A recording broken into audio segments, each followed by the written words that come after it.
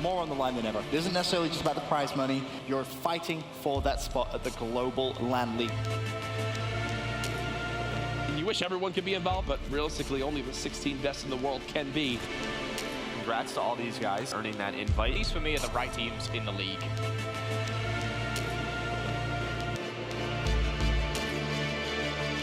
Evil Geniuses left the final qualification position in the CWL Global Pro League. The best in the world are here to compete on North American soil. This is big. The Global Pro League is on the line.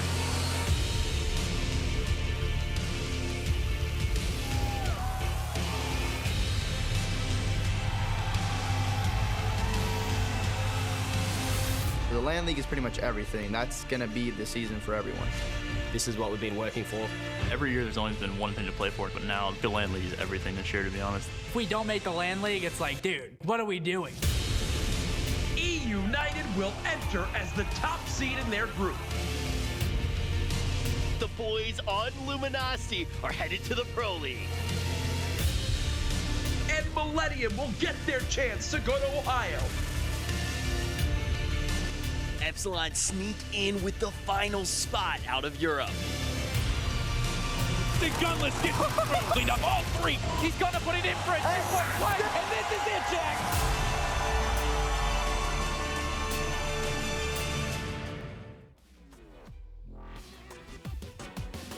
Ladies and gentlemen, welcome back. This is the CWL Global Pro League. We're here for week 3, or the yellow group, and it's all presented by PlayStation 4. We started with 16 of the world's best teams. This is our 3rd week of action, and out of the 4 teams playing this week, only 2 will move on to the $500,000 playoffs. I'm your host, Chris Puckett, and I'm joined at the desk by the 2 winners of $1 million tournaments. We got Mr. Merck, and we got, of course, the 2014 world champion, Tyler TP Polchow. At the far end, though, it's a player you watched dominate some search and destroys last week. Felony is joining us on the analyst desk.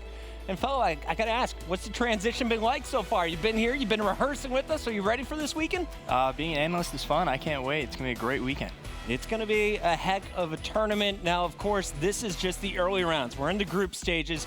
Tyler, break it down for anyone who missed week 1 and week 2.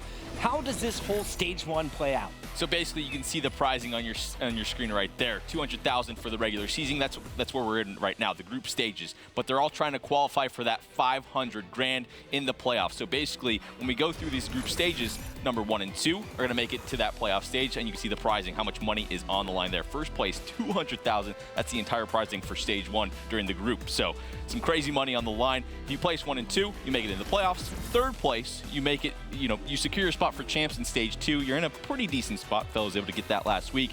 4th place gets a little bit shaky there. You're going to be fighting for your spot at relegation. Yeah, so Felony, you guys finished 3rd last week, and I want to know, what is it like as a player? What is the bare minimum that you guys want to meet when you come in for a week like this? Obviously, going into the groups, you want to place top 2 so you can make it to that $500,000 tournament. But bare minimum going into the weekend, you at least want to get that 3rd spot and secure Season 2 and champs. Those are really big. You don't want to fall into relegation. That's kind of what you want to avoid for the weekend. And this week, we have a pretty tight race to see who's going to get that 2nd spot. Let's take a look at our teams here, Merck. At the top, I think we all point to eUnited as the favorite here. They're coming in as the number 2 seed across the globe. But they have some stiff competition, not only from NA, but also Europe. Yeah, I mean, you look at this group, and it's just stacked. You have eUnited, Luminosity, 2 of probably the top 4 North American teams here. Then you look at the bottom of that group, Millennium, Epsilon, 2 of the top 4 European teams. It's going to be an awesome group, some of the best players in the world. Epsilon, of course, just had that big upset over Splice. Back-to-back 3-0 sweeps in the grand finals to steal Birmingham. And here's a look at the schedule. We're going to get a chance to see Epsilon in our 2nd and 3rd match. But the big one we're starting off with is eUnited versus Millennium, and this is a series that went to Game 5 last time they met up on LAN. Yeah, if you look at Dallas groups, eUnited was able to slip away with Game 5, but I mean, I'm very excited to see this Millennium team perform. They've been here a couple of weeks, boot camping in North America. Last week, they had so much practice practicing against the teams that were here. So I'm very excited to see the improvements they've made. And of course, at the end of the night, we have the NA battle. It's going to be LG going up against eUnited in one of the toughest tests of the weekend. Before we get to that match, though, we got to get right into our first match of the day. We talked with both Millennium and eUnited. Here's what they had to say about each other.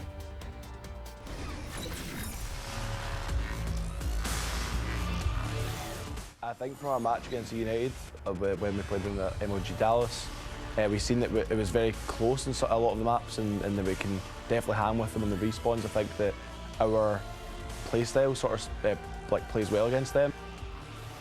During that match against Millennium, I think our team started off a little slow, and if we just keep our pace fast, and we dominated the last 2 maps in the series, so if we keep our pace fast, we'll be fine. I think what makes eUnited such a good team is their chemistry, and bar Silly, who's obviously been about for a while, I think that sort of makes their chemistry a lot better, and they're just a better team for that reason. I think most of Millennium's been playing together for a pretty long time, so they were also considered the best team in Europe for like the first half of this year so far, I'm pretty sure. They just have a lot of team chemistry. We're just going to play fast in all of our respawn game types and hopefully just outplay them. Our playstyle sits well against them, and just got to play our own game and hopefully win the gunfights. That's all we need to do. We're starting this one off with a big matchup. Millennium trying to steal a big win against eUnited, and here are the maps they're going to have to play up against the #2 squad in the world. Felony, you were saying great things about Millennium during that video. What are you looking forward in this series alone? Millennium, I had a chance to speak to them prior to the match, and they said that Breakout Hardpoint against eUnited that they're very confident, and eUnited, that's probably one of their weakest hardpoints, so they have a good chance to take that. But if they want to take this series, they need to secure both search and destroys and still respawn for them. Steal a respawn, that's going to be the key. Is it going to be done in the hardpoint, or is it definitely the uplink you're banking on here, boys? I think that hardpoint, sort of the first 2 maps, sort of breakout hardpoint on one hand, that's where eUnited, we've seen them show signs of weakness. We've seen them lose to Optic Gaming, some of the best teams in the world. And then map #2, Retaliation, Search and Destroy, another big story to me. I mean, that is eUnited. That's where we've seen them in their prime, one of their best maps. So those first 2 maps are going to be huge for this series. Teep, for the fans who haven't watched either of these teams, what are you looking forward to most? I think Millennium's just going to come out a lot more fresh, to be honest. The amount of games that they've played on LAN most recently should be in their favor a little bit, but it is eUnited. They're going against one of the only teams that can compete in hardpoint, especially versus Optic, so going to be a hell of a matchup to start here. Millennium hasn't won a tournament yet this year, but they've been one of the more consistent teams from EU. Will they be able to pull off the upsets here? It's time to find out. Our casters are ready. That means the game is just moments away. Let's send it over. We got Maven and Courage. Thank you, Chris. Okay, it's a fun one. You know, we hope that we can get a similar result to last weekend, but the big story for me here, there is a lot of pressure now on Europe. You know, we saw Fnatic fall, Splice the only team in. I feel like Millennium or Epsilon have to get top 2. One of them needs to get in the top 2. I just tweeted about this. 2 NA, 2 EU. Who comes out on top? Unfortunately, for my predictions, European fans probably won't be happy to hear this. I do actually have eUnited getting first, LG getting second, but I think you differ a little bit. I think you've got who? Epsilon getting second? I did. I'm high on the Epsilon boys, man. They won back-to-back 2Ks. You saw them go off at Birmingham. I feel good about it. But, you know, you think about it with the way Elevate's been struggling looking forward to week 4. There's a chance we may have one European team playing in that top 8 playoff. So there is a lot of pressure on these 2 teams, but let's get into it. Starting the action off with Silly from eUnited. We are watching Silly. Want to make sure everyone at home knows. Driving this weekend, our observer is none other than Patrick Aches Price. So if there's any time he misses a kill, he misses anything on the map, feel free to roast him on Twitter. Another thing that's going to hurt us this weekend, he can actually talk to us whenever he wants. So I'm expecting multiple troll attempts. This is not going to end. I'm looking forward to it. Pat, one of the best in the business. We'll see how he does this week. I'm playing COD Knowledge, man. I'm kidding, he is. He's about to be a great driver, but let's look at Gunlist now. The guy exploded this year. One of the quickest and strongest rises we've seen in Call of Duty ever, really, for esports. And I think the most impressive thing is how much respect he has from pro players so quickly. We do our media day every Thursday prior to the weekends, and Gunlist was a big topic of interest that we brought up with these players to hear exactly how they feel. Even after all this time of him being involved in Infinite Warfare, there was one thing that every single player said. He earned the respect, he deserves the respect, and he does have that from everyone in this group.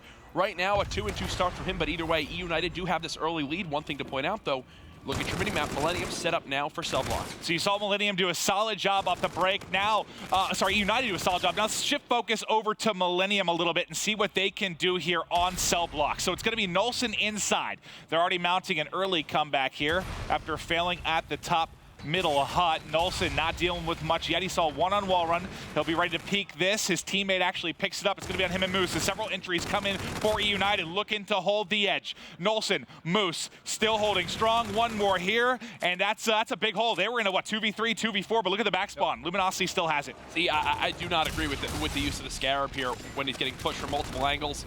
Thankfully, Moose is still somehow alive. Moose on now, what, a 5 streak inside the hard point. 11-3 does get cut down, but either way, we will go ahead and swap back on over to Silly, who we started this game with. Millennium have brought this game back from what was a 20-point lead earlier for the North American squad down to a 3-point lead for the EU team. Well, that was all Moose and Nolson for the most part. They were the two people alive there in cell block. They go off, but let's see what PD's able to do. Trying to snap onto Arcades. Marky B is able to trade that out. Once Moose gets back up, maybe we'll show him some love as he is leading all players. 11-5 right now, leading the way for both sides. But Millennium doing a good job holding here. Marky B in a power position. You got to hit those shots. Yeah, he does have a couple shaky ones there. Thankfully, his teammate was still alive at Bulldozer, but unfortunately, Arcades comes flying out of that wall run. The quick 2-piece there with the NV4 to retake the hill for eUnited, and this is that power position. This is everything on this graveyard hardpoint. It cannot be stressed enough. You need Bulldozer control.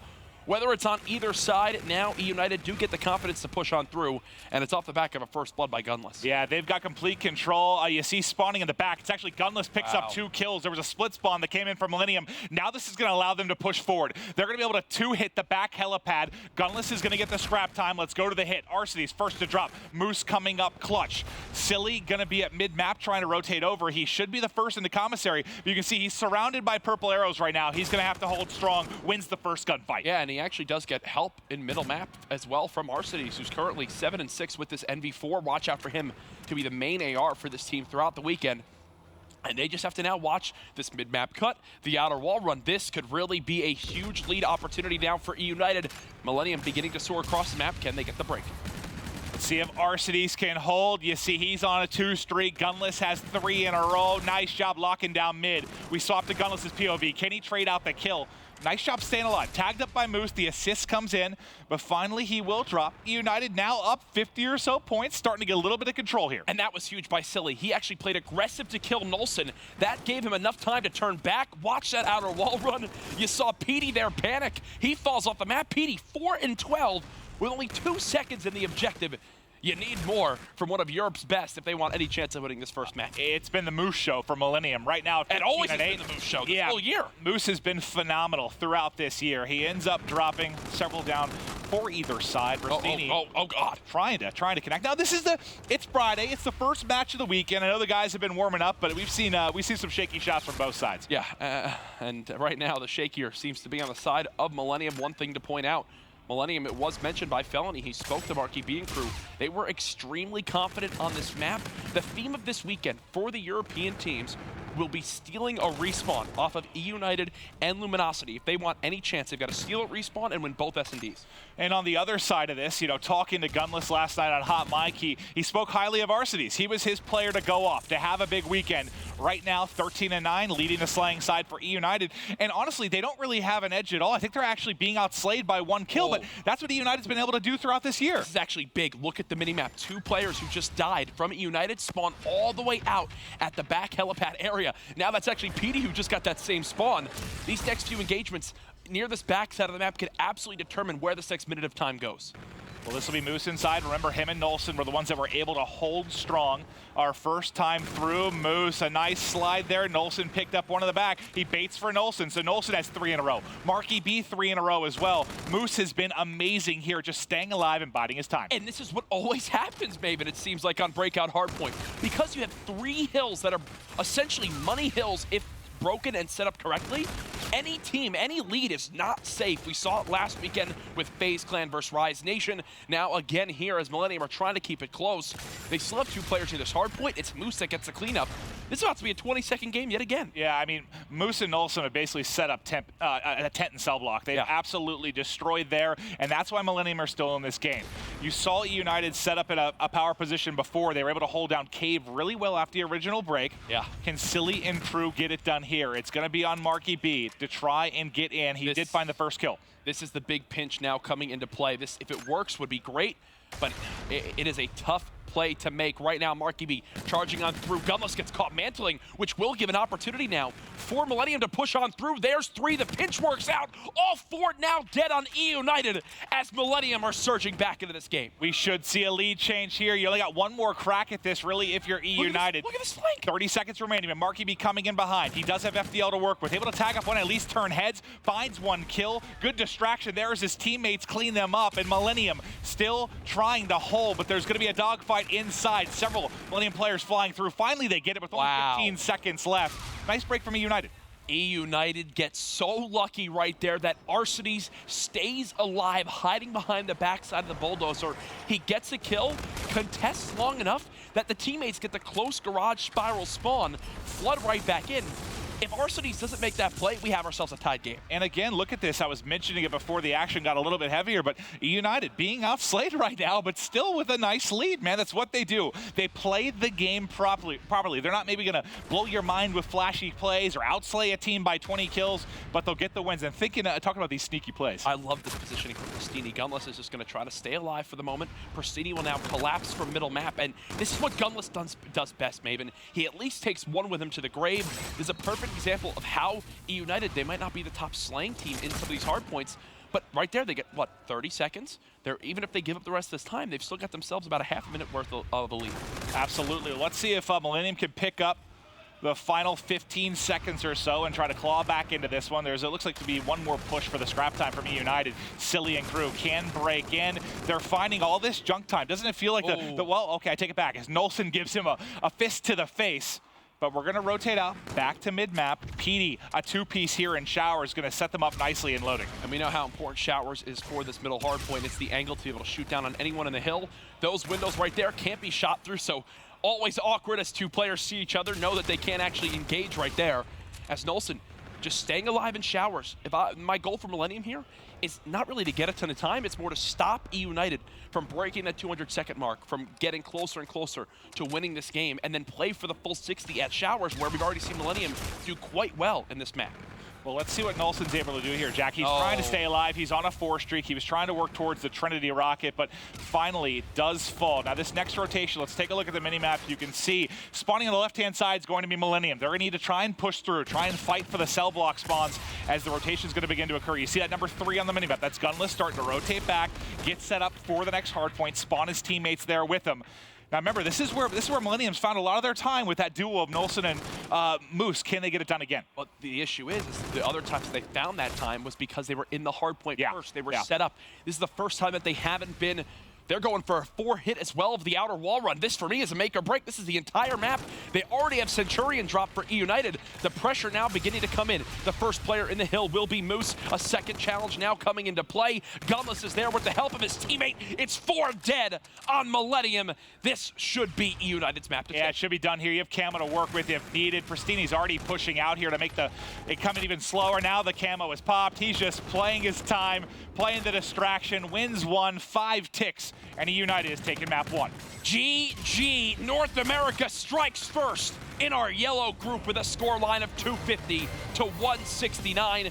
Maven, when you saw everyone from Millennium line up to 4-hit that outer wall run, you knew the game was done. You knew the game was done. You have Centurion down, you have Camo for Gunless, so much to work with. The gesture at the end, too. But, I mean, it's typical United, right? Yep. Don't go off in the slaying department, but they get the W's. Fantastic team effort all around. I mean, I can't even think of who really stood out for the squad.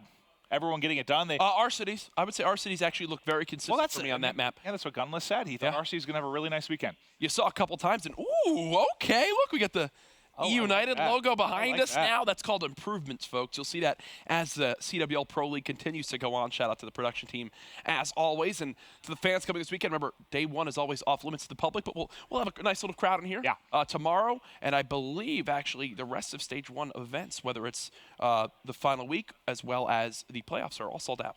That's awesome. It's gonna be amazing. You know, last week was hype. We had some crazy matches. The crowd was getting into it. It all came down to that final match. We're excited to see the storylines develop here. Is eUnited gonna do what FaZe couldn't last week and take control of a group in which they're widely considered the best team, or is this gonna be more of a toss-up? As a lot of people have talked about. Maven, you talked about eUnited. I want to see how they got here. I believe they have a little video. eUnited is the breakout team of this Infinite Warfare season. Led by Silly, this squad has gone from being called online warriors to earning the respect of the entire community.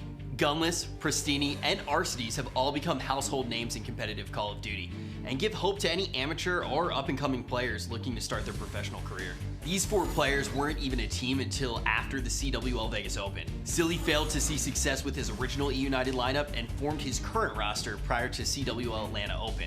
Their immediate stellar online play in the CWL 2K Pro Point Series tournaments began to force people to take notice of this team. By the time Atlanta came around, all eyes were on eUnited to see if they could perform at a major LAN event. They wound up steamrolling all the teams that weekend, and they only dropped 1 series, and it was to Optic Gaming. They were crowned champions, and the doubters were silenced. Their incredible online performances, accompanied by the LAN championships in Atlanta, secured this team the 2nd seed in the North American Pro Point Battle. Their dramatic grand finals against Optic Gaming at the CWL Atlanta Open and the CWL Dallas Open will go down as some of the most exciting matches in Call of Duty history. They seem to be the only team that doesn't get blown out by Optic, as they have consistently traded series across the last few events. The duo of Arcides and Pristini have continued to play consistently well, while Gunless is the shining star of this team. Not only was he the CWL Atlanta Open MVP, but he dropped an incredible 18 kills in Game 5 of the first series of the final at Dallas. If this team can stay humble, continue working hard, and keep their focus on the game, then eUnited will certainly continue contending for championships throughout the rest of the year. Tune in May 5th to the 7th to see how eUnited performs in Stage 1 of the CWL Global Pro League. You see there how eUnited got to this point. You know, there were doubters, there were haters, but they continue to silence their critics. Yep. Phenomenal team. They proved that the system, you know, hey, amateurs last year, let's push for this. This is a goal of ours. They put in the time. I believe Gunless said his first event was like February of last year.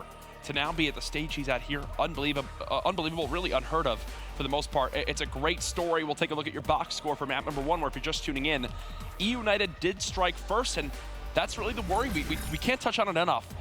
European teams need to steal a respawn off the North American squads and then basically be lights out in S&D this weekend. You know, we talked a lot about cell block where Millennium did a solid job. Unfortunately, they get smoked everywhere else. Yeah. That duo of Moose and Nolson was fantastic. Nolson, you know, a guy that stood out in respawn game modes last year, continues to excel here. 1.22 KD, phenomenal stuff. But Arcides, you mentioned, most kills on the team, 98 seconds in the hard point. He was an animal. And what was so great to see from Arcides, too, was some of the decisions he was making and where he was positioning, how he was staying alive, especially that one near that graveyard hardpoint when he lived in that back bulldozer area. Instead of it being like 160 to 160, he built his team back up to a 40-second lead. There's a look at him on your screen. He's earned himself a lot of fans this year. What can Millennium do, though? They grinded last weekend here at the arena. LAN practice more than really any team coming into this weekend. Can they reflect that now in Search and Destroy? And you saw Nolson, you know, going off in Game 1. He was the birthday boy yesterday. I think he just turned 20. So let's see what he can do today. We hung out with the Millennium guys a little bit last night. We all went to a movie. It was a good time. Yeah, we had ourselves some fun, but unfortunately the fun has ended for them now. It's all business here in the, what is this, the yellow group, right? Yes. Okay, I want to make sure, because next week's the green group. Next week's the green group. Final green Optic. That's how I remember. Oh, that's actually easy. Another thing that is green is the trees here on Retaliation. That's called a segue into a different idea and topic. That was horrendous. That was, just like my casting so far. But Retaliation S&D, some changes to the spawns have absolutely adjusted how teams have to play this map, especially when pushing towards that lower street site. Yeah, you're not going to be able to hit it first if you're the offense. And I like how it's kind of spread the map out. We see A hit quite more frequently than just kind of that flood up mid-street over and over and over again. But now we go. I think I called eUnited Luminosity 3 times last map. It's a light blue. Colors, you know, at my age, the colors can mix me up. But let's see what Gunless can do now. He has been a phenom in Search and Destroy. He is a camo player. A lot of pressure on him to get the job done. Look at the difference here. See how he's pre-aiming this bottom garage? That he knows that it is now very common for the team on defense to rush towards that low area. Typically, the player who would push towards low would flood right through that bottom garage in the old spawns. Now completely different. eUnited get first blood. They're in a 3v2 with the bomb plant. And another thing to point out is, you know, not every team does this, but you should. Your bomb planter, most often your camo player, so they can work towards that camo faster and faster. Pristini spotted him. He's going to trail him right here. Such a smart play. Now a 3 versus 1. It's Moose, the superstar Millennium throughout this entire year all by himself. There's no shot. First round goes to eUnited. And it was all Gunless opening it up, finding that first blood, then getting the bomb planted quickly. Things fell apart from Millennium early in the round. You'll see the final shots here from Pristini as he closes out with the final 2 kills. Nice aggressive play for him around the backside. I'm now just remembering, this map was the map you could always rely on for eUnited of all their S&Ds because of how they played that lower street side. Remember how, I believe it was Dallas, where you would watch this map for eUnited and they would just smoke teams. It was not even close. And I'm wondering if they're still as strong with the changes to it. Their only big struggle was Scorch, and you know that's no longer in the S&D rotations. Yeah. That's got to bode well for them, you think. Moose getting some grenades out and backing up, but it's Gunless with back-to-back first bloods as he continues to go huge. You can see at the top right, he's almost halfway to his camo already in round 2, but there he will get chopped down. Moose coming up clutch. It's now going to be a 3v2 for Millennium. Yeah, and eUnited, they get read like a book right there where they try to 4-hit that top hotel hallway. Yes, they do get first blood, but then they kind of push forward through different choke points one by one and get easily punished. Here's an example of the changes we see on this map now. More focus towards the A site as Moose will plant the bomb. All right, so PD and Cruz setting up here mid-street. Looks, and they typically will flock together. This is a team very effective at trading their kills. You see the purple arrows on the mini-map, making sure they'll be able to trade, and it's going to be Silly and Arcides now working the retake.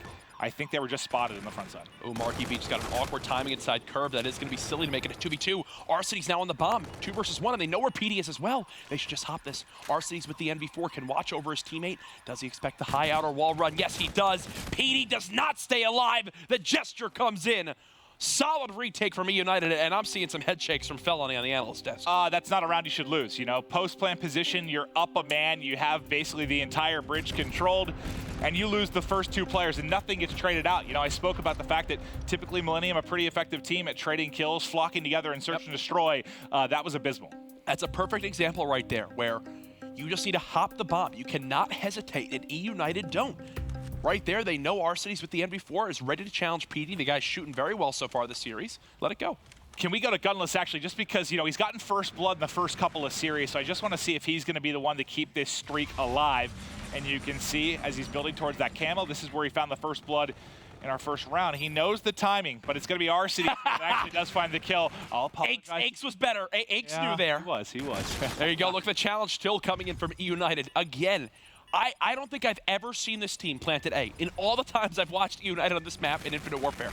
Here comes the push through steps, quick 4-0 sweep. This is eUnited's best S&D map. I'll say it right now. Yeah, they're dominating here. I mean, even when you're able to win a 2v3, when you have man advantage, they become even scarier. Gunless finding another kill. Aches just thanked me for saying that he was right. I can't believe Aches can talk to me whenever he wants. This is not right. It's not. It really isn't. You came into the, what was great was, so Maven found this out that Aches could talk to us mid-game and kind of point things out. Maven came to the green room and said it, and all the casters and analysts went, what? No, that is not a good idea. So far, though, it's worked out quite well. eUnited again going for the same hit, pushing forward towards his top hotel hallway. Gunless did get his 3rd first blood of the game, but Silly actually shoots him in the back of the head. Well, now, Arcides dealing with some pressure at bridge, but he's got help. You see the 3 arrows of eUnited getting set up on defense around the A site. Now the pressure looks to be coming to mid-street with the bomb. Millennium looking to get a plant going. Millennium just needs to get something going. You got 1 kill for Nolson, Marky B, and Moose. PD yet to really be involved in the action. They are just entirely getting smoked here. At least they're going to have an opportunity now to get this bomb down. They're going to play post-plant from a different site this time at least. The kills do get traded. Now we're into a 2v2. And with that bomb going down, look at this late flank from Marky B. This is really the make or break for the round for me because right now, eUnited can overwhelm this lower site, which is exactly what they'll do. Marky B still trailing. Do eUnited get the challenge in time to make this a 2 versus 1? They do at least get the trade. Arcides versus Marky B, left in a 1-on-1. And I don't think he has any idea where Marky B is at this time, just because he ran the whole way around the back. So it is going to be Arcides trying to get on the bomb right now, trying to stick to the fuse. Marky B going to check it, sees his foot. See you later, pal. Millennium on the board. Nice job by Marky B to read that one like a book. Smart play by Arcides, because it gets to a certain point, right, where when there's like 15 seconds left, 10 seconds left, you know that the guy's probably on the bomb. He's got it. He's got to focus it at some point. But there with still about 20, 22 on the clock, you might catch that timing just in your favor. Yeah. He was probably about a second and a half off from getting that. His only chance there was some instinct kicks in for a teammate. Like, hey, maybe wrap back through market, and he's pre-aimed there. Yeah. Probably the only chance he really had in this. But Gunless, now with 3 first bloods to his name, trying to tack on another. You see a pretty passive defense coming in from Millennium. And Millennium have played passive defense since Gunless got the first blood inside Bike Shop. You can see how the mind games have already come into play. Pristini just going to back the players off and market again every single round so far. They get the control of B site. He plants it for this backside. eUnited in a 4-on-4 again with the objective plan. Yeah, it's like Millennium's playing defense before the spawns change. Just kind of how it's coming in for them, but it's going to be Moose able to pick up the first. Now Gunless coming back out. He has Camo to work with as well. Challenges one as Silly picks it up. Going to be able to hold on to Camo for another day.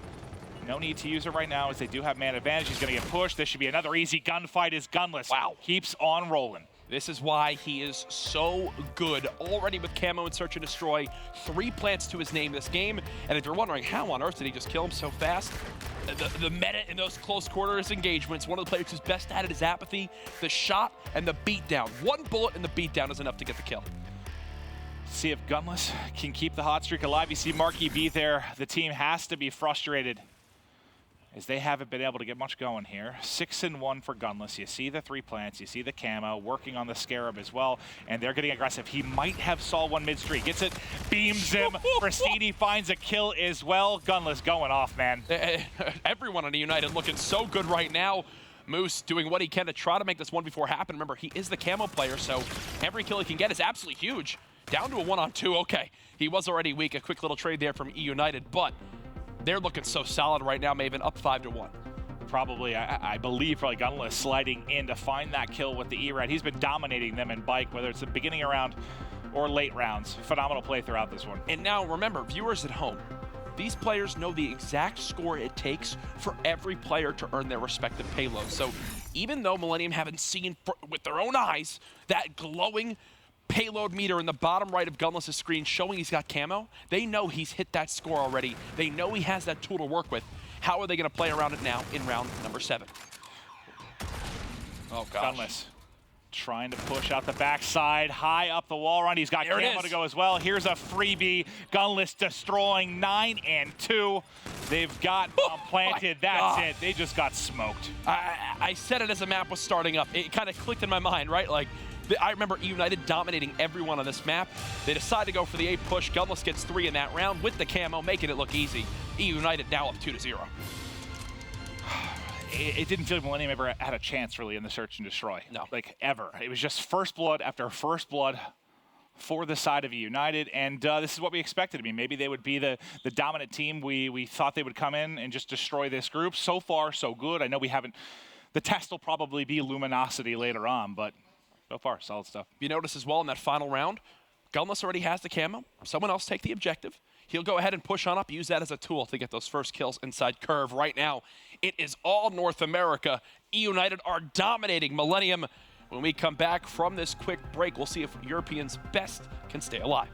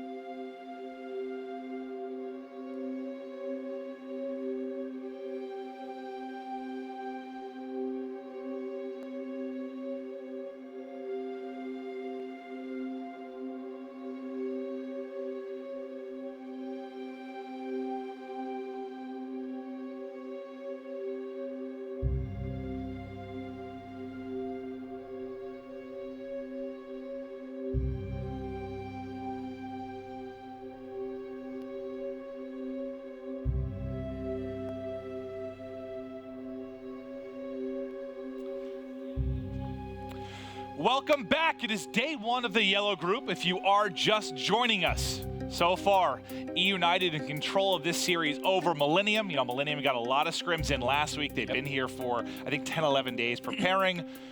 So far, the preparation has not proved to be enough against eUnited. No, and this is obviously, for many people, the second best team in the world, eUnited. Yeah. So if you're Millennium, this is a tough matchup, no matter how much practice you get in. But I want to see him put up a little bit more in that search and destroy. And we talked to the analysts a little bit during the break, and I know that they're going to talk a lot about it for what eUnited did so well right there. But there was such a lack of confidence from the boys of Millennium. Think of how passive they played every defense. There was every offense, eUnited had the bomb planted within 20 seconds. I mean, I've seen teams play more aggressive, you know, before the spawn, a little bit more favorable for the defense, but it was harder to win out to the lower street. They were playing this like I thought this was, you know, a month and a half ago, basically, for Retaliation. It was very odd to see. It's a way, you know, we've seen Cloud9 play Retaliation in the past. Very, very passive. You're always playing retakes when you're going to do that. It's not easy, man. You never set up to win in those situations. Now, remember, these are best-of-5 series, and this weekend will be a double round robin. So these teams will match up later on this weekend, but for now, it is eUnited up 2-0 in this best-of-5. Next up will be Uplink on Throwback. Can Millennium put up more of a fight? Hopefully, or else this will be a very quick first series of the day. I mean, one of the surprising things this year for me has been, I guess, EU's, well, Europe's just general improvement in Uplink. You know, I think they were significantly behind most teams in Advanced Warfare. Same could be said for Black Ops 3 to a degree. They have improved very much. You saw how good Fnatic can be in that mode. All the EU teams really excelled at Dallas, but they need to do it here on Throwback against one of the best teams in the world. Millennium fight to stay alive in this best-of-5. I'm very interested to see again how Arcitys performs now in this game 3 on Throwback Uplink. I'd love to show him some love as this game goes on, but for now, it is Millennium versus eUnited. Millennium, their backs against the wall in their first matchup of the weekend. Remember, map count's so important. Obviously, series count's so important. All this stuff will come into play as we move on in this yellow group. Can Millennium put up a fight now in game 3? Unless you're evil geniuses and you go 0-6 day 1, and it doesn't really matter. You bounce right back. But off the break, kills traded back and forth. The edge going to go to Millennium, which will give them drone control at mid. Marky B has it in his hand. They've wiped the floor with the eUnited. Now they're looking to take this to Courtyard. And already this is a different type of play. Instead of focusing towards going towards that back grannies, they bring it into market. They try to move forward with this drone. Moose already 5-0. Marky B tagged up. Moose is a one-man wrecking crew. This should be a dunk. Oh no! No! Oh no! Oh no! Oh no! Maven's mishaps. Mark it down. It doesn't even matter though, because look at the kills right now. Moose is 7-0. Drone move forward. Nelson, don't throw it on the ground. There's the dunk. Millennium strike first. Let's get over to Moose. He is 8-0, fully streaked out. We talked about European teams. They've been absolutely electric in Uplink. This is a brilliant start. Marky B going off as well. He's got 4 kills in a row. They have punched eUnited in the face to open this map. Can eUnited bounce back? I think after all those kills and everything we just saw, to only have it be a 2-0 game, that works for me if I'm eUnited. They just got slaughtered for the first minute. Thankfully for Millennium, even if this game does go south or they get themselves in a little bit of a tough position, Moose already has so much utility to work with. He's 10-1 in this game. Yeah, he has just been amazing. And he was solid in the game 1 hardpoint, and you can't really knock anyone specifically for the search and destroy as they just got blown up. Now they have an answer, at least in game 3. And you know how good Nolson was in the hardpoint. Can he bring it here as well? But it's Petey in eUnited's top window, just going off right now with the ERAD. He is challenging everything. Almost picks up 3. Marky B says screw it to the gunfight. Slides right behind. How does he get through enemy lines to get a 1-pointer there? Gunless got 4 kills during that. I don't know what just happened, but somehow Marky B made it work out.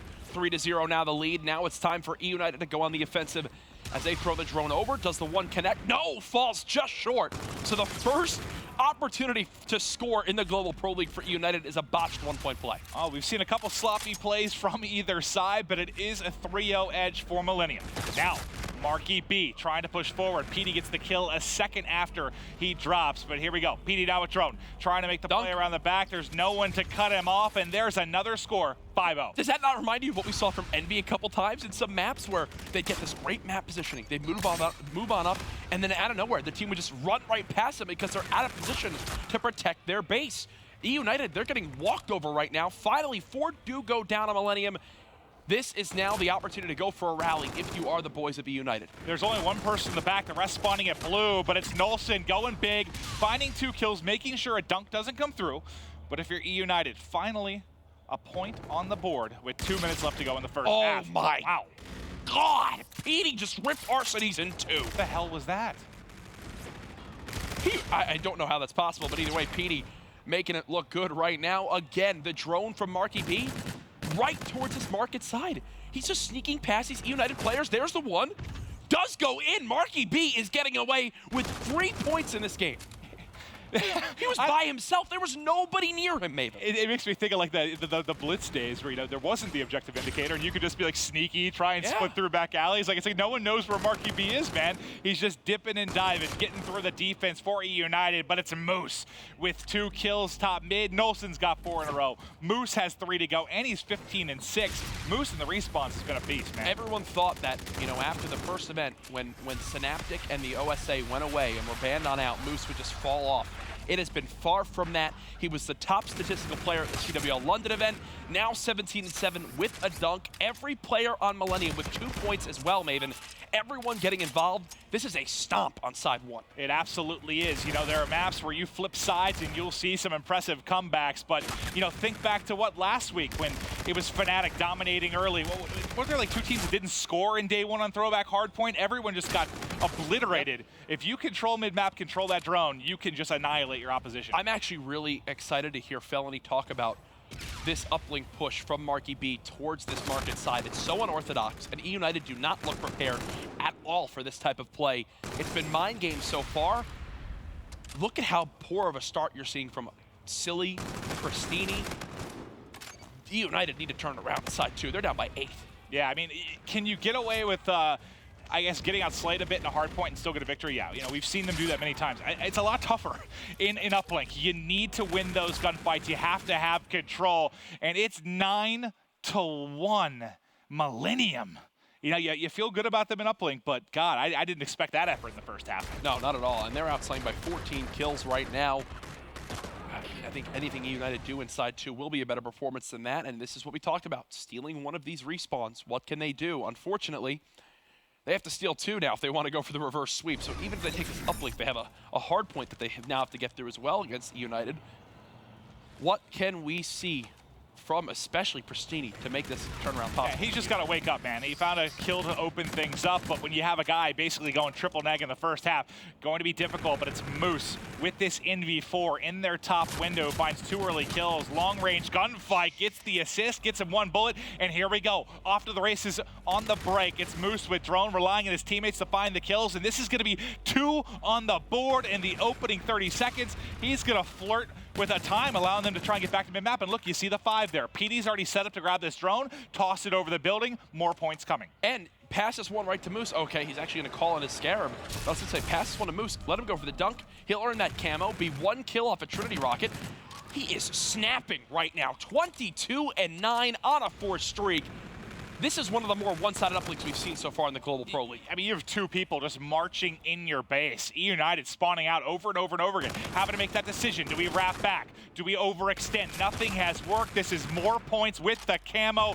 15-1, and look at mid-map. It's still a purple player. It's Marky B set up to keep doing damage. Moose with his 2nd set of full streaks this game.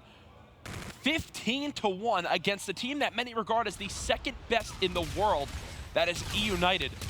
This is, I don't know where this came from. Well, this is, you know, I was talking to Vicento, talking to Clayster, as they played Millennium last week. They prepared, they scrimmed, and he's like, you cannot doubt these guys, man. They have kind of that sneaky slaying potential. They can compete against the best of them, and you're seeing it here. You know, games 1 and 2 didn't look pretty. This game 3, God, man, it's Jekyll and Hyde for sure. This is an insane performance from Millennium. Just look at the scoreboard. It tells the full story of this game. Look at the points put up from Millennium. Everybody is involved in the scoreboard. Everyone has done what they could to help them get this lead. It's selfless play. It's extreme aggression as well. Everyone making the right decisions. It's great to see. And when you're outslaying by what? You got positive 13 from Moose, a combined positive 9 from the rest of the team. They have the points to back it up as well. We're going to a game 4. I know there's 240 to work with, but the way this game has gone, there's just been, what, 3 total offensive pushes for United. You get 2 one-point throws. They had the miss early in that first half. Yep. Outside of that, there's just been no possession, no forward momentum, really, to even push towards Millennium's base. And on the flip side, Millennium's set up camp on multiple occasions. Drone now being moved on up. Moose is already going for his second camo of this map. I don't think he'll earn it, but either way, you can see Gunless hasn't even gotten his first one yet. Drone now in the hands of Arcity, and he actually just popped overdrive through the outer run to go for the dunk and doesn't get it. We just caught the bare end of that one. They try to get crafty, and it still doesn't work, Maven. Yeah, I mean, if this is a different scoreline, he probably makes a better play and goes for one, but here you need a dunk. You have to try and get 2 points on the board each time you're going to get a push. They are not able to do it, and that might be the dagger there as you use the overdrive. I know you have the camo available for Gunless as well, but you would have basically need to get both those dunks, and even if you get dunks out of both of those payloads, you're still down by 9. You're still trailing big with 90 seconds to go, so little they can do right now. You saw the drone reset right in front of Silly, as he's just trying to play fast and aggressive and do what they can to maybe make this game a little bit more respectable in the closing moments. Yeah, and look at how far back and defensive Millennium are playing. I mean, they have 3 people on their portal. Dunk now goes in for Gunless. 11-point game with 1 minute and 15 seconds left. We talked about it enough. Either way, okay, Gunless just snaps right there with the E-Rad. Either way, this one done. We will see game 4. Another hard point will come into play. So now if you're eUnited, you've got to regain after this tough map 3. Gunless needs some help. I mean, look at the scoreline for their team right now. Gunless has basically all their points. He's the one putting on in the slaying department. He needs to when he's going to run camo, but you can't have the first half that Pristini had, and to be fair, no one else really did a whole lot of anything. Moose was just annihilating them throughout the entire map. Yeah, shout out to Moose, man. I can't believe how good he has looked this year. Remember, he came over to North America during a time in Advanced Warfare, got absolutely destroyed, whether it was verbally or in-game, by everyone, it seemed like, whether it was pro players, the community, stuck with it, and now he's arguably the best player in Europe. Well, I'm sure the TP can speak to this. When he teamed with him, there was definitely some frustration. I know TP and Aches would really get on him with that TCM roster. They just didn't think he could hang, thought he was a poor player, didn't have the confidence that he needed, but holy hell, has he bounced back with authority this year. He has been disgusting. He's got 6 points through. He's 30 and 20. What more can you ask for? 15-5 will be your final scoreline as Millennium win their first map of the Global Pro League, and now we've got ourselves a series, Maven. Yeah, and that one, it was like, you feel like that victory, we should be getting hyped about it. They're going to bounce back in the series. It'll be a reverse sweep. They can do this, they can do that. But it was so lopsided from the beginning. Yeah. it was almost hard to get into in the sense that there was just never a thought that eUnited was coming back in that game. I mean, Moose was, what, 8-0 off the first minute and a half of that game, or a minute of that game. Once they get those streaks, you saw the quick dunk go in. There was no map positioning for eUnited in that one. Either way, the only dunk they get is a camo play by Gunless. So that kind of shows how little positioning they had. They even tried to go for that crazy overdrive push. If you're eUnited, put that map behind you. You're going back to hardpoint. You've already won it once a series. You win this respawn, you win the series 3-1. I actually don't know what was worse, the beginning of the first half or the beginning of the second half. I mean, they basically set up camp in United's base just off the break. You just put them on their back foot, and it takes what? It was like 2 solid minutes for United to even feel like they had a semblance of control to even get back and fight. They just were trying to overextend, trying to fight back to their base. That did not look like a fun map whatsoever for United. No, not at all. And Nolson, he made some big plays as well in the base of eUnited. You think back to where he was just kind of staying alive in bathroom near bowling. Moose, though, he is definitely the player to watch for Millennium. Crazy to see the talent he brings to this team. And I think a lot of it, too, comes down to the play style of this lineup. He fits in so perfectly. He's absolutely comfortable. There again, 31 kills, a 1.55, the best KD on Millennium. You know what I would love to see is a stat for like how many of those 15 points came in the opening, 90 seconds to 2 minutes of both halves? If like all the damage was done so quickly and then the rest was sort of keep away, just play control mid-map, it just looked so, it was like a casual victory for Millennium. It just looked easy. I think the difference, too, in ERAD pressure as well made it so much easier for Millennium, especially when you have PD flying right up the map. Great to watch, though. Happy that the European squad is making this one close, because I was worried that eUnited would come out, stomp them, really just make this such a lopsided day. But this is what we wanted from this group, right? A lot of people saying, yes, a lot of people have eUnited in their top 2, but it's really, I could see Epsilon, Millennium, or LG taking that second spot. You know, I mentioned it at the start of the broadcast, but yeah, there's a lot of pressure here on players like Moose to represent Europe, to show, you know, the number of teams they got in Stage 1, that reflects properly kind of the global power that is the Call of Duty World League. And right now, I know we have Splice and Crew in, but who's going to be that next team from Europe to fight for $500,000? Is it going to be Millennium? Is it going to be Epsilon? Will it be Elevate? You got to think this week is probably your best chance to see another team get in. Yeah, and with half the teams being European, that does actually make mathematical sense as well. It does. As next week we know, we will have another 2 European squads battling it on out. That will be Optic Gaming as well as Enigma 6 facing off against those European teams, which is Red Reserve and Elevate. They're another tough draw where I think everyone really has Optic Gaming getting first, but then it's a battle for that second place spot.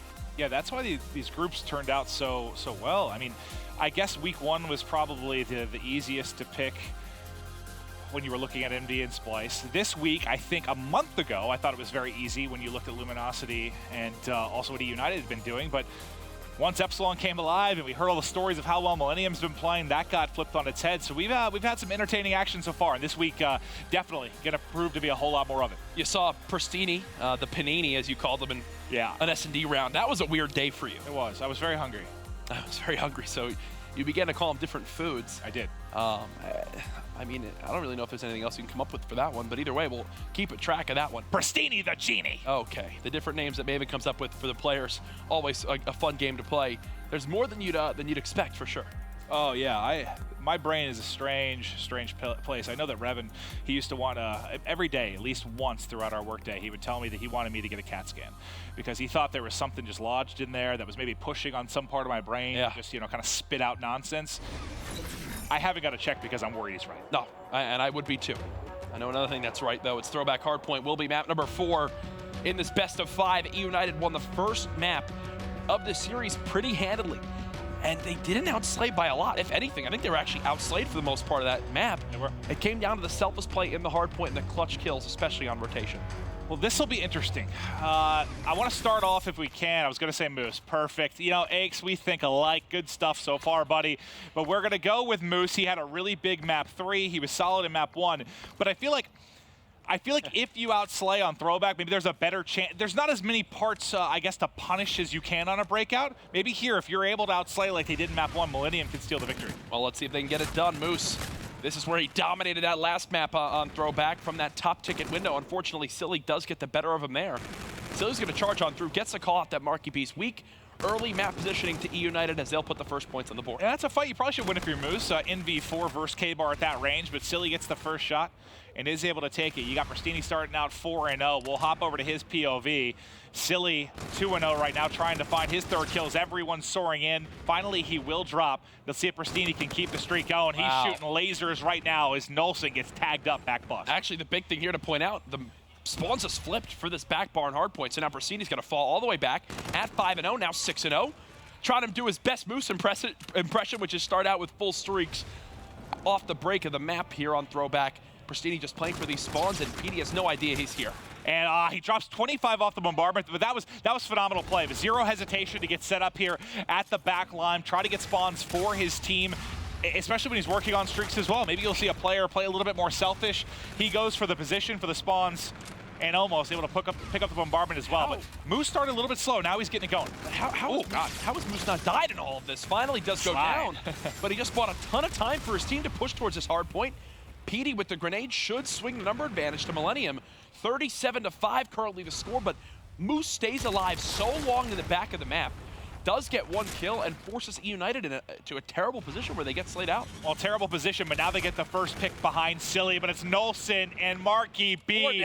Bang, bang. Everybody drops for eUnited. These final 15 ticks should go towards Millennium, and we'll have ourselves all but a tie game as we start to rotate out to bike path, and you can kind of see those light blue arrows are covering the bottom of the map. We're watching Arcity. Oh my God. Oh, who was that spawning from Marky B. Got Marky B that spawned bike path? He just spawned in the next hill. Oh, that's favorable. He's gonna get the back bus, and I don't think eUnited are gonna have any idea he's here. I don't think they might not be ready for this split spawn. Okay, so it does look like they were prepared for it to come through. Now the spawns make a little bit more sense, but it is the way they're set up though. It's gonna be a split that keeps coming in for eUnited, so they have to check each side. Marky B not able to get set up in safety, and this could be a break easily easily for United. 40 seconds in a row for Millennium finally does get stopped as United do catch their breath for a moment. Persini trying to stay alive, pushed up near the sidewalk area. One thing to point out, you know, not a lot of NV4 pressure so far on this map still. These submachine gun plays, this is the slowest start we've seen from Gunless so far on a map this series. He's 5 and 7. All right, now things starting to make a little bit more sense. I mean, this is a hard point where off the break, you know, when you're first trying to get set up, it's so easy to spawn into a split. But right now you can see each team spawning on the left and right and trying to fight for control here. It's contested right now. It's Arce going up top, whiffing some shots, and PD able to pick up the kill. So this time around, when the hill moves from the middle map area towards the next hard point, it's actually the boys of eUnited who will hold the spawn. Last time it got a little bit crazy as Moose and crew spawned in Market. 66 to 54, currently the lead in favor of eUnited. But Nolson just spawned up in that blue area. This will be a break for Millennium. But I think it's Gunless maybe coming in behind. They actually do pick up Gunless, so now they're going to be able to win the fight in. PD getting involved as well, and you're set up nicely for Millennium. Moose is going to go ahead and use his Trinity Rocket there. Try to make sure no one can break, but they don't. Actually, that was a Trinity Rocket coming in from eUnited. I'm sorry. So Moose still holding on to his. It doesn't look like it came up with anything, but eUnited able to get the backside. Yeah, Persini just killed one. That was about it. Oh, okay, I didn't even see the picture. No, he actually did kill Moose with the rocket, so that was enough for eUnited to break on through, but geez, that was a little bit of an awkward start to that hill. At the end of the first rotation, it will be a lead for eUnited as they look to secure the series victory. We'll watch Arcenies right now from eUnited trying to find kills, but Moose gets 2 more. He's 11 and 9. On the other side, you know, you said Pristine really had to pick it up after that uplink. He certainly got it going. Gunless trying to beam one cross map. We'll have to back down and reload for now. Nolson's having a great map so far. Gunless trying to pick things up. There's a nice quick little kill on the marquee beat from him. He is leading his team in objective. 4 dead though. Everyone in the kill feed for eUnited as now Millennium will spawn all the way out towards baseball and have to fight back for mid control. And you got to think about this series, man. The recipe for success we were saying for Millennium was going to be what? Win one respawn, win your search and destroys. They did part of it. They won the uplink, they took the respawn, but just got smoked in that S&D, and that's what's going to haunt them throughout the weekend. If they can't beat teams like eUnited and Luminosity in the search and destroy, they're not going to win series. No, simple as that. And right now, they've already dropped one S&D. This is a must-win hardpoint map. Gunless staying alive inside top food. But look who's playing sneaky towards top barn. I don't think they have any idea. This time it's Nolson playing for these spawns. He just needs to stay alive right here. Win this one gunfight, force his player from eUnited to spawn on out. He's tagged up Arcides. Arcides can't get away. And now Nolson's just gonna play spoiler in this back area. He has to. It's all on him right now. He's waiting on one more teammate to back up. Good movement there to get away. Dips in the barn. He survived. They weren't able to find him, and now his teammates all in on the action as well as the rest of Millennium starts to collapse. It's a teammate. He does all that work. And it's PD that kills him. Hey, you know what, PD? Kill him if you're going to get that 2-piece right after. Millennium looking to take back this lead right now, 111 to 105. Great stuff from them as the slang very even again, just like the first hard point. It absolutely is, but a lead change coming through. Millennium gets it, but Arcides finds 2, and he's now set up inside a bar. Now, it is going to be eUnited's turn to try and hold here, looking out towards Courtyard. Arcides looking for kills. There's 3 here. Tags up 1, swaps to the K-bar, able to finish the kill. His teammates backing him up as well, but the gunfight's now going to be going down in barn. Gunless finds 2 inside, and eUnited keeps control. And Gunless now started to turn things around in this map. Can eUnited bounce off of that? No streaks to go for these teams. The first thing really to watch out for will be the payloads. Arcides just trying to get away with his life. He's actually the closest to earning some score streaks. Just 1 kill off the Trinity Rocket. Spots a second there, but the hip fire not going to connect from range. Yeah, not able to snap and finish that kill. He's been tagged up going into it as well. But here we are. Nolson up over the top. Should be traded out momentarily. Gunless gets the kill, but it's Pristini actually cutting him down shortly after. But Millennium looking for yet another lead change in this game. And maybe another thing to point out, this is actually one of the better Centurion maps in our rotation. When you think of how they can be used on this bottom bike path hardpoint, you play it right here at this close wall. If someone tries to slide on through, they'll obviously get stunned and caught out there for a second. When you think of back barn, you drop it right inside that hill. It just creates a terrible nuisance for the opposing team. And even in baseball, it can be something to use to just kind of watch a flank for your team. You drop it in bike path. You put it right outside that middle push area in underpass. Teams beginning to earn that payload. especially as this game goes on. It's Arcity's getting closer and closer to it. The rest of his team, though, already with payloads to use. Let's see if they come into play. I'm not sure if Pristini pushed around the back or if he actually spawned blue, but Pristini going to be in a prime position here. Easy pickings as he gets a couple kills. The third just one billet short as PD's able to win it. Now it's going to be a bloodbath. One team spawning blue, the other spawning bowling, and they're just going to keep fighting in here, just pounding into the hard point. Now the spawn's coming out a little bit further, but it is eUnited that gets the edge. Gunless pops the camo there to secure the push for his team. Fantastic use for me, especially since there's 30 seconds left on this hard point. Gets a little bit aggressive there into bowling, but I don't think he needs to, and because of that, Nolson and crew will break the hard point. They break it, they get the close spawn there at bus, so they're going to be set up to deal with any pressure. I don't even know if you take another stab at this. There's 20 seconds left to go. Maybe you get a little bit of scrap time here, but you want to make sure you're not feeding streaks to anybody. Nolson, the only one that really has anything going right now. Who's going to get the final couple ticks here? It will continue to be Millennium. Now let's see where the spawns come in.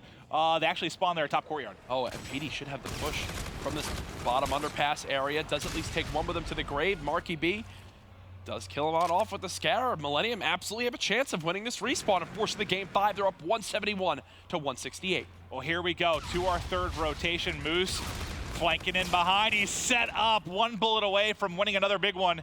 Who's going to be able to get the edge here at mid-mapping? Right now, with how close this game has been, you just can't let anyone dominate. Just split this back and forth, try to split the time. It's our next rotation through Barn that's probably going to cement this game one way or the other. And think of how quiet Gunless was at the start of this map. He was the least amount of time on his team, least amount of kills, now almost leading his team in kills. He's got the most time. He's continuing to improve as the map goes on. eUnited back up by 5. Key thing to point out again, though, towards Barn, it is going to be Millennium with more of a presence near this new hill. Can they lock down the early spawns? Reactive used for nothing. Reactive gets popped by Pristini, and Moose just cuts him down. I was just about to say, this is the time where the payloads come in huge. Payloads! Not gonna get it done there though, but Millennium in control of Barn for the time being, but everybody flooding on through. Which way will the kills go? One down for either side. It's gonna be eUnited in, but Millennium fighting from the outside, and there is a clean sweep as Gunless drops. Millennium set up yet again, but you get a pretty close spawn here for LG. They're gonna be able to flood one more time. eUnited trying to push right on through. They've got a number advantage for the moment. Gunless with first blood. Moose and crew trying to develop this pinch, but it's Gunless watching that area. Here comes Marky B, though. He could play spoiler. He cuts him down. Millennium trying to fight for every bit of scrap time they can get, but it's eUnited again back on the offensive. eUnited trying to fight in here, but it's PD Look and at Marky these B kills! holding strong. Yeah, well, they keep spawning close. It's just flood. Everyone trying to get in. No one got control of Barn there for more than, what, five seconds or so? This might be the longest bit of control we've seen here at Barn for the third time through. 100% is, and now Arcity's with Centurion. I want to see him use it on this next hard point. I want to see eUnited set up, win the game here. Do not give Millennium a chance on baseball at all. You should see Arcity's drop down the Centurion. This is the exact example I brought up earlier. They cannot push him now. The trophy systems will defend him from the grenades. He knows his player's one shot. Teammate should clean it up. eUnited, they want to win right now off this hard point, Maven. They need 20 more points. Can they close it out? They're pushing them back, but Moose finds a lot of kills. There you see PD going to be using reactive as now they're going to try and get in. Still got some juice in it. Keeps him alive in the corner, but it's a nade from Gunless to cut him down. Millennium has to fight tough. They have the spawns in control. For when we go over to Statue, they just can't let them close out the game here. They're about 5 seconds or so for making sure eUnited can't win it. And look, Nolson, he's just got to stay in this close corner. Now he'll get challenged. Gunless catches him off guard with the ERAD. eUnited will go ahead and come out on top in the trades. There's still enough time to win off this hard point, so Millennium, they can't even set up yet for the new hill. They've got to flood this. I think finally now it's no longer possible, but either way, the damage has been done. Full streaks for Gunless. The guy's almost at 40 kills, Maven. Oh, Gunless destroyed. I think if he didn't start a little GG, it's over early in the game, they're set up. He may drop 50. But this should be it. The streaks now coming in from Gunless. Everybody being nuked out, but somehow PD's still here. Nope. PD's still trying to hold strong, but there's the final tick. eUnited win the first series here for week 3 of the Yellow Group. Millennium put up a great fight, but in the end, it's Gunless who just kept picking it up more and more and more as the map went on. Some solid uses of the payloads as well. You think of the Centurion there, especially near bottom bike path. That trophy system defense, so many assists came in. eUnited 1-0 in Group Yellow. And eUnited looked brilliant. I mean, outside of the uplink, obviously they look solid in hardpoint. They showed they could get the job done when you have a monster game from Gunless or you don't. They got it done without the big slaying performances in that first game. But there, I mean, Gunless just goes off. It seemed like it was a juggernaut fight between him and Moose for who was just going to drop the biggest bomb. The final drop going to be coming there from eUnited. Yeah, great stuff to see from them. And if I'm Millennium here, at least you put up a fight, right? You got destroyed in Game 2 S&D, and I think a lot of us thought, here comes a 3-0 sweep. Millennium but dominate in the uplink, and then at least keep it close in the hard point. But that's where I feel like that's what the way you worded that's almost how we talked about Mind Freak in week 1 and then Fnatic last week. Like, oh, they fought them tough, but if you don't get W's, it does not matter. Now, I know map counts are going to be important. Winning that uplink could prove crucial, but they have to fix the search and destroy because that blowout there in retaliation is what may have ended up costing them a series. I want to see if United can stay that hot in the game mode this weekend, or is it still just retaliation that is their map that they really just don't lose? Either way, some good notes to take away from that series. Our city's looking good. Gunless looking better than everybody else in the lobby, though. Well, eUnited gets the first victory for the yellow group, and to rejoice and celebrate, Matt has Silly on the floor. Thanks, Clint. So, Silly, you guys win this first match against Millennium. It was your first match, and Dallas as well, against Millennium. That one went the distance 3-2. Is there anything about Millennium that just gives you guys a lot of problems? I mean, we're not used to scrimming the European team, so whenever we do play them, they have different play styles and different game modes. As you can see in the uplink, didn't go very well for us, so we're just not used to that. And then coming into this event, I believe you moved, Pristini moved. How difficult was it to get practice coming in? Do you guys feel a little bit maybe like behind in terms of practice? Our practice has still been okay. I mean, especially considering 2 of us moved, out, had to get new internet set up. It's just really hard to scrim with each league week because we don't want to scrim anyone in our pool, but the teams we usually scrim are gone each weekend, so we've been playing as much as we can, but maybe only 1 scrim a day. And then in the uplink, you guys, you talked a little bit about it. What went so wrong for you guys in uplink, a game mode that at least I think you guys have been pretty strong in? One of their players started off like 7-0. Once you get full streaks that early, you basically have control of the game. It was just, we couldn't come back. We couldn't rally together at all, so. Pretty difficult after that. Once they get streaks, it's impossible to come back. But congratulations. You guys win this first match against Millennium. We'll see you later against Luminosity. Let's go to the desk to hear their thoughts on this first match. Thank you very much, Matt. Thank you, Silly. It's all done here for match number 1. eUnited takes it 3-1. But let's talk about the big picture here. This was our first impression on LAN at the Global Pro League for both of these teams. Felony, I want to start with you. What did you see from this eUnited squad? eUnited played at a very fast pace, and on top of playing very fast, they kept the slaying very even. So in every respawn, even though they were getting outslated to a point, they could really come back into the game and keep the game close and set up for those money hills, especially on breakout. And TP, we were a little bit surprised by that uplink game. We'll get to it more in depth, but what did you see from Millennium? Because it seems that S&D isn't necessarily their guaranteed game mode, but uplink might be that game mode for them this weekend. I think it maybe just was a bad game for Search and Destroy for those guys. I think overall the things you have to take away is Moose is an absolute beast. We've been talking about him this entire year in Infinite Warfare. He performs again. And I think the biggest difference we need to see from them overall is PD being consistent. He's been their highest pressure player, especially with that ERAD. He was able to do it on the uplink, but unless he's able to do it on those other maps, I think they're going to continue those struggles there. All right, we're going to jump in now with our breakdown of the series, starting with game number 1, breakout hardpoint, 250, 169. But walk me through it, Joe. What were some of the big moments for you? I just think at the beginning, Millennium just had a way different style, something we didn't really see. eUnited, they jump out to a 25-0 lead, but Millennium kept their spawn, and that's something we haven't typically seen. Usually you see a fight over that middle hill. Millennium, they decide, you know what, we're just going to take control of cell block, but it wasn't enough. I mean, they didn't really control commissary enough. That's where eUnited really started to break away. Just that middle hill is something that eUnited does such a good job at. They put so much pressure on the map, and it's just typical eUnited. They don't typically outslay teams, but they play so fast, they're always in the game. And Felony and TP, I know you guys were talking about just being surprised by how well they played on that middle hard point. Commissary, it was all eUnited. They locked it down every time as Millennium was more focused on cell block. What do other teams have to look at, though, knowing you're playing eUnited later in this tournament, probably on the same game mode?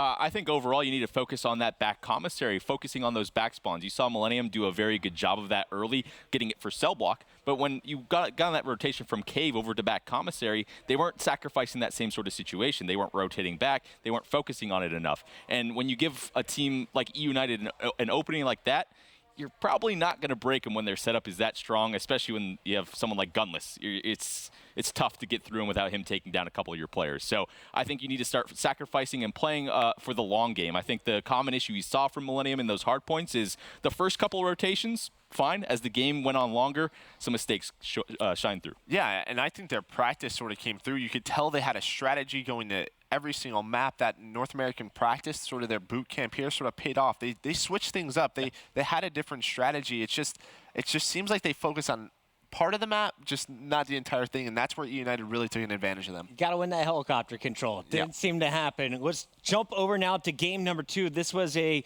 6-1 domination. First Bloods were 6-7 in favor of eUnited. They controlled that first kill almost every time. And before I let you guys break it down, we have Chance at the Telestrator to break down round 2. Chance, how did it all play out? Well, the First Bloods were incredibly important, but even in situations where eUnited did not have the man advantage, they were still able to pull a lot of stuff out of the bag. The situation I'm going to be breaking down was actually the 2v3 that eUnited was able to clutch up in round number 2, and the situation was pretty brutal. As you're going to see on the full screen, we had the 2 members from eUnited. They're going to be coming from the top of the map. That's going to be at Graveyard. Those are your red circles. Now, 3 members from Millennium, all of your blue circles. That bomb is down. Planted. There's about 25 seconds left in the round. The key player is going to be this guy right here. He's going to push out, and he gets caught. He goes too early. The only thing this player from Millennium needs to do is wait for his teammates that are here and here. They just need to wait till they call out exactly where the players from eUnited are coming from. This first player gets picked off, and as soon as that happens, the play falls apart. The other players from Millennium are going to have to challenge, and then they get hit on the bomb site. So again, the players that get too over-aggressive over in the hallway did not be patient enough for his teammates, caused his team to play. We're going to take a look at that and see exactly where that problem is going to come up for Millennium. So you're going to have Moose on your screen as well, getting that information. That's how they know the players from eUnited are coming over from Grave. But the player right there comes out and challenges, and Silly is patiently waiting, and RCD is instantly picks up that trade kill. So again, Silly just caught that player coming out of that hallway before anything had happened. So again, if that player just patiently waits for eUnited to challenge the players that are coming down the street, they would have been in a much better position. So again, you know, First Bloods were an incredibly important factor, but clutching up the 2v3s as well. eUnited, fantastic job in the search and destroy, and we got Puckett and the boys to break down the rest of the game. All right, thank you so much, Chance. He's our weatherman today over on the Telestrator. Let's break down game number 2, though, in and whole. What did you see? It looked like eUnited was just playing with another level of confidence here. I think overall you have to talk about the map control. Gunless was, you can see how well he did in that one, 10 kills for him. But the biggest thing is with that ERAD, you need to put so much pressure. And we saw in that first round, I think that's really what changed the map entirely in terms of Millennium strategy. Gunless got up and got that first kill at Bike, and then everything just sort of seemed to fall apart. Yeah, after that first kill that Gunless got on that offense, every single round Millennium just played a very slow defense and allowed Gunless to just get bomb control every single time with camo, and he just kept getting his plants down, kept working towards a specialist, and then after a few rounds of planning and getting a kill, you have your camo already, and it's just a tumbling effect for Millennium, and they just gave up a lot of specialist control in the game. Yeah, I mean, for me, just that 3v2 that Chance sort of broke down, that was Millennium's chance to really get into the game, get that offensive win, get into your momentum. But, I mean, eUnited, you just watch them. They're just like a pack of wolves on defense, on offense. All 4 of them are together, and it just seemed like Millennium, they were so spread throughout the map.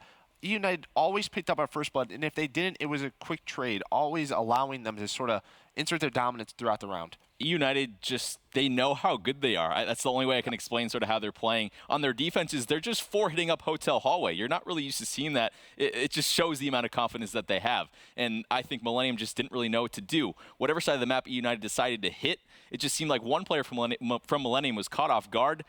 They got that first blood, and then the whole map was just open for them. And after that, it just was a clean wipe. It seemed that in all game modes that the teams trading for eUnited, just the trading ability was so much more on point than we saw from Millennium. I think that's something we need to look out for Millennium moving forward. But their one shining point in this series was the uplink. Game number 3 was never close. It was a blowout. Despite even fumbling the drone in the first minute, they tack on 15 total points. Moose shows up as their lead slayer, taking over the game. Let's break down this uplink, fellas. What were the big game-changing moments in favor of Millennium? I mean, again, just right off the start, sort of Millennium has a different strategy. They get, 3 to 4 down, and what they decide to do is they throw that drone down the tunnel. They take it towards barn, which typically you don't do. Typically you take it towards that lemon side, but they try to control barn, and you could tell it caught, you know, eUnited off guard all the time. How many times were they on the drone carrier and he was just sort of weaving and bobbing throughout the barn and getting dunked? So just a different strategy from Millennium. And do you think the other North American team, Luminosity, will be prepared for something like this? Have you seen any teams in all of your scrims, Felony, that have used that same strategy we just saw from Mill? Yeah, when a team starts overcommitting to that lemon side of the map and you have ball control, you can kind of just, your players off spawn, you can kind of just toss the ball over towards barn side, and then those players on the other team have to rotate all the way back to their base to be able to catch that ball off guard. And by the time that already happens, you're already set up to be able to catch those guys rotating back, and then you just have a full trap going from there. And I think one of the big difference makers was Petey's showing up big in game number 3. That wasn't really the case. Game number 4, same map, throwback hard point this time around. Mill, it took them up until 171 to 168 for them to take the lead for the first time in this game. It was pretty dominated by eUnited in the opening half. Talk me through this one, Merc. I mean, I'm just looking at the scoreboard, and we've talked about eUnited Hills, their first hill. Look at that. That's 41 points. That's the difference maker. It was very similar on Breakout. They're constantly putting pressure on that hill number 1. That first hill, the reason why we're putting such emphasis on it is because that's supposed to be a contest hill. You're supposed to trade time. And again, Millennium, what they decided to do is put a lot of emphasis on hill number 2, try to play that barn as well as they can. And eUnited, they just take the free time. And the one thing I have to note that was really bothering me is in the later seconds of bike path, you have to focus on that rotation towards baseball. They weren't really doing it. They would die in those last couple of seconds and spawn out over towards barn. They'd leave that last player just alone in like a 1 versus 2, 1 versus 3 situation on both rotations. So if Millennium goes back and watches that VOD, it's the same mistakes on both hard points. I think it's an easy fix. They just need to focus on the later hard points in the rotation a bit better. Is Millennium a threat for the other 3 teams in this weekend, I guess, Felony? Yeah, for sure. They played eUnited very close. eUnited probably top 2, top 3 NA teams, and they played them close in pretty much every game mode besides the search and destroy. So if they can come back, fix their search and destroy, and then play Luminosity and Epsilon, I think they'll be close series. All right, well, we do get a chance to see both of our teams play again later tonight. eUnited versus Luminosity will close out the day, but all day long we want you guys to be interacting on MLG.TV, the enhanced viewing experience, our EVE. We got up-to-date event statistics. You can watch featured player POVs, and we got the score streak. Joe, I know you've been playing along. What is this thing? I mean, it's just, you know, we're going to have a question in the chat. If you get it right, you go on a streak. And, you know, last week we saw a good amount of people. I'm sure we're going to show that leaderboard later, you know, throughout the weekend. But we saw people get 9, 10 questions in a row. It's very impressive. You get a nice little cool badge on top of it. We got great predictors out there. Match number 2 is coming up in any moment. For now, though, let's lay out and take a look at some of the best moments from match number 1 as eUnited takes down Millennium 3-1.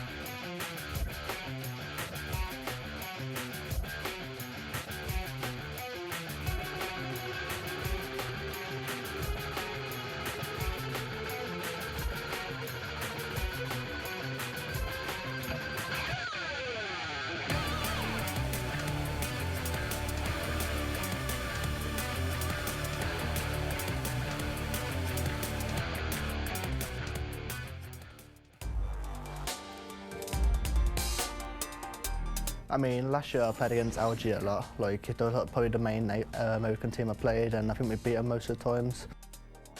I did see them play at Birmingham, and I saw they're just very fast. They are a very quick team, and they'll be in your face the whole entire time, and they'll make plays to constantly have map control.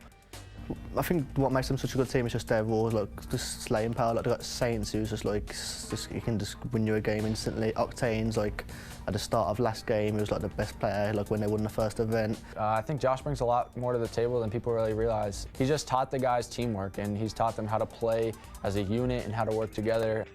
It's more just got to play our own game, like we know when we can beat anyone, like we've proven it. When we're slaying and we're getting hype, I think that's like when we're really at our best point, because we can compete with every team.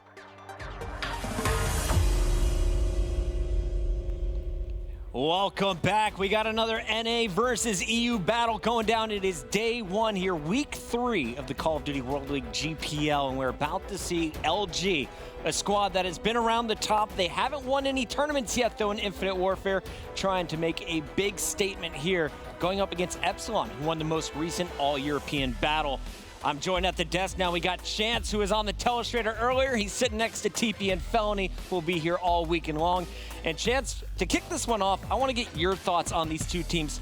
Tell me specifically about Luminosity, because this is a squad that has finished as high as 4th, but a lot of people have always said since day one, this team could be one of the best, if not the best in the game. The story for LG, amazing slaying power. Honestly, might be the best slaying team in the game, at least for the respawns, but their S&D is absolutely horrendous. Back at Dallas had something like a 30% win ratio. So it's one of those things that they have a very obvious train of thought of what they're looking to accomplish at this event. Fix the search and destroy, and they're going to be golden. Because again, the respawn is already set. Everyone talks about the firepower of this squad. We'll see how strong they are in the respawn game modes, but it's probably going to come down to some search and destroys. And Epsilon, this is a squad that impressed a lot of people a few weeks ago going up against Splice. They converted back-to-back sweeps in the grand finals.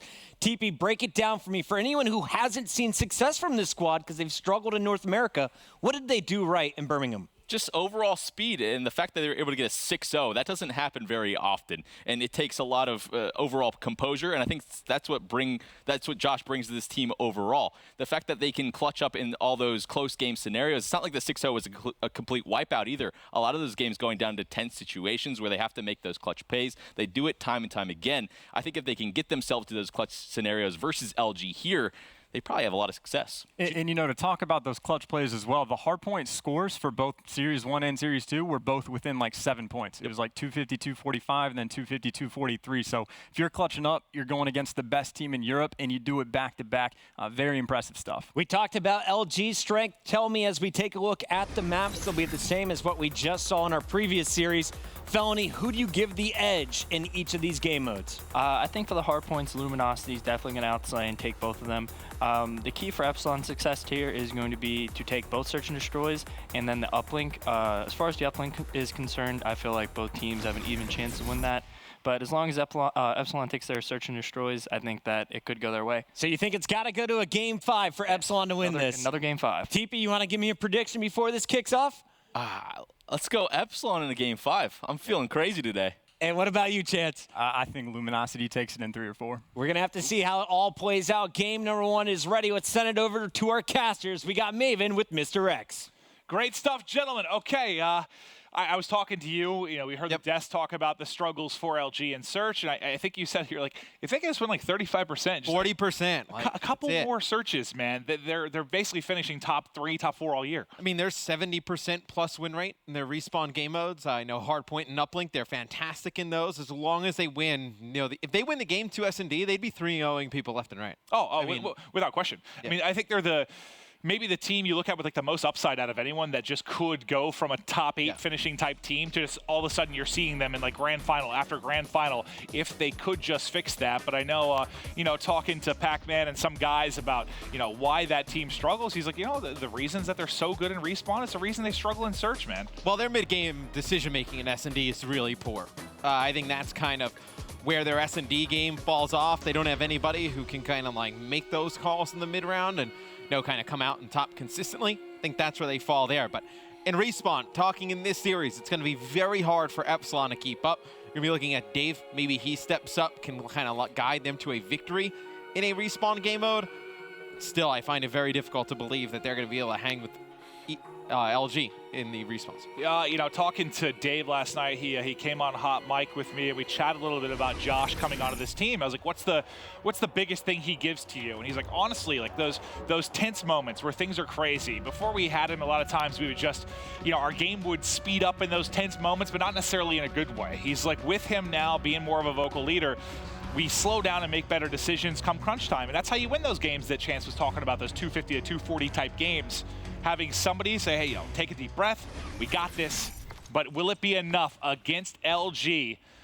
We are going to be starting off with Octane.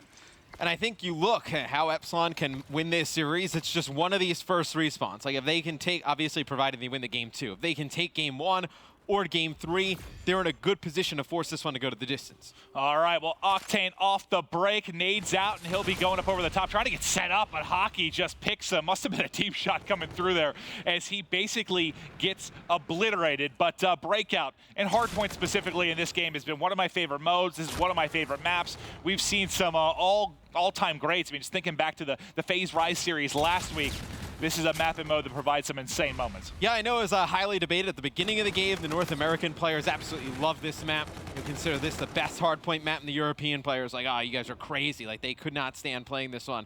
But I think, at least my opinion, this is my favorite map to watch in terms of hardpoint. Well, it's turned around a lot. You know, Splice was a team that used to take a lot of flack here, and they've gotten way, way better since the addition of Zero. The roster has improved immensely. But the question is, can Epsilon get it done against the slaying power of Luminosity? The rotation now coming through. Josh getting set up. You see all the blue arrows primed and ready to go here for cell block. You see Slack coming through the middle. He's going to be able to pick up 3 kills. And now you should see the side of Luminosity really push onto this hardpoint pretty hard. They're trying to find this one player in the back, though. It's holding down the spawn. It's a big gunfight here. Slack's able to win it against Dave, and now you see his team trying to get a pinch going. You know, I thought they went a little bit too slow for a second when they had that 4v2 advantage, but Slack getting in the back and winning some gunfights gave his team the spawns. They're at back hanger, and now they're set up. Slack 6-2, a 5 streak to work with off the break, just trying to do some scouting here, push them back. That's one of those rare kills. You don't see that happen too often with the Scarab. Yeah, I think he had to be tagged up. Octane putting some shots in on the players coming across the wall run, but Slack has been so good this year. 7 streak, currently make it 8 with the Erad. From a distance, he's going to get fully streaked out as we go over to Grave. Hey, he's got 31 seconds at the hard point already. Fully streaked out. Phenomenal performance from him with this Erad, but he's going to have to wait on the team now to collapse. He wants to streak it out. He got him early. He's going to be able to get them out. He sees Davey, tries to tee him up, has vision on Vortex as well. But Vortex actually pushed through, kills him while he's calling this in, and finds another kill as well. So Epsilon's still holding on. Yeah, you do see Octane, though, picking up some kills in and around the hard point. Was on a 5 streak there, I believe, before he gets cut down. So, although Epsilon, you know, they don't give up a ton of time here to Luminosity just yet, and you do get them to burn a streak. So that is a little bit of a positive. Talk to me how important that is to, you know, because we say in hardpoint, you know, on maps like this, Retaliation, getting streaks early can win your team a game. How crucial was that for Epsilon to force Slack to pull something out early? Well, it's huge. I mean, you keep this game close, like later in the game, you know, you're able to hold Graveyard, then you're in a very good spot. I mean, they don't have both those streaks. Should pretty much be a free break for the side of Luminosity. And Epsilon, they actually take the lead there on Graveyard. So they do a fantastic job holding it down, fighting through the streaks. And now they are set up for commissary in a very nice way. Yeah, you see the number 5 on the minimap. That's going to be Josh set up at the next hard point. You have 2 players looking over mid-map, and Davey crushing 5 in a row, 9 and 6 right now. About to tee up another one and loading. Saints able to get away with his life, but you're working on streaks for the other side now. He plays it fast and aggressive, snaps with the NV4. Now 150 off the Trinity rocket before falling at loading. Getting really aggressive as he was working towards those streaks with the NV4 in the middle of the map. You see Octane pushing on in. Bombardment comes on down. Doesn't pick up anybody. So now you see Saints and Octane inside the hard point. Both of them fall there like body stacked on top of each other. Really weird plays from Luminosity at the beginning of this one. So both of your streaks have been used for Slack, and you've gotten nothing out of it. I mean, they kept control of Grave if you're Epsilon. They keep control here at Commissary, and they have the lead. This is brilliant stuff, considering how big you let Slack go. And Slack slowed down. He had an 8 streak, and he's sitting at 9 and 7. So you slow him down a bit. You're racking up a ton of time. This is a nice first set of rotations for Epsilon. Yeah, the last few seconds of Commissary go to Epsilon, and they have a huge lead here going into the second half. There'll be Luminosity on the hard point. They can pick up some time here at the center hard point, then maybe just get control of cell block, and they're right back in this. Yeah, I mean, honestly, the first hardpoint here has probably been the best for LG so far. They've been beat everywhere else, but it's hockey. Mid-map, getting it done with the NV4 at range. You see on X-Ray, multiple players getting ready to push forward. Nice shots there as he cuts down another one, and the lead continues to grow. This is brilliant play from Epsilon. They're showing early that they can hang in the slang and in the respawns with Luminosity. And if they can do that, I mean, this is a very winnable series. It's a very winnable weekend for Epsilon, I mean, quite frankly. I pick Epsilon second. I felt really good about him. It's just, we talk about how teams have these streaky couple of months in COD. You'll just look hot. You win back-to-back 2Ks. You win at Birmingham. You're coming in with so much confidence, feeling you can beat anyone in the world, and they're showing it here in Game 1. You see Vortex coming all the way around the outside. They're going to try and pinch on Octane. He's already dead before he can get there. And just like that, it'll be a break for Epsilon here on cell block. It's going to call on the Scarab. Knows there's players around the corner. Needs to get gun up here. And you're not going to win if you're Luminosity and you have Octane losing kind of that NV4 battle to Davey. Davey's come up with a bunch of sick multi-kills, but as soon as we talk about Octane, he comes through in the kill feed. And now looking to mount up these final 40 seconds, and they'd be right back in it. You're going to have one good 4-man attack for Epsilon to try and get the break here. You see on the minimap, everybody's starting to collapse. The push is going to come forward. Pressure going to be to Slack in the back of the map. He has one below him, trying to locate the kill. Able to get it done as they go back and forth. Slack, oh, shots a bit shaky as Josh able to snap. And it's going to be Hockey coming in, cleaning up Saints. So the last few seconds of time will go in favor of Epsilon. This rotation is huge. Vortex can kill these players coming out of Cave.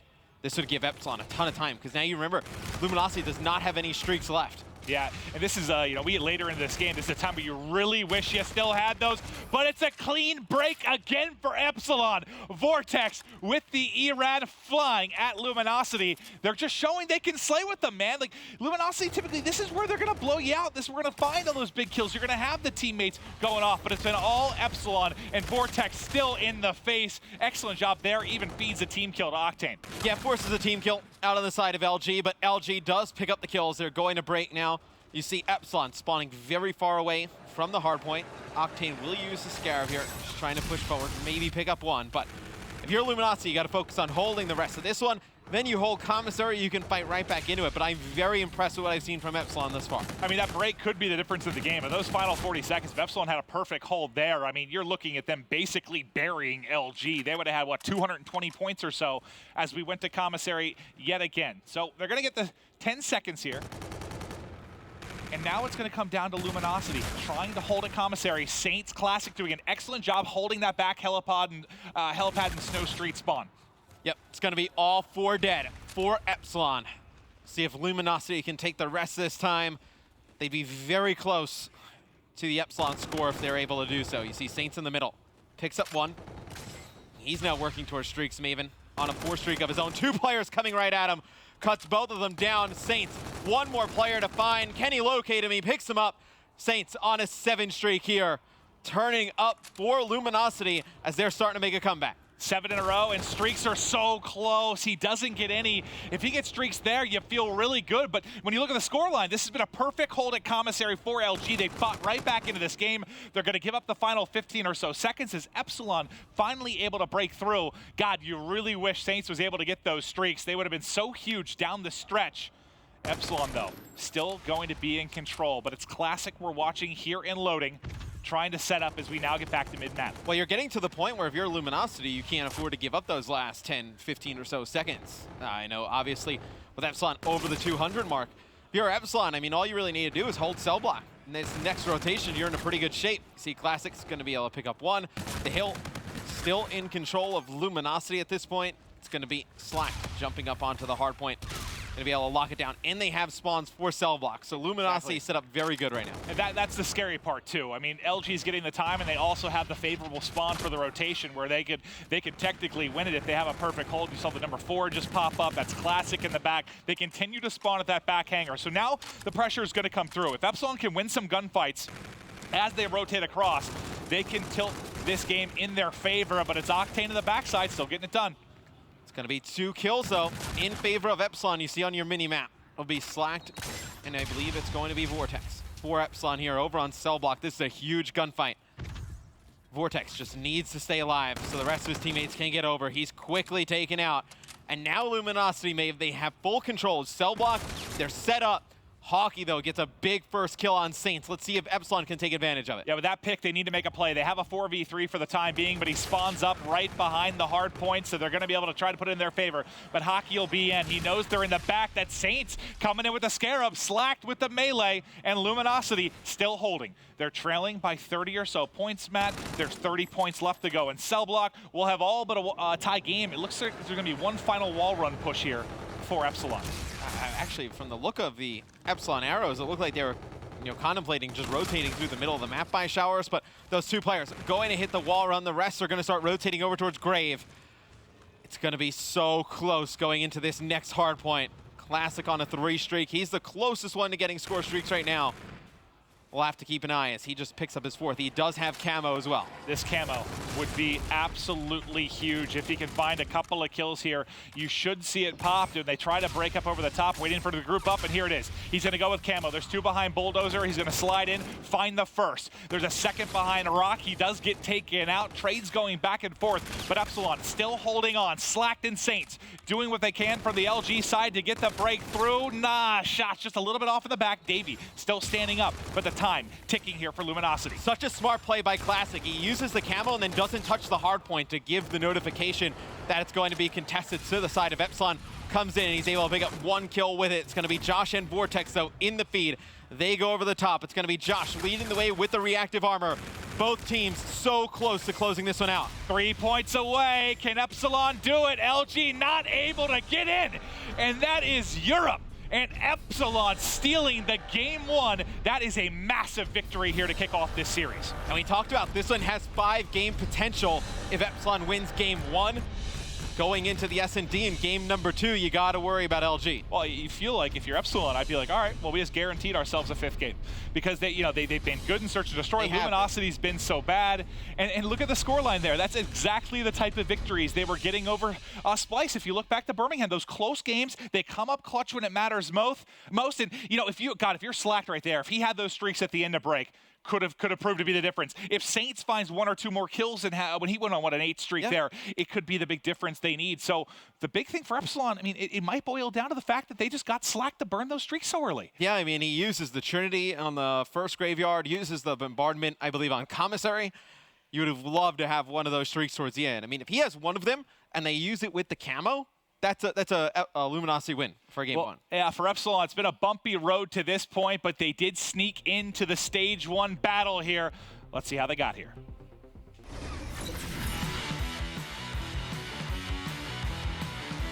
Epsilon began the year with the roster of Vortex, Dave, Desire, and Hawkey. That roster had been teaming together since May of 2016. Throughout 2016, they grew together and improved together in what culminated in an incredible Cinderella story at the Call of Duty Championships later that year, where they placed 4th under the Fab Games banner. Unfortunately for them, this roster was not able to live up to that placing though in Infinite Warfare. This led to the decision to add Splice's Josh to the squad in place of Desire ahead of Dallas. The Epsilon squad came into Infinite Warfare with a new organization, and their confidence and expectations were at an all-time high. However, their inability to play in the first online 2K greatly affected their seeding for the CWL Vegas Open, and resulted in a trip to the open bracket. This, paired with rather lackluster play, resulted in just a top 36 finish at the game's first major event. Their first opportunity of the season to avoid the open bracket was at the CWL Paris Open, where they were able to secure a top 6 finish. But once again on American soil,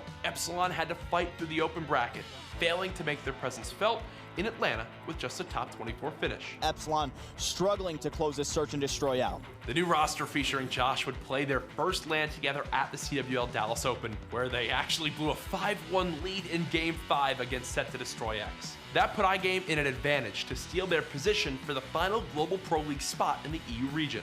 Luckily for Epsilon, G2 knocked iGame out of the tournament, sealing their bid into the Global Pro League.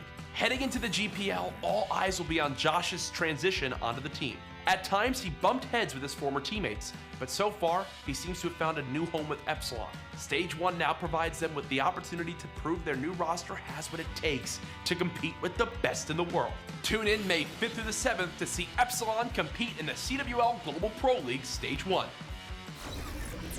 So we prepared these Road to the Global Pro Leagues about a month ago for each of the teams, as they got in, how did they get there? The part that this doesn't cover has been the brightest spot for them, the 2Ks they won and Birmingham. So they have been hot coming into this, and let's take a look. Matt, what stood out for you the most here in the hard point? I mean, I know Luminosity, they win cell block, and usually the team that wins cell block takes the map.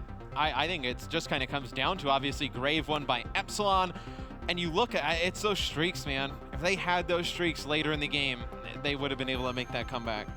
Yeah, definitely a big part of it there, but the overall story is this is all about respawn for LG, and you drop the first one. Epsilon comes out with a sucker punch, and they take this first game. The question is, can they close out the search and destroy? You go up 2-0 in this, man. If they 3-0 LG here to start the weekend? It's scary for Luminosity. It's like just being like a one-dimensional team like in football or basketball, right? I mean, if you're an NFL team, all you do is run the ball, they shut down the run, you're done. I mean, if you're basketball, you miss a bunch of three-pointers, that's what you rely on, you're kind of out of it. I mean, with Luminosity, they rely so heavily on these respawns that if you beat them on it, it's going to be hard for them to figure out ways to win these series. Well, I mean, to be fair, if you had to pick whether you were going to have a respawn-heavy team or an S&D strong team, you take the respawn. 3 out of 5 game modes, you a better chance of getting 2 hard points, obviously, than seeing that Game 5 search, but the problem is they've just been so bad at search. I mean, if they were okay, we talked about it earlier, if they were just okay, you feel so good. If they were just splitting searches, if it was 50%, I mean, 50%, they could be winning it. This team would have won an event already. Yeah. I mean, they are that good in respawn game modes. I believe Dallas, they had over a 70% win rate in both hardpoint and uplink. I got to imagine, that is the highest of any team.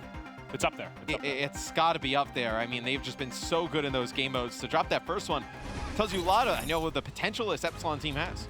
You saw Dave, I think, shivering on the main stage. I'll tell you what, though, his shot did not look cold. He was shooting amazing with that NV4.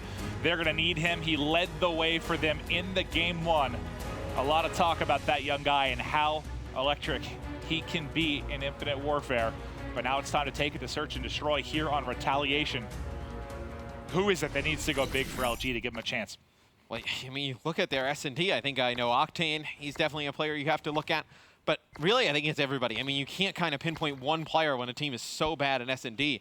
And I think their mid-round decision-making, that's really what's kind of held them back in Search and Destroy. So we'll keep an eye on what they decide to do as these rounds develop. Okay, well, here we go. It's Josh trying to get a plat, but you saw Gunless get the first blood in this position. The first game, this time it's Saints getting it from the defensive end. He'll open up for LG with the first blood. Josh trying to come on this flank. Octane knew exactly where he was coming from.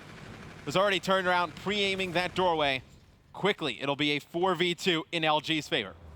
Can Vortex and Hockey clutch up? It's now going to be all on Vortex. He will drop as well. And that is what you need for LG. A clean sweep in the first round. Maybe a little bit of confidence here for them in Search and Destroy. Yeah, if you're a Luminosity, you kind of hope that Epsilon just keeps coming out and challenges you in gunfights in S&D. Now these slower rounds, more methodical, that's where you can really start to pick LG apart. But if Epsilon's going to play fast like that, challenge gunfights, Luminosity would be very happy.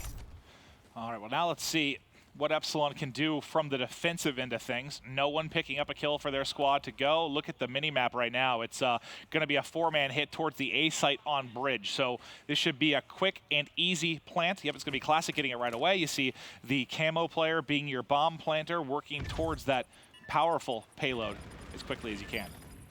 It'll be Vortex getting first blood for Epsilon. Let's see how they decide to retake here. You see Josh getting aggressive on the bridge with the NV4 in his hands. Did not spot the one player. Vortex here coming on a flank. Maven needs to pick up one kill.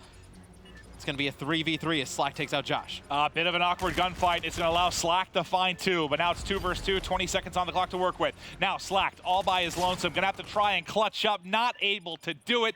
Plenty of time for the defuse, and Epsilon will tie this up 1-1. And Vortex, he gets the first blood. He finds big kills, so trying to push back bridge. He gets 3 in that one. Yeah, right there. If you're a Luminosity, though, I mean, you get the bomb down. You have them.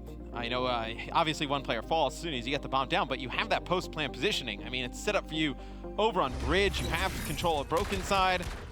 It's a lot of ways you could have played that. And talking to Dave, you know, he said Vortex was, you know, kind of their shot caller, their leader to a degree before Josh joined. And he said, he was like, hey, he wasn't the best at it. You got to think maybe if he's no longer that guy, to take a little bit of pressure off of Vortex, maybe we see him have one hell of an event. I mean, you think so? I mean, these are, obviously we talk about Vortex, Dave, and Hockey. I mean, this is a core crew that was very good at COD Champs last year. I mean, you're looking at, what kind of core trios on either side of this. On one side, you have Octane, Slacked, and Classic. And then what you mentioned for Epsilon, guys have been playing together for a long time and seen a lot of success. Duking it out now here for the yellow group. It'll be Slacked with first blood. Yet again, he has gotten off to a tremendous start, 4-2. It's going to be Luminosity with the man advantage. You see Josh, though, Maven, he's going to be trying to make a play. And Octane has an idea that he's coming.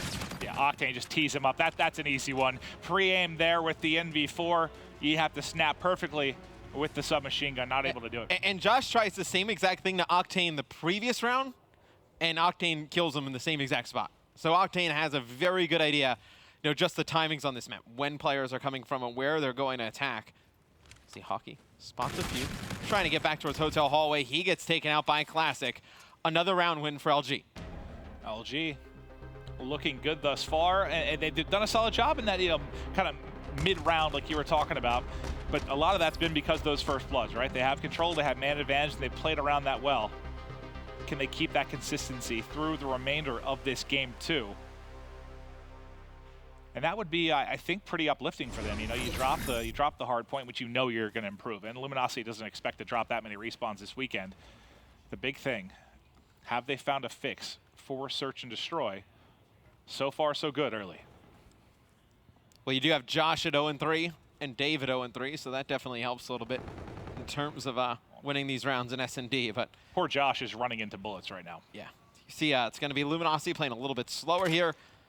And this is like what I don't really love, because, I mean, when you're a team that's obviously struggling in S&D, like, your strength is not your tactics. Yeah. If you're Luminosity, like, I just would hit sites and just play aggressive as a unit. But to kind of slow this down, you let Epsilon kind of get back into these rounds. But it'll be Saints with the first blood. And that's going to be the second round in a row you see LG get first blood. Yeah, if they can keep getting man advantage and playing well with it, that's a recipe for success. Now 4v2, you feed Hockey 1, but they're able to push it and trade the kill. 3 rounds now for Luminosity. Has anything changed, do you think, for this team? Do you expect to see, and you gotta think, you know, when you're struggling so much in a game mode, you're gonna work in it, you're gonna focus on it a lot. They've had a month and a half here to kind of prepare for this weekend. Do you think this early sign is, hey, maybe they've improved in this mode, or we gotta see quite a bit more? I definitely want to see more. Yeah, I think I knew the answer to that, but I'm not judging their search and destroy off of 4 rounds. I am. LG's back there winning 60% of their searches this weekend. And wouldn't that be a kind of turn of events where they start winning their S&Ds and can't win the respawns? That would be highly unlikely. As the Epsilon they're going to take the bomb here over towards A. Josh going to push on through. I was about to say he has not found a kill yet. He finds his first that round. Quickly gets taken out by Octane, but it's going to be Hockey. Taking out one more. Quickly they're down to a 2v2. Yeah, you had a slow start from Josh and Davey. Davey's still up in this one in the 2v2, but he hasn't found a kill either. Will this be the round that he makes his presence known? 25 seconds on the clock. You can see the red arrows retreating across the back side of the bridge, and it's going to be on Vortex and Dave to try and make the kills. They're just defending right now. The hit's going to come from Curb and also over the top. Dave just trying to stay alive. It's going to be a 1v1 versus Saints. Time, he's good to go. Not enough time to defuse, and he wins the gunfight and the salute. It's a nice round win. They are 4 Epsilon. They get bombed down. They just play the clock to perfection. Luminosity needed to go earlier there, and they just don't attack fast enough. Honestly, the way they were playing it for a moment, you would have thought they were the one trying to defend the bomb. But they planted for backside bridge, and they retreated the whole way out. We actually saw them do that in an earlier offensive round. Here, the retake takes a little bit too long, and you see Vortex and Dave winning the fights they need to. Now it'll be LG on offense. You have Slacked with his payload ability ready to go. Classic getting closer towards his, and see the FTL jump come in, catches Josh completely off guard. Slack picks up another. Oh, man. Did he get all 3 there? He may have got the final bullets. Slack, you saw the incredible start to the hard point. He's going to clean up everything. Snaps on one, finds the second. Him and Classic get the job done, and that all opened up with his FTL jump early. He's been so good this year. He has. I mean, just a tremendous player with, you know, whether it's an NV4 KVR in his hands or an ERAD. I mean, he has just been a force. And he's 8-4 right now. Luminosity up 4 rounds to 2. Looking to win their first S&D of the weekend. And every player positive, too. I mean, when you looked at the KDs at some of these events, like they'd all be sitting at somewhere around a 1 to a 1-1 in respawn. They drop to a 0.6 to 0.8 in search and destroy. This is what you want to see on the stat line for them early, but it's going to be Davey that'll be challenged first, trying to win it. There's 2 players soaring in. He's able at least to connect on the beatdown. It's now on Saints, though. Can he clutch up? There's the entry kill. He gets pushed from another. He snaps onto 4 different bikes.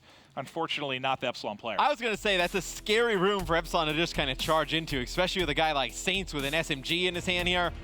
See Josh challenging with a K-bar. I believe there's a teammate directly to his right, so if he gets taken out, highly unlikely that Saints just mows down 3 players. He was so weak inside a garage. Oh, you know he's tagged up in there. You get a little bit of maybe Peeker's advantage with that slide as he comes whipping through. Certainly not an easy kill for Saints. Luminosity still ahead by 1 round. What can they do on offense? You see Classic at 3-3 with a couple of plants, so he's very close to picking up that camo. Gets a call out. There's one at top plat. Vortex has already opened things up for Epsilon. Epsilon on their way to tying up this series, or tying up this game 2 at 4-4.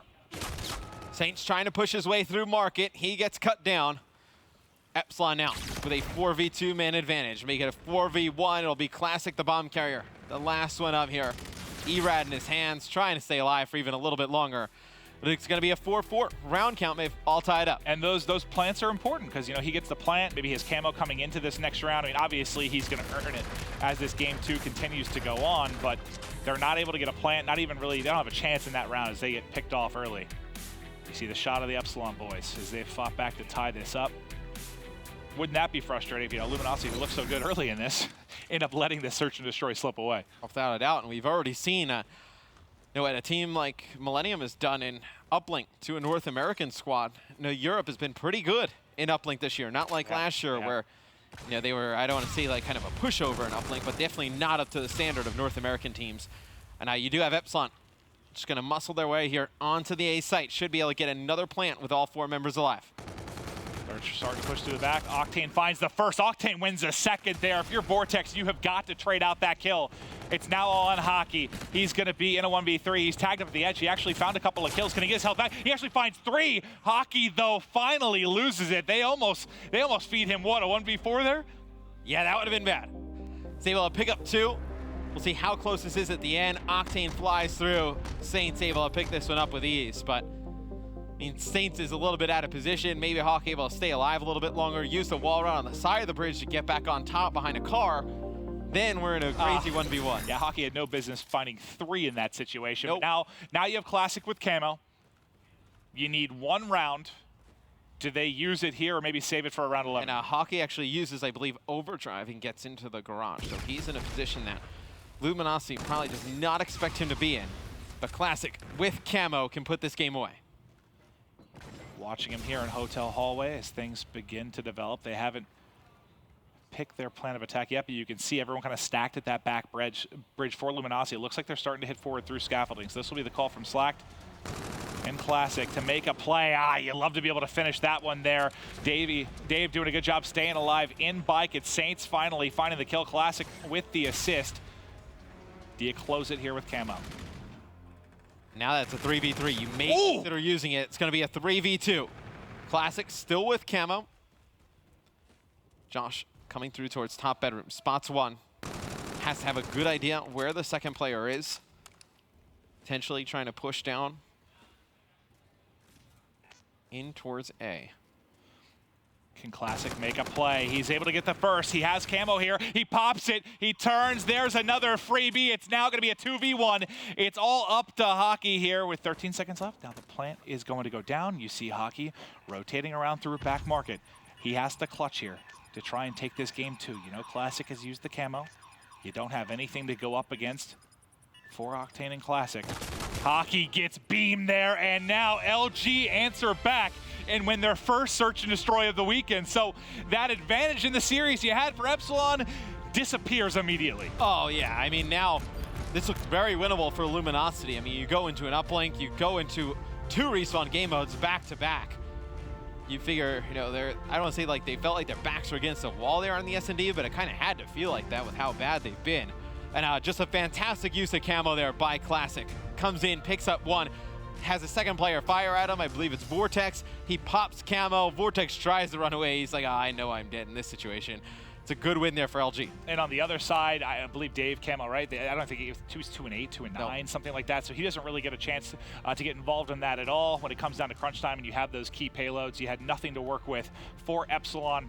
The camo again, close it down. So LG, what did you see that you liked that they were able to take that search and destroy? What stood out for you? Look, they were doing a very nice job of just trading out kills, like before, where they would have one guy in a position and not have a second guy there to follow it up. Everybody close enough to trade those kills out. They did obviously a nice use of the payload there at the end by Classic. They did a good job mixing up their strategies. A lot to like there from LG and S&D. Let's see. It's early. It's the beginning of day 1 here for the yellow group. We'll be back after this quick break with the uplink.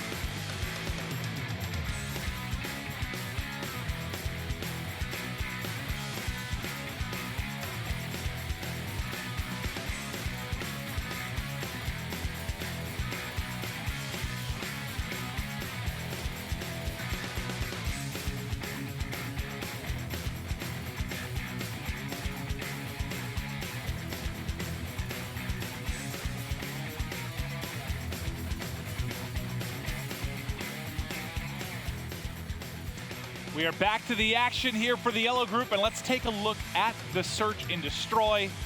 This series has been kind of the opposite of what you expect results-wise so far. Yeah, without a doubt. You see, Luminosity takes our game 2.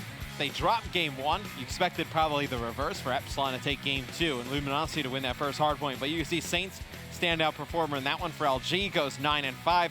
A 1.80 KD. You saw Classic with great use of the active camo in that one. A lot to like from the side of LG. But let's see if they can bounce back, though. You know, you saw Dave play wonderfully in the game 1. He struggled big time. Can Dave and crew for Epsilon now bring it back in the uplink? God, I mean, Luminosity's been so good in the respawn. You just don't expect them to lose 2 of them to a European team. I know they did what, I think the Fnatic to kick off Dallas, they lost an uplink and a hardpoint, which surprised me, but very rarely are they going to lose 2 in a series. Yeah, I mean, it would, I mean, you think like, I mean, obviously it could go game 5, but like if Epsilon were to take, you know, one of these 2, potentially both of the respawn game modes, that's like the highest unlikely outcome. No, stats-wise, you could have seen coming into this matchup. Well, I mean, anyone on the desk basically said if Epsilon's going to take it, it's going to be in a 5-game series. No doubt. If Luminosity takes it, you expect it to be done in 3 or 4. Obviously, well, actually, need to end in the hard point. Now it puts a lot of pressure on Epsilon, obviously, to win one of these next 2 respawns. Yeah. So, you know, in the way that we thought the series would go is if Epsilon were going to take it, they would win one of the respawns and then both of the S&Ds. Now they have to win 2 respawns to potentially force that Game 5 S&D. Well, it's like we said after Game 2. It basically reset, right? That advantage they had all but gone. You're now just kind of playing a best of 3, and you're back to the same recipe you needed when he entered today. Who is going to get the edge of the uplink? Who's your guy to watch for Luminosity? On the side of Luminosity, I'm going to be looking at Classic. One of the best camo players, in my opinion, in the game. You know, you put him up there, Karma, Gunless. You know, Classic right up there. Always gets a good use of his active camo. So I'm going to be looking at him from the side of LG. And on the other side, who's going to be the hero for Epsilon? Well, I mean, I think Dave needs to bounce back in a big way. I mean, he's kind of their leader of the respawn game modes in terms of slaying. You know, did not have a great game 2. You're going to need him to show up. I'm going to need him to remove one of those E's from his gamer tag after today. Yeah. Duchovny. It's Dave, but we're going to start with Slack now of Luminosity. Off the break, let's see if they can win the fight mid-map.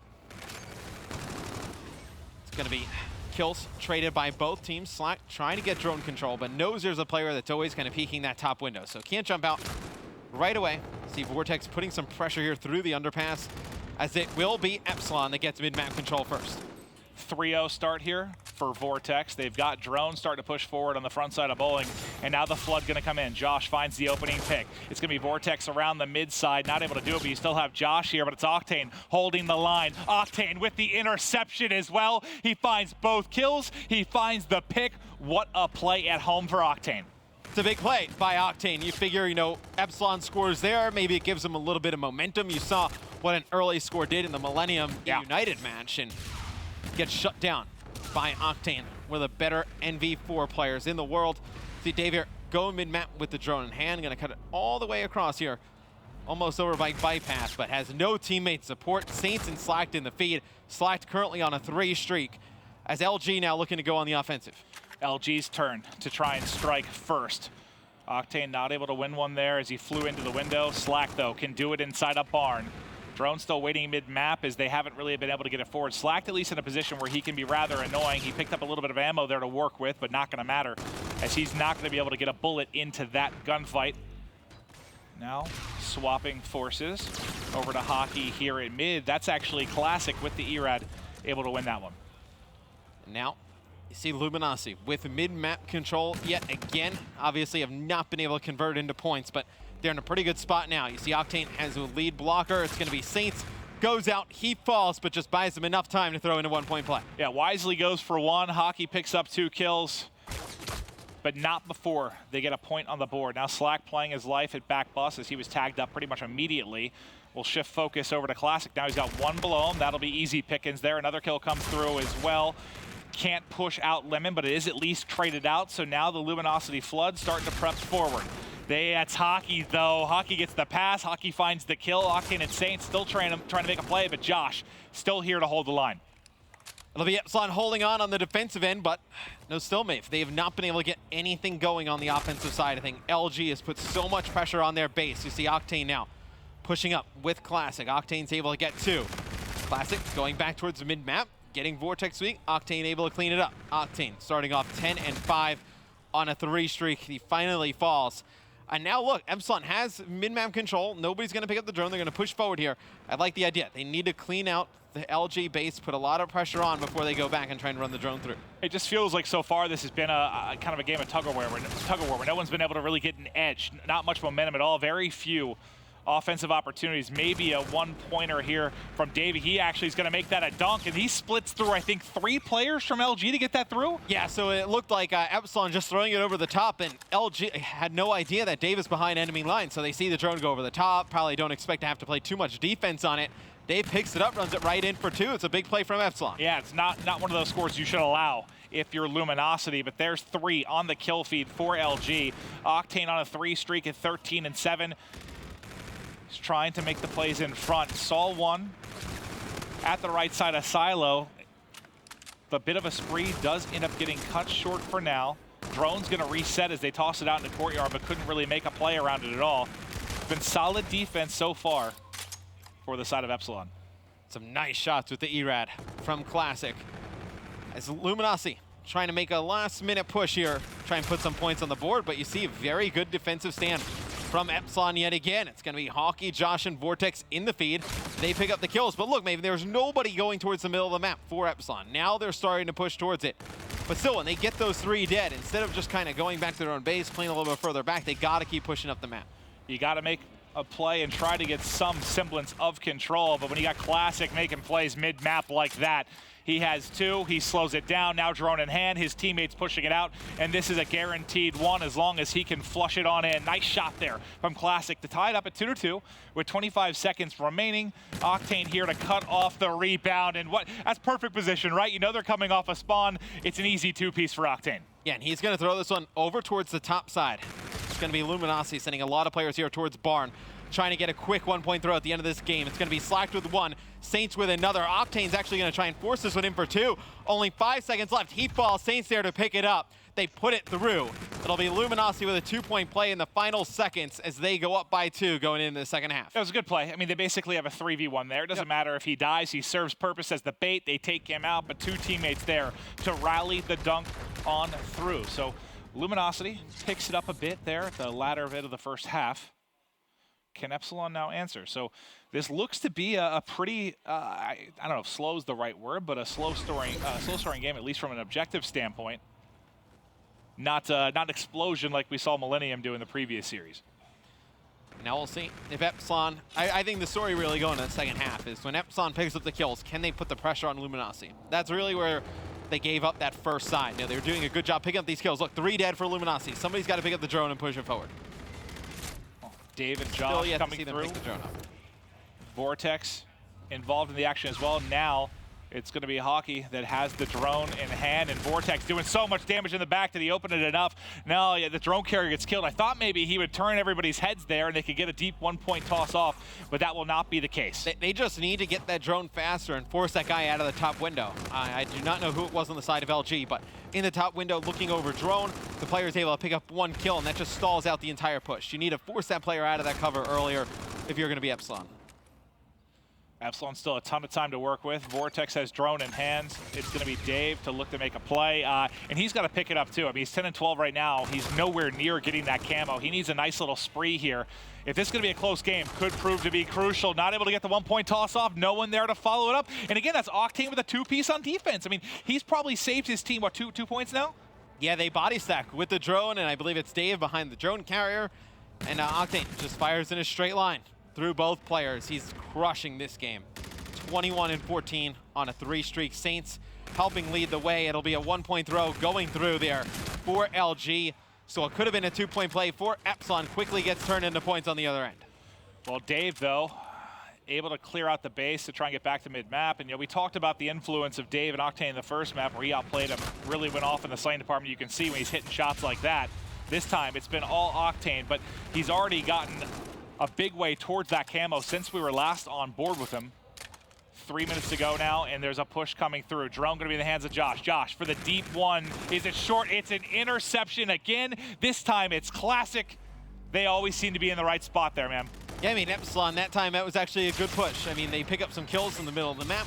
and then they're able to push on through, but just a great defensive stand there from LG. They're so difficult to wipe off the board twice. They're such a strong slaying team. And it's that one player left in that power position that's been a nuisance. It was Slack there and Silo holding them in courtyard, whether it's somebody in the window on the opposite side like you were talking about. They can't pick off that last man to get an opening to go forward. Slack now on a 5 streak. Let's go over to him, 18 and 17. Just a few kills off of that Trinity rocket. He's going to, should have probably found one there, but it's actually Hockey able to win it.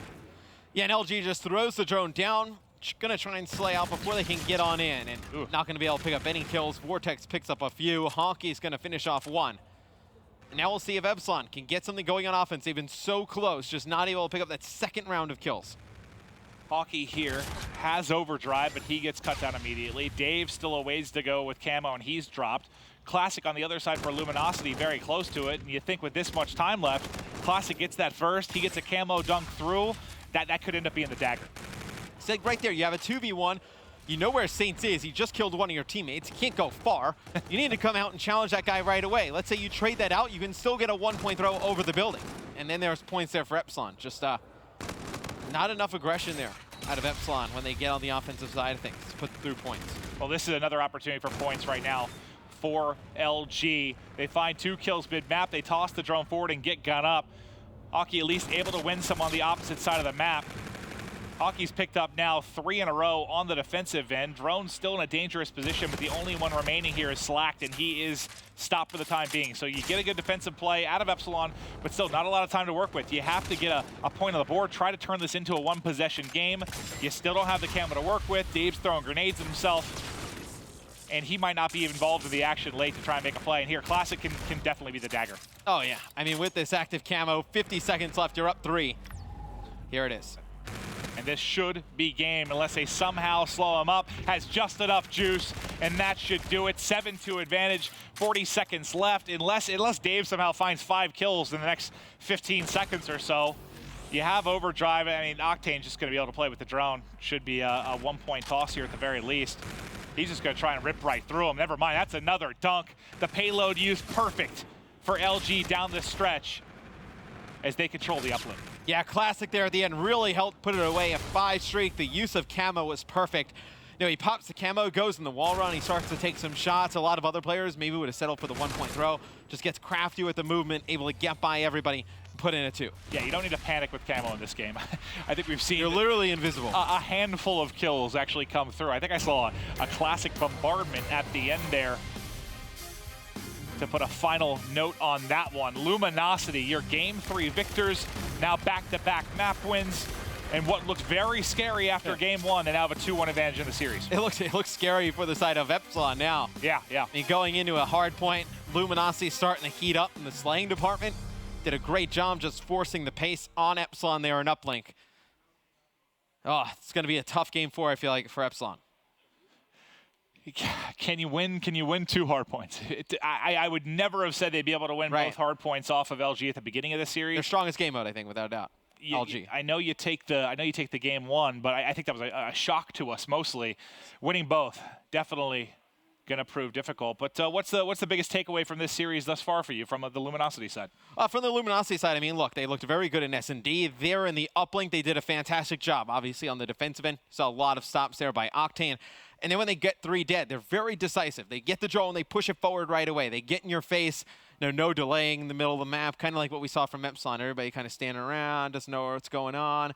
They just were very aggressive towards mid-map. I remember at one point last year, I think Jack called Octane a top 5 interceptor in uplink, and we laughed. Like, what are you talking about? But he actually is. He is great at it. You saw him with the 2-piece, making a play early to prevent that drone from going in. And for the most part, since that game 1, it's been all smiles around for LG, but right now they're getting focused up. I think they know we have to close the series out here. It's in our hands. I mean, game 4 is where it should be done in a lot of their series. And also, we can take a look at the box score real quick. 4-2 in favor of LG in the first half, 5-0. Epsilon does not get on the board in the second half, and you see Dave, standout performer for Epsilon with 2 scores, only 17 kills. But look at Octane on the other side.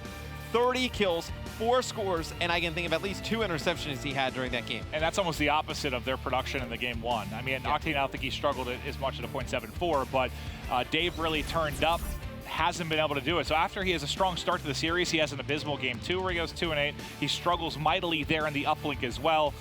They need Dave. I mean, he can be the lead slayer on this team. He can be the one putting up numbers. They need him. He has to go big in this hard point. Yeah, and you look just in overall in terms of this weekend. We saw how important map counts come in all of these. Obviously Millennium, they get 1 against eUnited.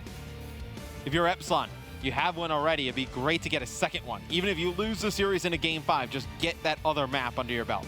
Especially when, for most people, I think if you did a vote, the most consistent vote would probably be eUnited, LG going to be top 2. So if that's how most people feel, then you're thinking that Epsilon and Millennium are going to be the ones fighting for who's going to get that 3rd spot, who's going to guarantee themselves a spot in Champs in Stage 2. Yes, map count for these guys is crucial. Yeah, everybody would have said LG and eUnited. Your top 2. You actually went with LG getting relegated. I took Epsilon, man. I thought, I'll tell you what, I'm going to blame Facento and Clay. They dinner after Sunday's matches, they were talking up Millennium so much, how good they had been in scrims. And I know it's only day 1. We've only seen 1 series from them. But they got me on the EU hype train coming into this event. And I felt real good about Epsilon, too. I actually felt strong about LG getting 1st. I mean, just with how consistent they've been in respawn game modes, like you figure like they put together like 1 or 2 more searches than normal, and they're in a very good spot to kind of come out on top, or at least 2nd. Well, I think that's what's fun about this group and fun about last week. You could make an argument for just about any team sneaking into like a top 2 spot. All right, well, the boys getting ready here. It's going to be throwback hard point coming up next. Can Epsilon force the game 5? Or will Luminosity take their series? And that's, we will continue to talk about the storyline, kind of North America versus Europe. Kind of interesting to see how many of these European teams are going to make it into the top 8 to play for the, in that Stage 1 playoff. It wouldn't be a good start if you hear first 2 series. You have to go the way of the North American sides. Oh no, yeah. I mean, if you're a European Call of Duty fan, not be looking good for you. If you see Luminosity take out Epsilon, then obviously we've already seen Millennium lose their series. Well, I think it's frustrating. You go back to last week, Fnatic, you think has a chance, they fall short. The week before that, Splice completely in control of the group. The only thing they can't do to get first is get 3-0'd by Envy. They get 3-0'd by Envy. You want a good storyline for the EU side coming out of this one. A lot of pressure on Epsilon. Can they do it here in map 4? They prove they can win the hardpoint. Throwback about as different as you can get to Breakout, though, in terms of playstyle. Well, now I think, obviously, double throwback, I think that favors Luminosity quite a bit. I mean, you saw Luminosity, they dominated with the aggression in the game 3. We're going into a very close quarters, minded map here in throwback for game 4 and hardpoint.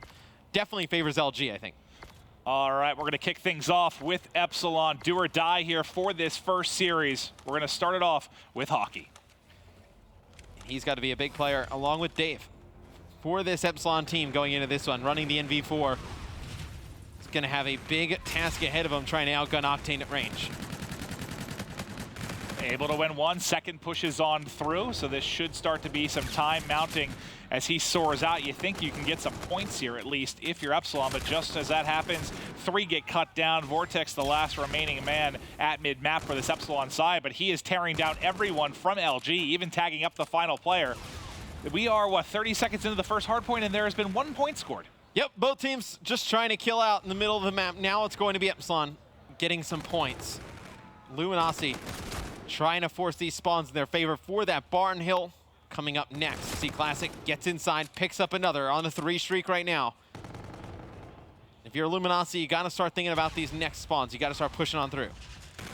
Well, Epsilon more than willing to give up this time to get set up for Barn, but the first man to drop is going to be Josh. Dave right behind him, and now the swarm's going to come in. You're going to get 1 more spawn in the back here. You should. Actually, it's Dave. He spawns out kind of blue side. He's going to have to wrap back as quickly as possible so he can get involved in the action, but it's Saints opening things up, freeing Classic to dive into the hard point here, and now, I mean, this doesn't look great for Epsilon. Thankfully, they're able to win 1, so we should have a bloodbath here in the hard point. Yep. Slack comes over the top, drops an 8, and he's going to push straight on through. He's trying to kill these players off the spawn, give his team a little bit of relief, Maeve, when they get inside a barn.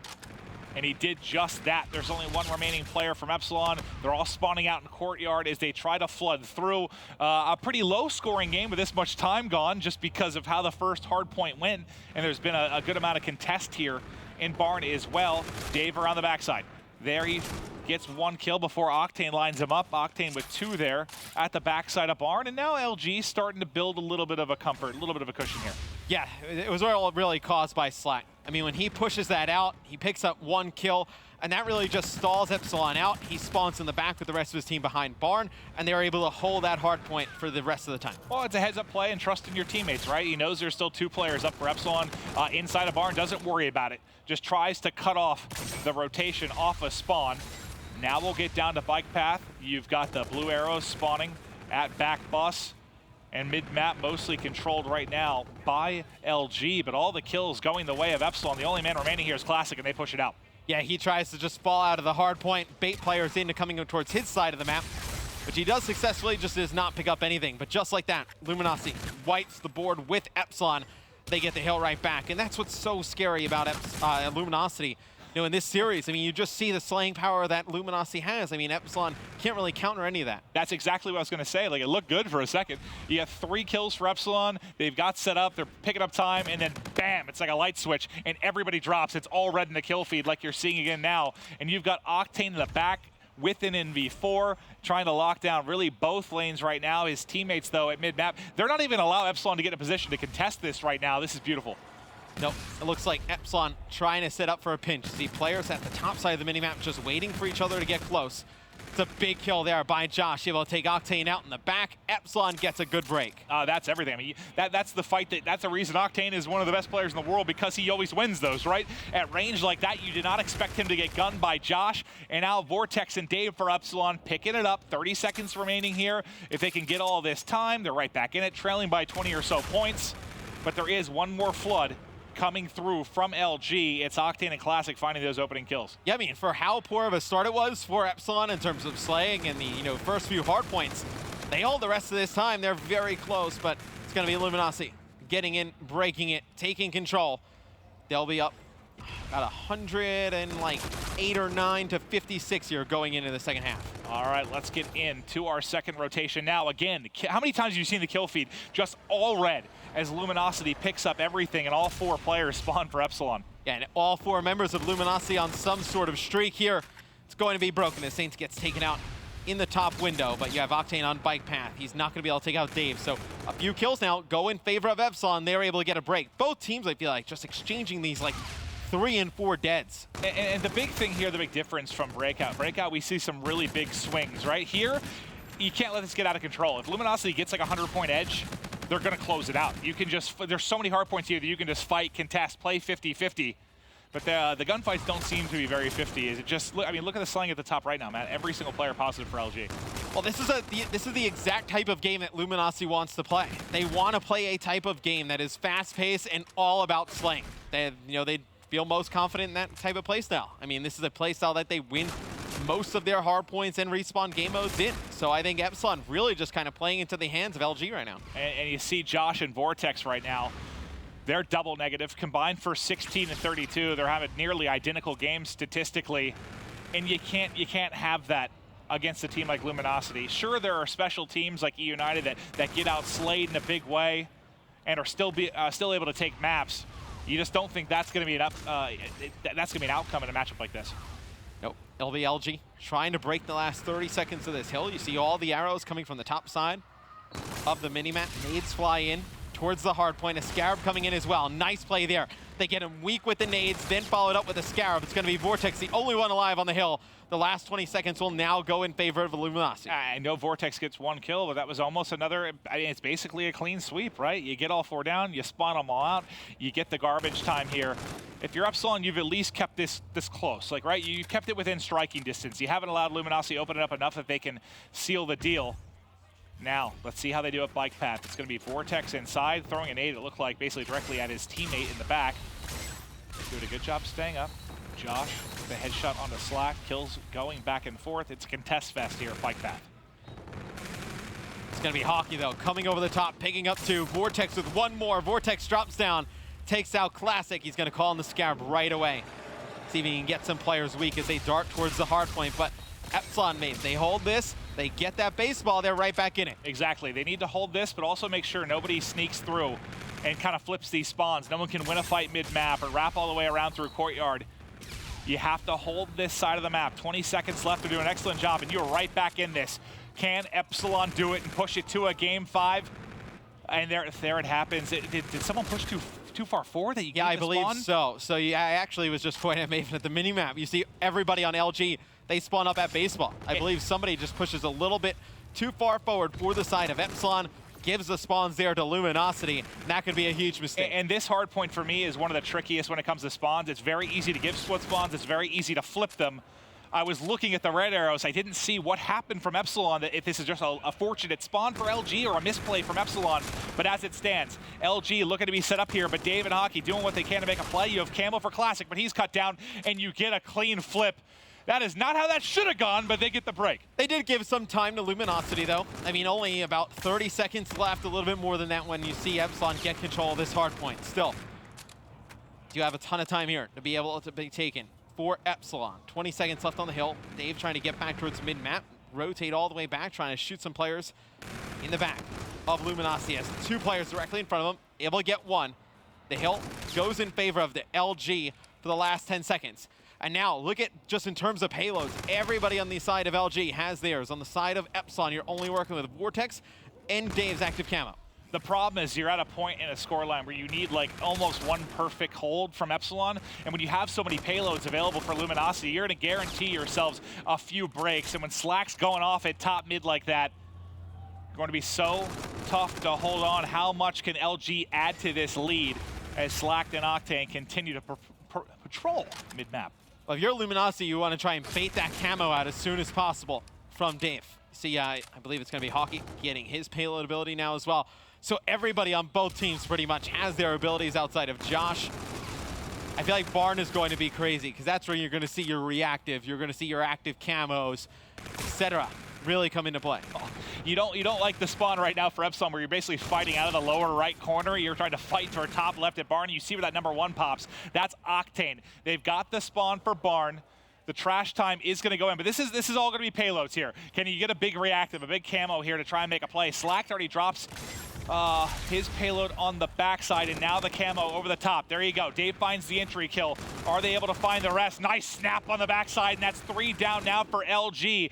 You've got control. This needs to be bordering on flawless. The problem is you have so many payloads, but they're lining up a bit of a stack there for LG. Well, now LG, I mean, you wouldn't really invest the camo into this. You're man down. Oh, and they're actually going to use the camo, and it's going to be Classic trying to push his way on through, so he does get 1.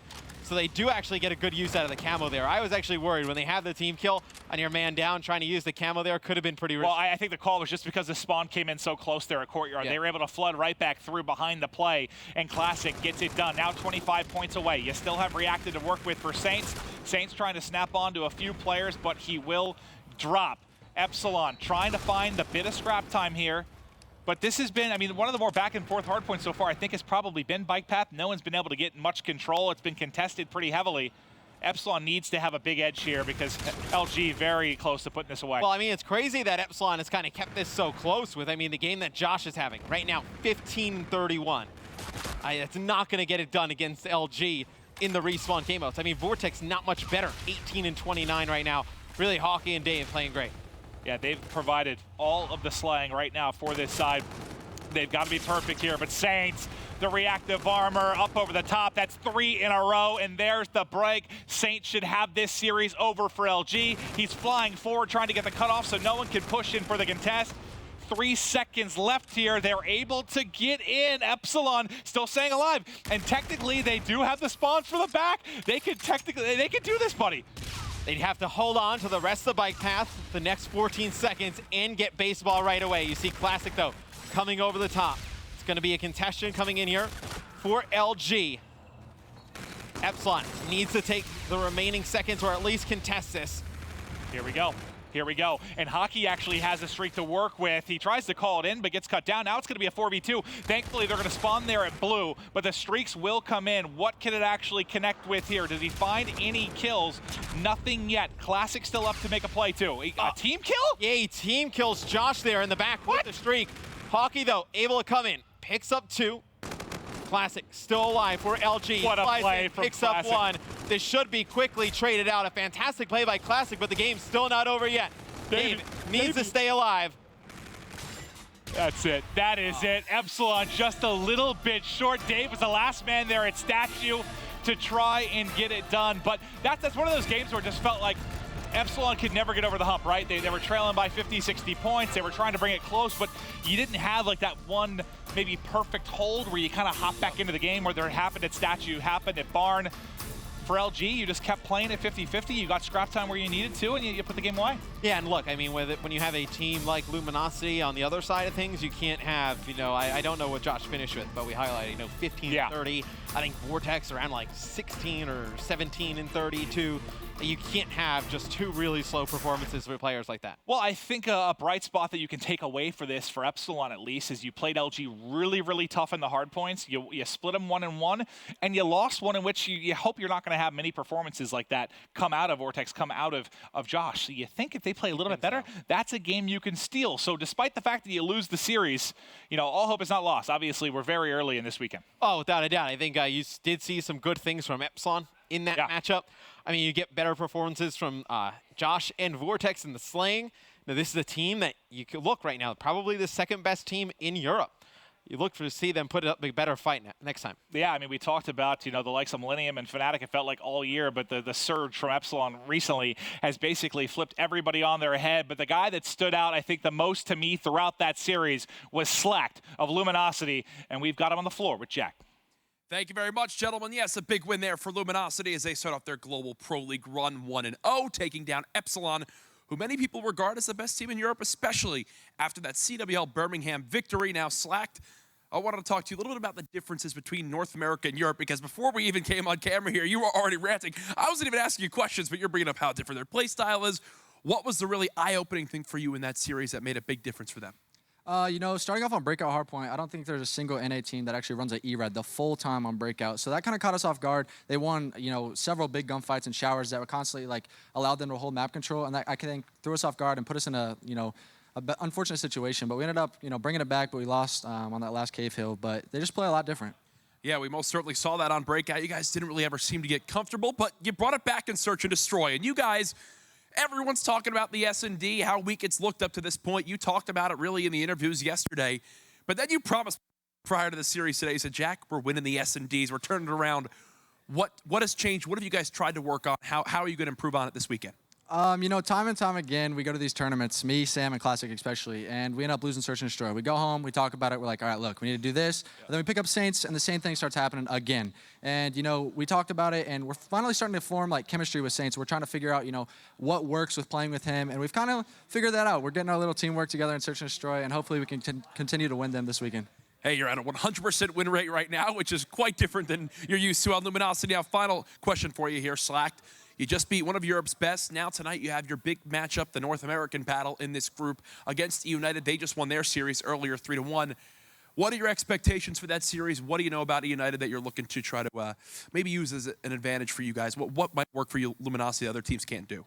I think our respawn with them is on par, if not a little bit better. But when it comes down to those Search and Destroys, if we can continue to win that, I think we have an edge on them in the series. They're a great team. They all play for teamwork and similar to the way we play respawn. So it'll be a good match.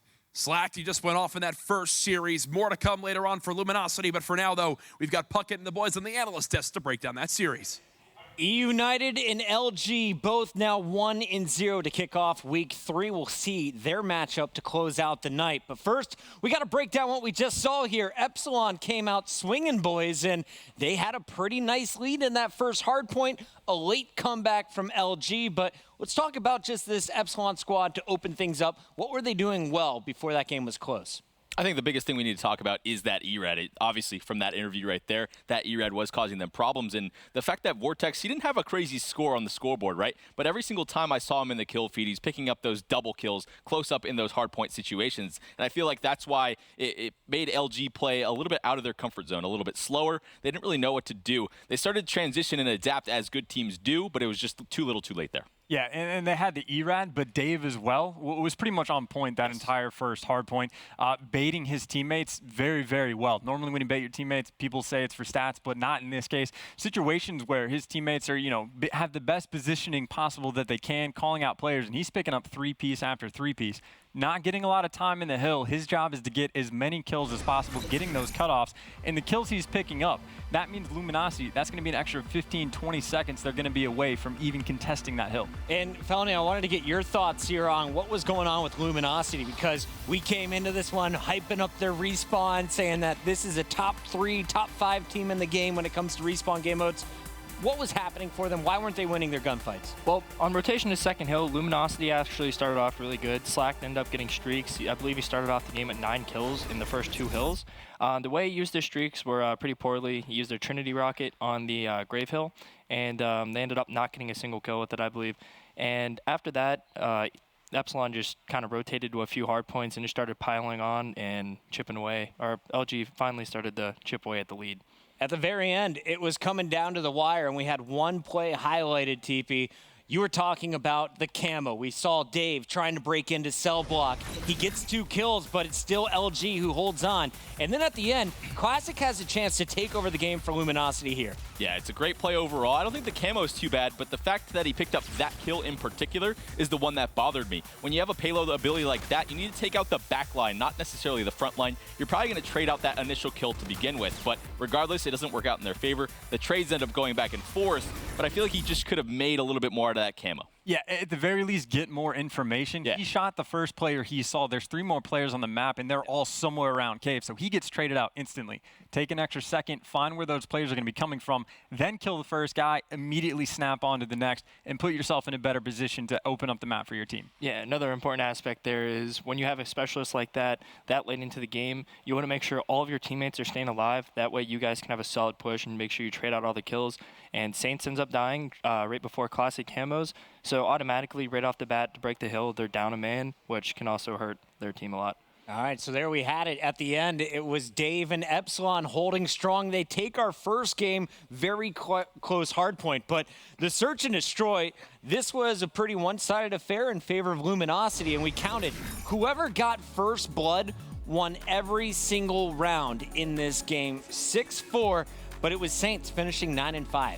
It's just impressive stuff from Saints overall, and that's really how Saints needs to play on every single search and destroy map, not just retaliation. He needs to be the one attempting those first bloods with that ERAD in those close quarter situations, and Nada's been playing for so long, that's what we all sort of know.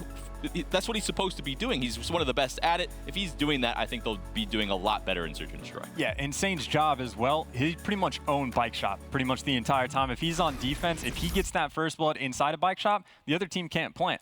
Their options are either take the time and try to kill him when they've already got the man advantage, like not on their side, or the other team has to go to A. So constantly he's in Bike Shop, and then when he does it on offense, he's the player, if he gets that first kill, opens up for the plant. So again, you have that guy inside of Bike getting that positioning down, easy wins for your team. We saw Gunless do it in the first one. He was doing it there. That map control over towards B is so important. And of course, we saw a top 5 where the FTL jump coming from Slack to close out the game. If you look at the 6 first bloods, 3 of them went to Saints. Slack was there with 2 as they were able to take the game to 6-4. That tied up our series.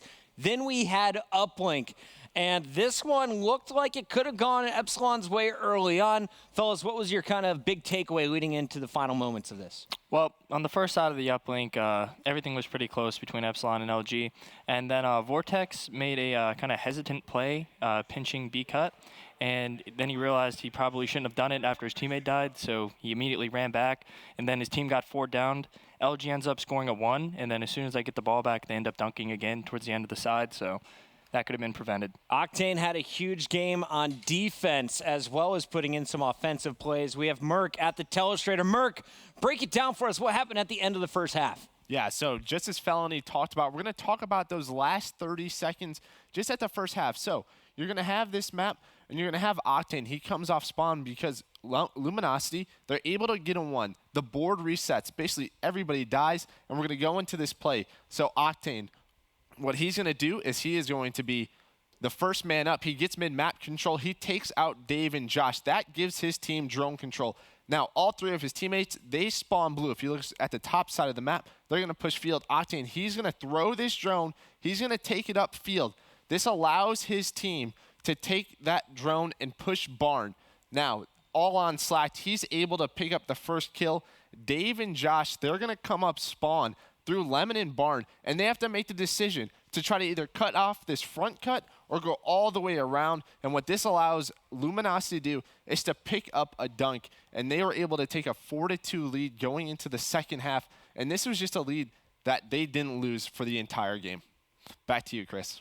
Great breakdown there from Joe. That was the first half, and then in the final minutes, we saw this game just the score was tallying up. I have, let's see here, Octane, another great defensive stand. Octane and Saints get a 2-point dunk. Then you have Classic with an interception. That leads to a 2-point dunk. Then the final play of the game, it's Octane using the overdrive to put in a 2-point play. It seemed that everyone was using their payloads perfectly in the second half, Chance. Yeah, really that score doesn't do the game justice. It was pretty close the entire time, but same thing for game 2. Scoreline is 6-4. The difference maker was the FTL play by Slack that broke it open, and then in the final rounds, it was Classic with the camo play. Picks up the 2-piece, they get the bomb down, get the win there. Exact same thing. All the clutch plays that Luminosity had an option of getting, the interceptions, the 2 pieces to shut down plays, the clutch dunks coming into the final seconds, they were able to pick those up. So the biggest difference maker to me was just that clutch factor. Clutch factor, and Octane was your clutch man. I think that was the best individual performance we've seen out of our 8 games so far. But let's talk about the 8th game now. This one, 250-229 as LG finally closes it out. But TP, I wrote down at 82-29. You said this game is over. Epsilon is playing pitiful. What mistakes were they making early on? How did they bring it back? So sort of similar things I was kind of knocking Millennium in that first series, I saw it again from Epsilon. And they kept a lot of these hard points close. You can see the scoreboard. It was a close hard point overall. But what really got away from them was, yes, they won bike path in terms of getting hard point time, but on that rotation over towards baseball, those 2 times, they got 67 seconds on bike, 69 at baseball. Those should have been absolutely doubled. There's 2 situations that we need to cover on the rotation from bike path where they have control of the hard point initially, and they run out and challenge these gunfights that absolutely make 0 sense to me. Me and Fellow were talking about it a lot. It's like when you get control, they're so good at breaking, but once you have control, you're fine. The other team has to come to you, and you have the side of the map that you want. So we're going to bring this up for you guys so you can see it firsthand. And it just made me a little bit angry. Yeah, you see player number 4, Classic, came off the spawn and then just make sure that his team is spawning up in the right position. But it was Vortex working with a teammate. They just push out on the bike path, and that's where they got punished. You see the rotation. The big difference was on that baseball field. LG, not as dominant as I thought they'd be in the hard points, fellas. What's wrong in their game? Is it just going up against this European style that's throwing them off, Chance? Their game, honestly, is just scary. I think the European style had a lot to do with breakout. Again, when you're pointing out that a player's using an ERAD the entire time, and that's something you've never seen before, it kind of gets in your head a little bit, and it's a different play style you're not used to. But the thing that worries me about LG, in that throwback, all 4 players went positive by a decent margin, like plus 15 kills, something like that for the entire team. And it was a 30-point game, not that far away. Now, they're playing eUnited later tonight. eUnited is the opposite. They'll have games where they don't even outslay their opponent, and they still dismantle them at hardpoint because of how well they play the maps. So you got that juggernaut slang power team going against a team who maybe not the best of the slang, although they're still pretty good, but they always play correctly. It feels like eUnited going up against Optic Gaming in the finals that we saw. That's what we will see when eUnited plays LG, a very strong respawn slaying team. Officially, I got it from JPR Stats Guy. They went plus 21 in the final hardpoint, outslaying their opponents at the end. Series number 2 is in the books, and after our 2 matches, our 2 undefeated teams are eUnited as well as Luminosity. When we come back, though, it's a battle of the Europeans, Millennium taking on Epsilon.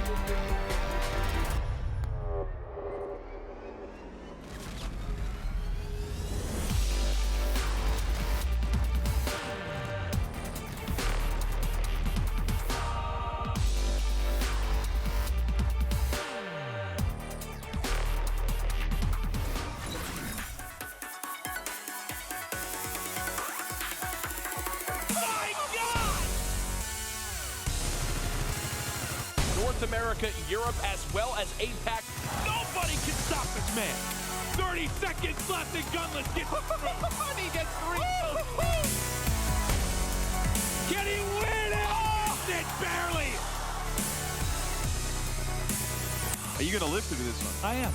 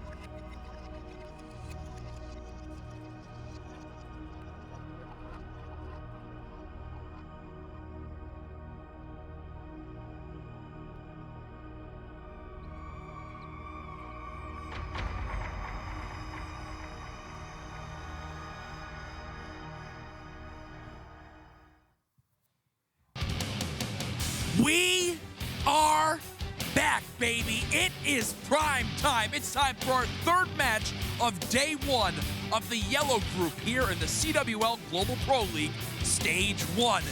We've seen 2 European teams so far today, and both of them have lost their first series. Now, it's time for them to go up against each other to see who's the best in EU on day one. Our first squad, they're repping purple throughout the weekend. It is Millennium. A squad filled with veteran talent and a drive to be the best, but now they've got to beat the best in their region because they are going up against the CWL Birmingham, Open champions. They're facing Epsilon. Which European team will bounce back from their first series loss? Which team will end the day 1-1? The wait is over. Prime time starts right now.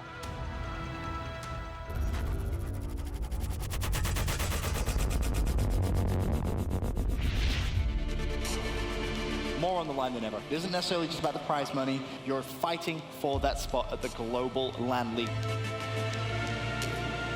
And you wish everyone could be involved, but realistically, only the 16 best in the world can be. Congrats to all these guys earning that invite. These, for me, are the right teams in the league.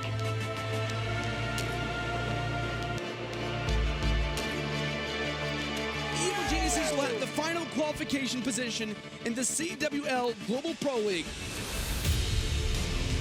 The best in the world are here to compete on North American soil. This is big. The Global Pro League is on the line.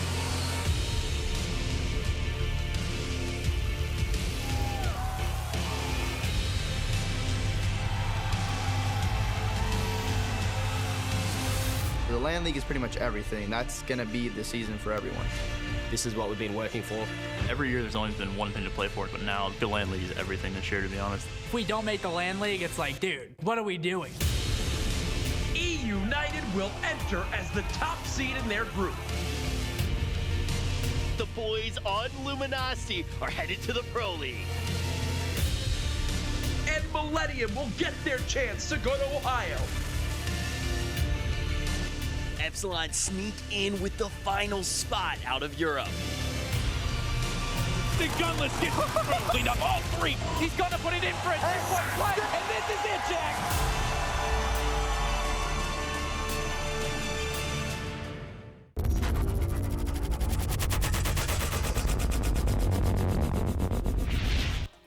It's day one of week 3, and it's prime time. We've saved the best for last, and now this is the battle to decide who's going to tie for second place on day 1 and who's going to drop down to 4th. Both of our European teams coming off a 3-1 loss. One of them will get a chance for revenge, and I have to ask the desk here. We got Chance, Merc, and Felony. Fellas, who is the stronger European team? I'm going to have to go Millennium here. If Moose and PD perform the same way they did Game 3 against eUnited, I don't see Epsilon really beating them.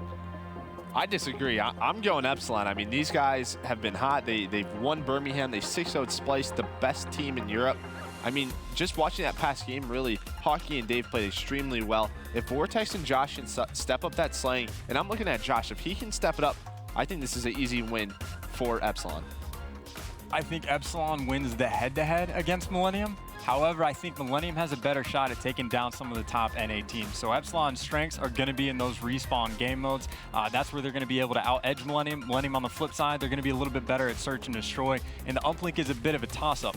That being said, Epsilon has a better chance at stealing one of those search and destroys rather than them giving up a hard point. But again, when you're going against the NA teams that are so good at slaying and play so fast in the hard point, Epsilon I think is going to fall short where the strengths of Millennium play better into that. It's kind of awesome to be here in the Global Pro League and just see the matchups between the NA and the EU squads. It's a totally different beast, though, when you're playing from another squad from your region. I talked to Josh before the match. He said that is going to be the key here. We have to play like we do in the 2Ks. The last 2 times we matched up against Millennium, we walked away with the W's. So today, we're going to get a chance to see who is the stronger team. Merc, real quick, before we get into the comments from the players, Who is one guy on each team that you're going to be watching throughout this series? Oh, it's got to be Dave versus Moose. I mean, those are the two superstars on this team, and this is a huge match. We're talking, potentially a third-place match where, if these guys get third place, they're in the champs. They're in the stage 2. If you lose this, potentially you're 4th, and it's going to be very tough to come back from an 0-2 weekend. All right, the match looks like it's just a few moments away, but before we get to the games, we have to show you what the players said about each other before the match kicked off.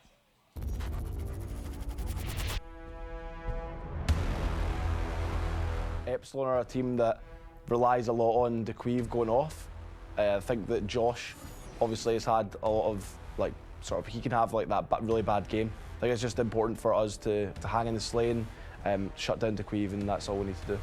Obviously, I know everyone from Millennium. We've played against them for years. Their team, we didn't the only the quote-unquote top team. We didn't play at Birmingham, so it's hard to say how we'll match up against them. I think against us, Epsilon, their probably best game was going to be S&D. Josh has always been very good at playing counter-style S&D, where against teams that he knows. They're really good players. Maccabee will look into things. He'll be expecting us to do certain things, so we just got to do our game and make sure we come out on top. I think we're going to win the series. I'm going to say 3-1. I'm going to say the maps are going to be close. If we can get a good lead, maybe take the first map even, then I think we'll be good.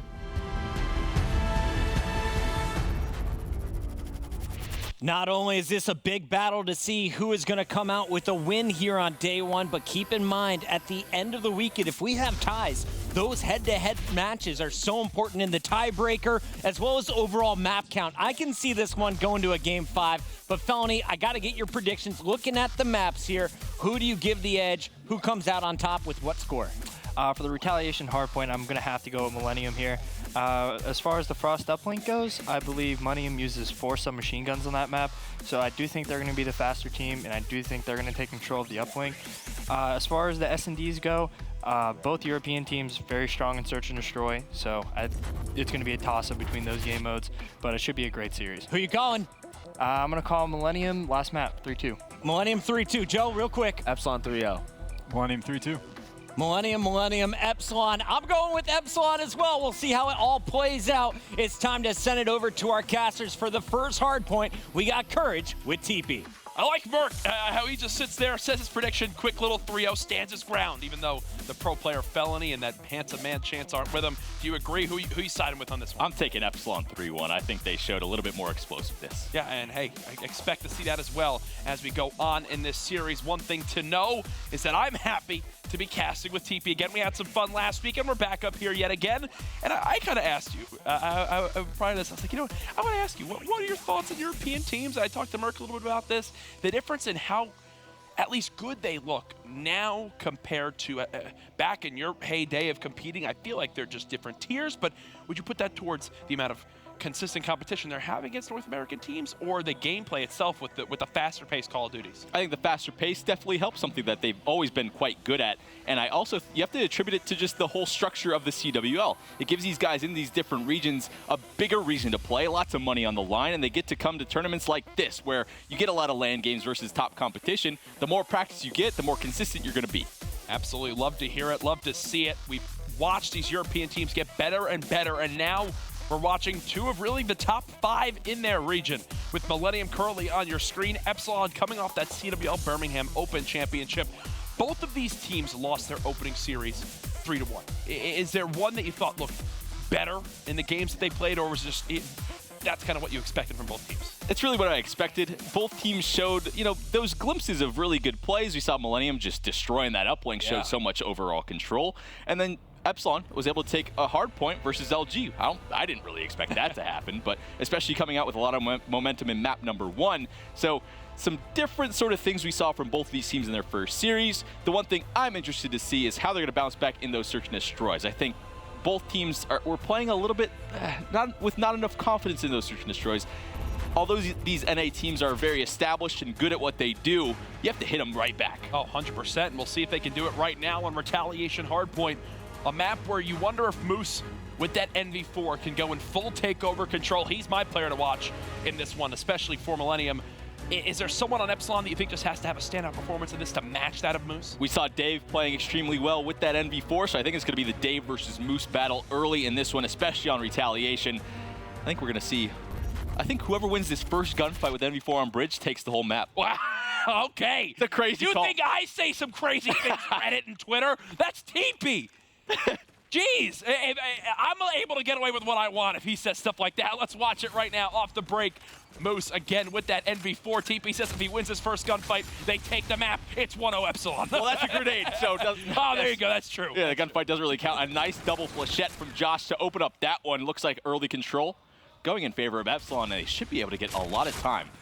Looks like the spawn out, a little bit of a split happening, so I think Millennium should be able to break back in, but Dave wins a huge gunfight there. Some trades going back and forth. Yeah, Marky B just going to wait for some assistance from PD across that bridge area. Now that he has it, he feels confident enough to push right on through. So Epsilon, again, do strike early on at the top of this bridge area, but now it's Marky B and crew in control. So it was mentioned, the presence of the E-Rats in that last series that really caught Slack and crew off guard. These guys have obviously faced each other a ton in scrims in the European region. I mean, they can't really be caught off guard by anything like that, right? They know the play styles these guys like to have on the different maps. Oh, definitely. I'm sure they've scrimmed so many darn times at this point. Leading in the last couple of seconds of this hard point, a nice, comfortable 30-point lead for Epsilon as we rotate over towards this lower streak. A nice gunfight. I'm not sure what shape Dave was doing there at the bike shop. Just kind of got caught off guard. So, initial control. The rotation goes in Millennium's favor. They should be able to get a lot of time. And I don't think there's really any sort of surprises. I don't think there's any E-Reds on the map right now. I'm kind of surprised to see that. I'm sure maybe some of these different hard points that could change that. Oh, well, most certainly. And right now, Marky B just trying to stay alive inside bike shop, be a thorn in the side of Epsilon. You've got multiple players about to peek him. Nice double challenge. Hawkey sprinting right across, doesn't even look to where he is. The trade does come into play. Moose currently at 4-4, getting his first couple seconds on the board. And now will be Millennium in the setup that they want. Watch these blue arrows of Epsilon TP. They're definitely going to favor this top side of the map as they rotate towards this Cathedral Hill. Yeah, you have to at this point. These gunfights going on towards that top bridge are going to be ever so important. PD gets the call out from his teammate that he needs some help, but he catches a bit of a grenade. Going to back down a bit. Decides to play it smart and just regroup with his team. Sort of a split push coming on from Epsilon. They do win that first gunfight over towards bridge. They have control of the hard point early, but still, even numbers here. Yeah, and Epsilon actually do a great job of reading the setup from Millennium. They don't even try to send anybody in towards curb, send anybody in towards that top hotel hallway. They recognize that Millennium still have so many resources down at lower street that just overwhelming that top street area, sending their whole team there would be enough to break on through. I can hear Josh now getting hyped. 68-41 Millennium back up to that 30-second lead. My man Josh is just not missing right now, absolutely screaming at the top of his lungs, and that's the energy you need. Using this bit of a different sight that we're used to seeing as well. Maybe red dot sight coming out. Zooms in just a little bit further, maybe helping at these long line of sights. So interesting to see some changes already from Epsilon. I keep hearing Josh yell dead every time he gets a kill. Even with Dave starting off at 2 and 5, who you mentioned was the guy to watch out for, see if you can match an explosive performance from Millennium. It's the rest of his team getting it done. You've got Hawkey inside the hard point, already with 1 minute and 17 seconds of objective time. Thankfully, for Millennium fans, Moose on the rotation does pick up a big 2-piece, which will relieve the pressure for a moment as Millennium look to get a full 60 here to come back in this game. Yeah, great job from Moose. The team shot going over towards that left bridge, and I like the bit of aggression from PD. I think he caught that player at plat. Yeah, a good flank from him. Going to try and help out Moose a little bit as well. So quality game from PD there. Like, that's exactly what you want to do. You want to push out, have that first wave of pressure. If you pick up that first kill, it makes the life of your teammates so much easier. And look at that. Marky B, after PD gets those kills, he can push up even further. Yeah. It's a chain reaction. It was basically, what, 3 2-pieces. Moose got the first 2 to set up at that top bridge area. At the top scaffolding area. Then you had PD with the 2 kills inside hotel, and then Marky B with the 2 in his lane. The 3 players that need to watch their lanes, hold it. And now it's been 45 straight seconds for Millennium. This is the closest Epsilon have gotten to breaking on through. Yeah, they might get 10 seconds here, but either way, honestly, that's the best thing that could happen for Millennium on that rotation. Just a beautiful hole. We'll see if they can do it again here, though. Those money hills going back and forth. Not much of a difference in the score, but Epsilon does have a little bit of an advantage. Now we're going to move over to Hotel Hallway. Hawkey does have this Scarab. Might decide to call it in just a few minutes here, but gets pinched in from both sides of the bar. Not going to work out for him. Millennium has early control. And the slaying is dead even right now. And if you think about it, it's still a 30-second lead for Epsilon. That lead was on that first top bridge hard point. So they've been trying to claw back in this game the entire time if you're Millennium.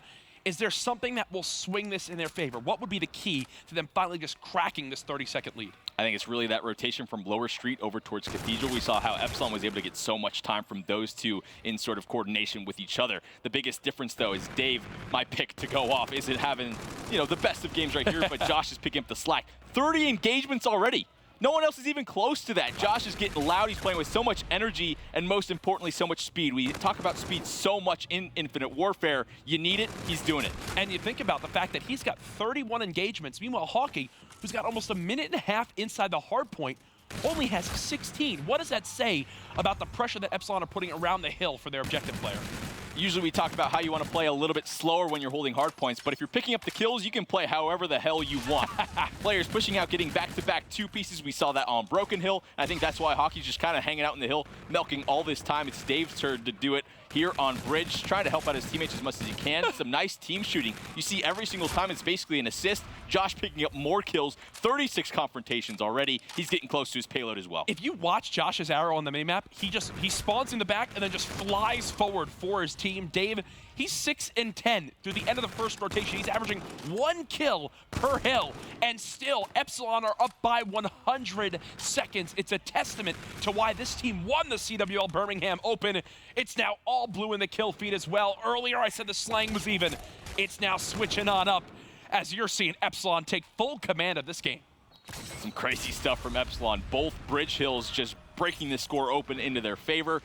Doesn't seem like there's much Millennium can do when you're just being outslayed like this. And they rotate and win the gunfights. Yes, exactly. Moose doing his best to try and answer back, but just too little too late. Epsilon has control again. They only need about 35 more seconds. They should end it here. Millennium, you might be punching a one-way ticket to the 100-point club unless you can get a break now on Lower Street.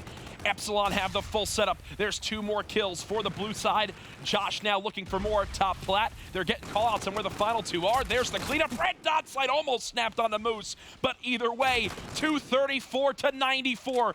Talk about a statement game 1 right now from Epsilon. There's one final push from Millennium. Dave with the kill. The second coming in from Josh. This one is done and dusted. Welcome to the 100-point club. Epsilon 250 to 94.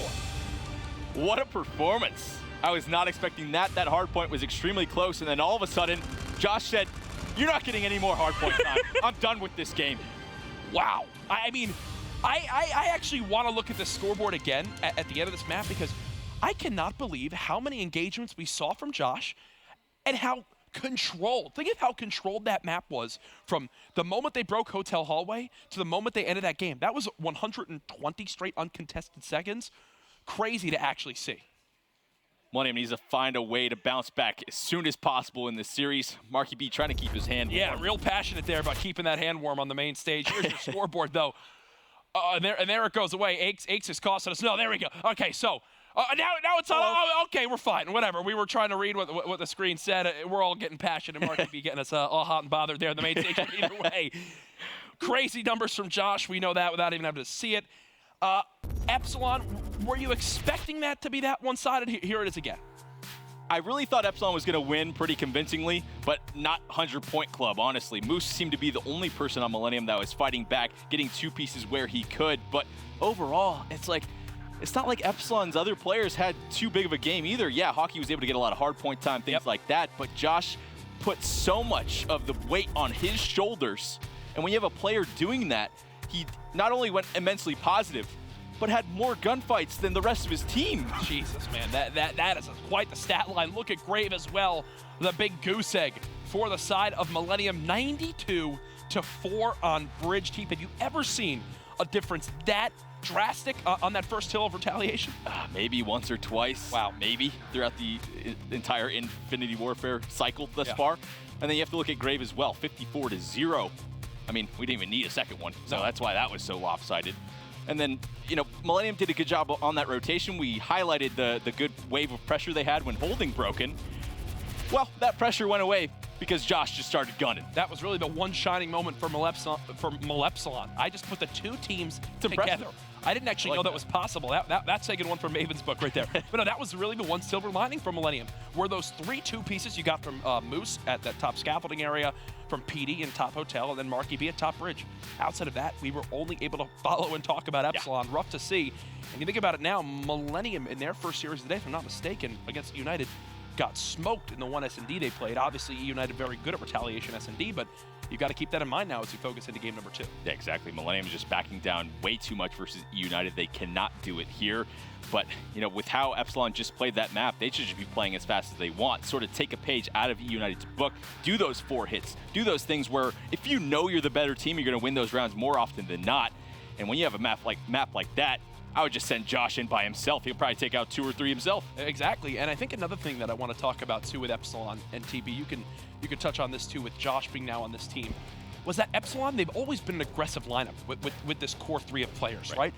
But I was talking to Dave a little bit, and he said how Josh is now the guy that basically says, guys, when the aggression isn't working, he says, stop, slow down. Take a pause, let's take a breather, refocus, get the break, and then we can start flying around again when the pressure's in our favor. Is that really just what Josh brings to this team, or is there even more? I think it's a huge benefit to this team, and I think a lot of teams sort of need that calm nature, especially in those tense situations. We talk about in quote-unquote jetpack COD, speed, engagements, fast, always challenging, always ready for a gunfight. Well, there's those times where you're not going to win all your gunfights, right? You need to slow it down, give yourself a chance, and, you know, sort of camp. Set up a campfire a little bit and hang out and wait for the other team to make a mistake. So I think when it comes down to these tense situations, he's going to help them out a lot on their composure, but he can also have games like that where he just completely takes over himself. And right there, it seemed like Moose with that NV4 could really never get comfortable. Right. Yes, he had that moment at top scaffolding, but outside of that, when you're getting players flying at you at all times, your teammates who are normally the ones surging forward, letting you kind of clean up kills, are dying over and over and over.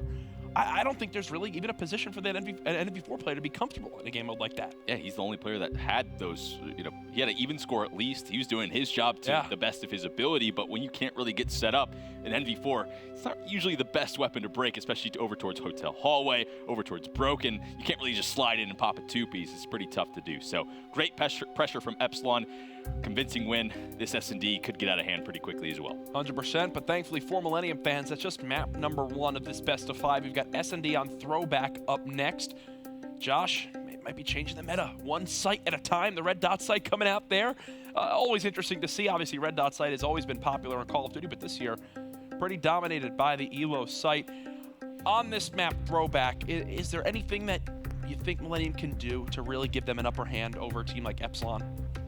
I don't think they should play like a retake style over towards that bottom bridge bomb. I think they need to fight that more heavily. You cannot back down. Whether it's gaining heavy control of middle or heavy control of that lower street over towards that bridge, they need to do one of the two very strongly. If they back down at all, I think Epsilon's going to use that momentum of that map control and just wipe the floor with them. So they need to, you know, put up the fight a little bit. Well, and you mentioned put up that fight. Millennium in their first series again against eUnited played very passively on defense. eUnited picked up on it and punished them with 4 plants in the opening 20 seconds of every offensive round. That B site doesn't get a ton of love on Throwback, but there's still opportunity to go towards that area with the objective. There's that lower bike path we were talking about. Let's get into it. Epsilon with the 1-0 lead right now in this best of 5. We're watching the man himself, Josh, to see if he can keep that momentum going. Interested to see what sort of strategy they're going to start off with. Looks like Josh is going to be that lone wolf over towards this B site, over towards baseball. Spots that one player. Shouldn't be too much of a gunfight going down. Just trying to gain as much information as he can for his team. But this is exactly what I didn't really want to see. Looks like a flank could be coming in from Millennium early in this one, stacking 3 over towards that blue side. And Josh, this is typically his role for this team. Watch out for some sort of pinch like this. He's just got to stay alive right now. Cannot challenge this gunfight. Can't sneak into bowling as the aggression from Marky B and crew pay off. And now it's a 4v3 as they look to take that retake. Look at how awkward this is for Epsilon. They're having to kind of surge towards middle map. There's a collapse now coming in from Millennium. But Vortex able to get 2, and I think he got the 3rd as well. What the heck? I need to see this kill cam. What just happened? Please, look at this from Vortex. There's one with the beatdown. Second kill comes in. Wow. I believe he got 2 or 3. He got 3. I think there was a first one before that beatdown. So, okay, I was throwing that over to you because I thought it was going to be a quick little cleanup. You could talk about what they did wrong. Instead, Epsilon, they make a decision to push towards middle map, pre-aim those choke points, and get the gunfight wins because of it. That's absolutely insane. A nice 3-piece from Vortex to take that first round. Looks like they didn't have the numbers. They definitely didn't. But all of a sudden, they all try to flood through that window towards that underpass side. He gets 3 and gets a first blood as well in this one. And look, Vortex gets out with his life, already with the Scarab, about to earn himself a round 2 FTL jump. Lucky for him that that player who pressured middle map, PD, pushed on through, so he might be able to collapse on a Marky B, making it a 2 versus 1. Or sorry, Marky B's all by himself in the back of the map. Josh versus Marky B, both players with an NV4, 2 veterans in competitive Call of Duty in Europe. Josh still challenging, even though he's tagged up yet. Now he's going to go ahead back on away. It's up to Marky B to still plant this objective. Josh playing this extremely well, gets this eRad in his back pocket as well. So if he wants to play that longer range, he has it. Closer range has that as well. Great positioning from him, and he just needs to buy as much time as he can. Yep. 30 seconds left in this round. Marky B still searching around for this bomb. Not sure where it dropped exactly. It's going to go down to the last couple of seconds to see if he can get it. And Josh doesn't have to move right now. Letting Marky B make this first play. 15 seconds left. Does Josh react in time? There he is. Pops on out. Gets Marky B one shot. Should have this timing to know he's got to be close. Oh, it works out perfectly for Marky B. Both players, one bullet, tries to chase down the kill. He's got the eRad for this exact position. Nicely done by Josh. As right there, it's the reason why he picks up the eRad. Lets him get aggressive in that close scenario. A bit scary. He was a bit high up on that wall for that wall run. Yeah. Shot a little bit, and then all of a sudden, look down. Marky B had the bit of an edge in that gunfight, but whew, good thing he had that eRad in the back pocket. Slides out, picks up this last kill. So good clutch situation. Marky B almost able to get it, but it's so tough when you have to go find the bomb, get it down when you know a player's just going to be hunting you down. And it shows it paid off. Instead of Josh, what I love there is Josh, how confident he was in that first map to not let that get to his head. No reason to challenge that gunfight at back bust. Just get away. Play out the round, let Marky B go for the plant, and it works out perfectly for him. Vortex, who's 5-1 right now with the Scarab and FTL jump. Oh God, he might get punished here though for his aggression towards the A-bomb. A bit shaky there. Lands a grenade on that player in that right corner. Just gonna get a quick reload. Will he decide to pop the FTL to get this intro? He has the bomb, so I really doubt it, but trying to work this first blood towards this bottom site. Scarab going out, catches the player, might be able to challenge and get the trade. Now he has him stunned, but decides to play it a bit slow. Hopefully he doesn't, okay, he does get the kill. I thought he was gonna play a little bit too slow there. Yeah, no, I actually really like how he went about playing that. We'll talk about it after the round goes on, but for now, it's Moose evening things back out. Hawkey with the 2-piece, 1 versus 1. Hawkey and Moose. Hawkey gets all 3. It's a 3-0 round count lead as Epsilon are just clutching up. Great positioning with that NV4, picks up those cleanup kills, and then easy read. He probably got the call out from his teammate there. Moose not able to get a bullet off, and Epsilon just playing these trades so much better. And they most certainly are. And I want to quickly talk on how you mentioned PD getting a little bit passive towards that lower, didn't push it right away to clean up that one shot. If you watch back that round, he was waiting for his teammates to also push with him. One to get on top of the bridge, one to get on top of the train. Once they got in the scenarios to watch over him, he then pushed through. It's little things like that that have made the difference in this map as Epsilon are continuing to make the clutch plays happen. Looks like Epsilon going to be playing a bit of a retake in this round. PD in a pretty good spot for Millennium, though. Gets this first blood over towards that bottom side. Spots out the second player, calling out to his team. He just needs to stay alive. And he's done this both times now as his team has played offense. Nelson with the quick trade onto Dave. All signs pointing towards this being a quick round victory for Millennium, as it's a Hawkey all by himself. There he does get cut down. Millennium are on the board, and a lot of it comes down to that middle map positioning from PD. They just get that for free. Something that Epsilon did both times now on defense. That's how this map sort of works. You need middle or you need bottom A site. You got to get one of them. Get control of that. Millennium's able to do it and claw their way back. One round for them. Still in a bit of a deficit, but they need to keep up that sort of mentality. Just take middle. If it fails, it fails. It can't get any worse than what you were doing in these previous rounds. Give PD a chance with that eRad. Yeah, right now, the theme for this week, at least, in this first time on Throwback S&D, is not playing for mid control. Like here, look, Millennium, look how passive they are. And instead playing for a retake. Meanwhile, I feel like the first 2 weeks, it was all about playing for middle map control and not giving up a quick plant on this map. Either way, it will be Vortex again dancing around. He's already used 1 FTL jump this game, trying to work towards a second. Hawkey getting a little bit close to his payload as well, about 3/4 of the way there, 5-2. Dave yet to pick up 1 in this search and destroy. See if he can get on the board, get rid of that donut. Vortex still, same sort of strategy we saw in this previous round, but looks like on the top side of your minimap, number 4 and 1. Might be trying to make a play over towards that other side B, which we don't see too often. Look at how awkward this is. Vortex does get first blood, and because of that, it's time to plant this objective. Epsilon will have the 4v3, but Nolson there to actually even things back up. It's a great strategy overall, but guess strategy doesn't matter when Moose absolutely destroys Dave. Still doesn't pick up a kill. Donut for him. Josh now stuck in the 1 versus 3. He picks up 2 and gets away. He has a really good shot at clutching this. And now he'll spot moves as well. Josh has all the info he can need. Challenges 1 versus 3 for Epsilon. And look at Josh. He just put it over at them and said, "You guys look nice today," I think is what he said. Well, I don't. Probably not. I don't think it was that. No. I think, yeah, we have headsets on, so we can't tell, but from the looks of Chance and Merc, it was probably some mean European thing. What a clutch. Just great positioning. Hockey did it. Hockey did it. Josh does the same. That NV4, he gets over towards Lemon, picks up 2 players basically for free, gets away, the bomb is down, everything in his favor, and he cleans it up. 4-1 lead for Epsilon now, and that's pretty crushing for Millennium. And look at this, the adaptations as the map goes on. Epsilon send 3 towards middle to take control of it. Thankfully for Millennium, they make the right call by finally focusing towards this field site. So at the end of it all, it would actually be another retake that Epsilon have to do as the bomb does go down. Triple flank coming in from the spawn. PD, I think he caught a glimpse of one of those players just backing up to his teammates. You're going to play this back right corner sort of 4 deep. It's going to be tough for Epsilon to battle back and get to this bomb site. I like the strat from Millennium. They're trying to fly out, but Hockey picks up first. How is Hockey alive? Thankfully, finally does get killed on off, and there will be no trade. So 3 versus 2.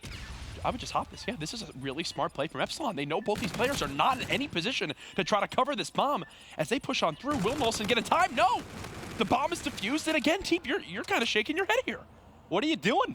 That is a great strat. They go to the other bomb site to get the bomb down. Yeah. They go too deep, and that's the sort of issue with this site. You need to plant and give yourself some sort of line of sight. So the better play, in my opinion, the more consistent play, is plant, give up that backside, and get to blue window. Just have that one player checking it. You can watch your flank with all 4 people.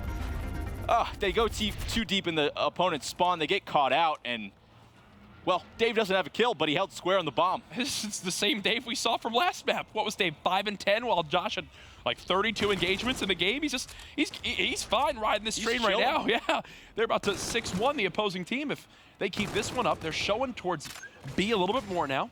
Let's look at the 4 arrows of Millennium. They're going to rotate on over. You plant this objective, you can earn reactive armor. Dave, he's just got to stay alive right now. No reason to shoulder peek right there. James Bond. Oh yeah. Enters into this game. PD picks up that first blood. A gunfight. Ooh, not very nice shots from Josh there. Marky B cleaning up as well. A 1 versus 4 now for Vortex. He has 8 kills, so can't really count him out. He has a little bit of a time to work with, but look where the bomb is down. He's counting himself out. He's counting himself out. Yeah, it's just no point to try and battle back in that one. So Millennium picks up huge kills. Dave could have bought time, waited for his teammates' help. Just peeks out a little bit too early, and then Josh challenges one of the worst gunfights I've ever seen. Yeah, that was a little bit sloppy.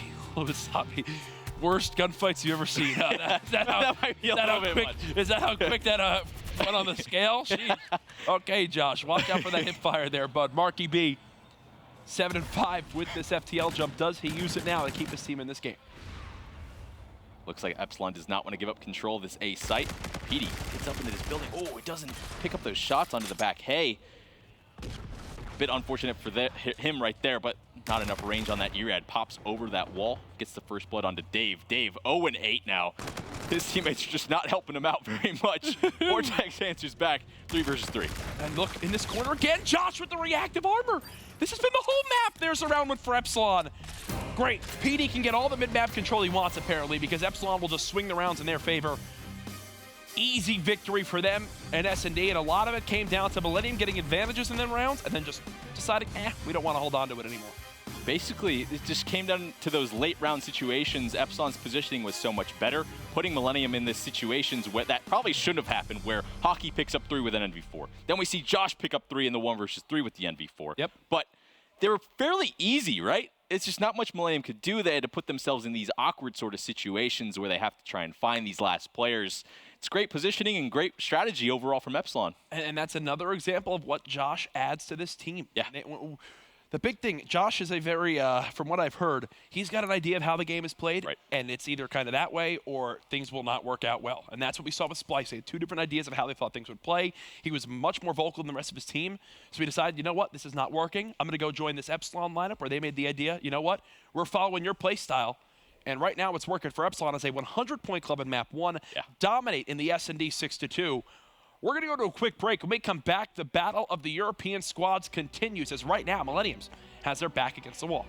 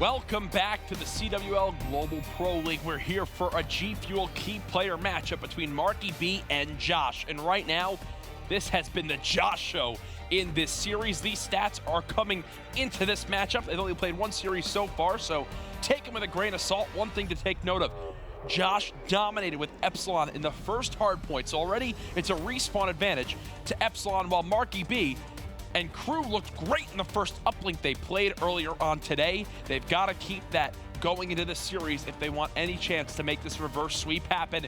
These are two veteran European players going at it in our G Fuel key player matchup.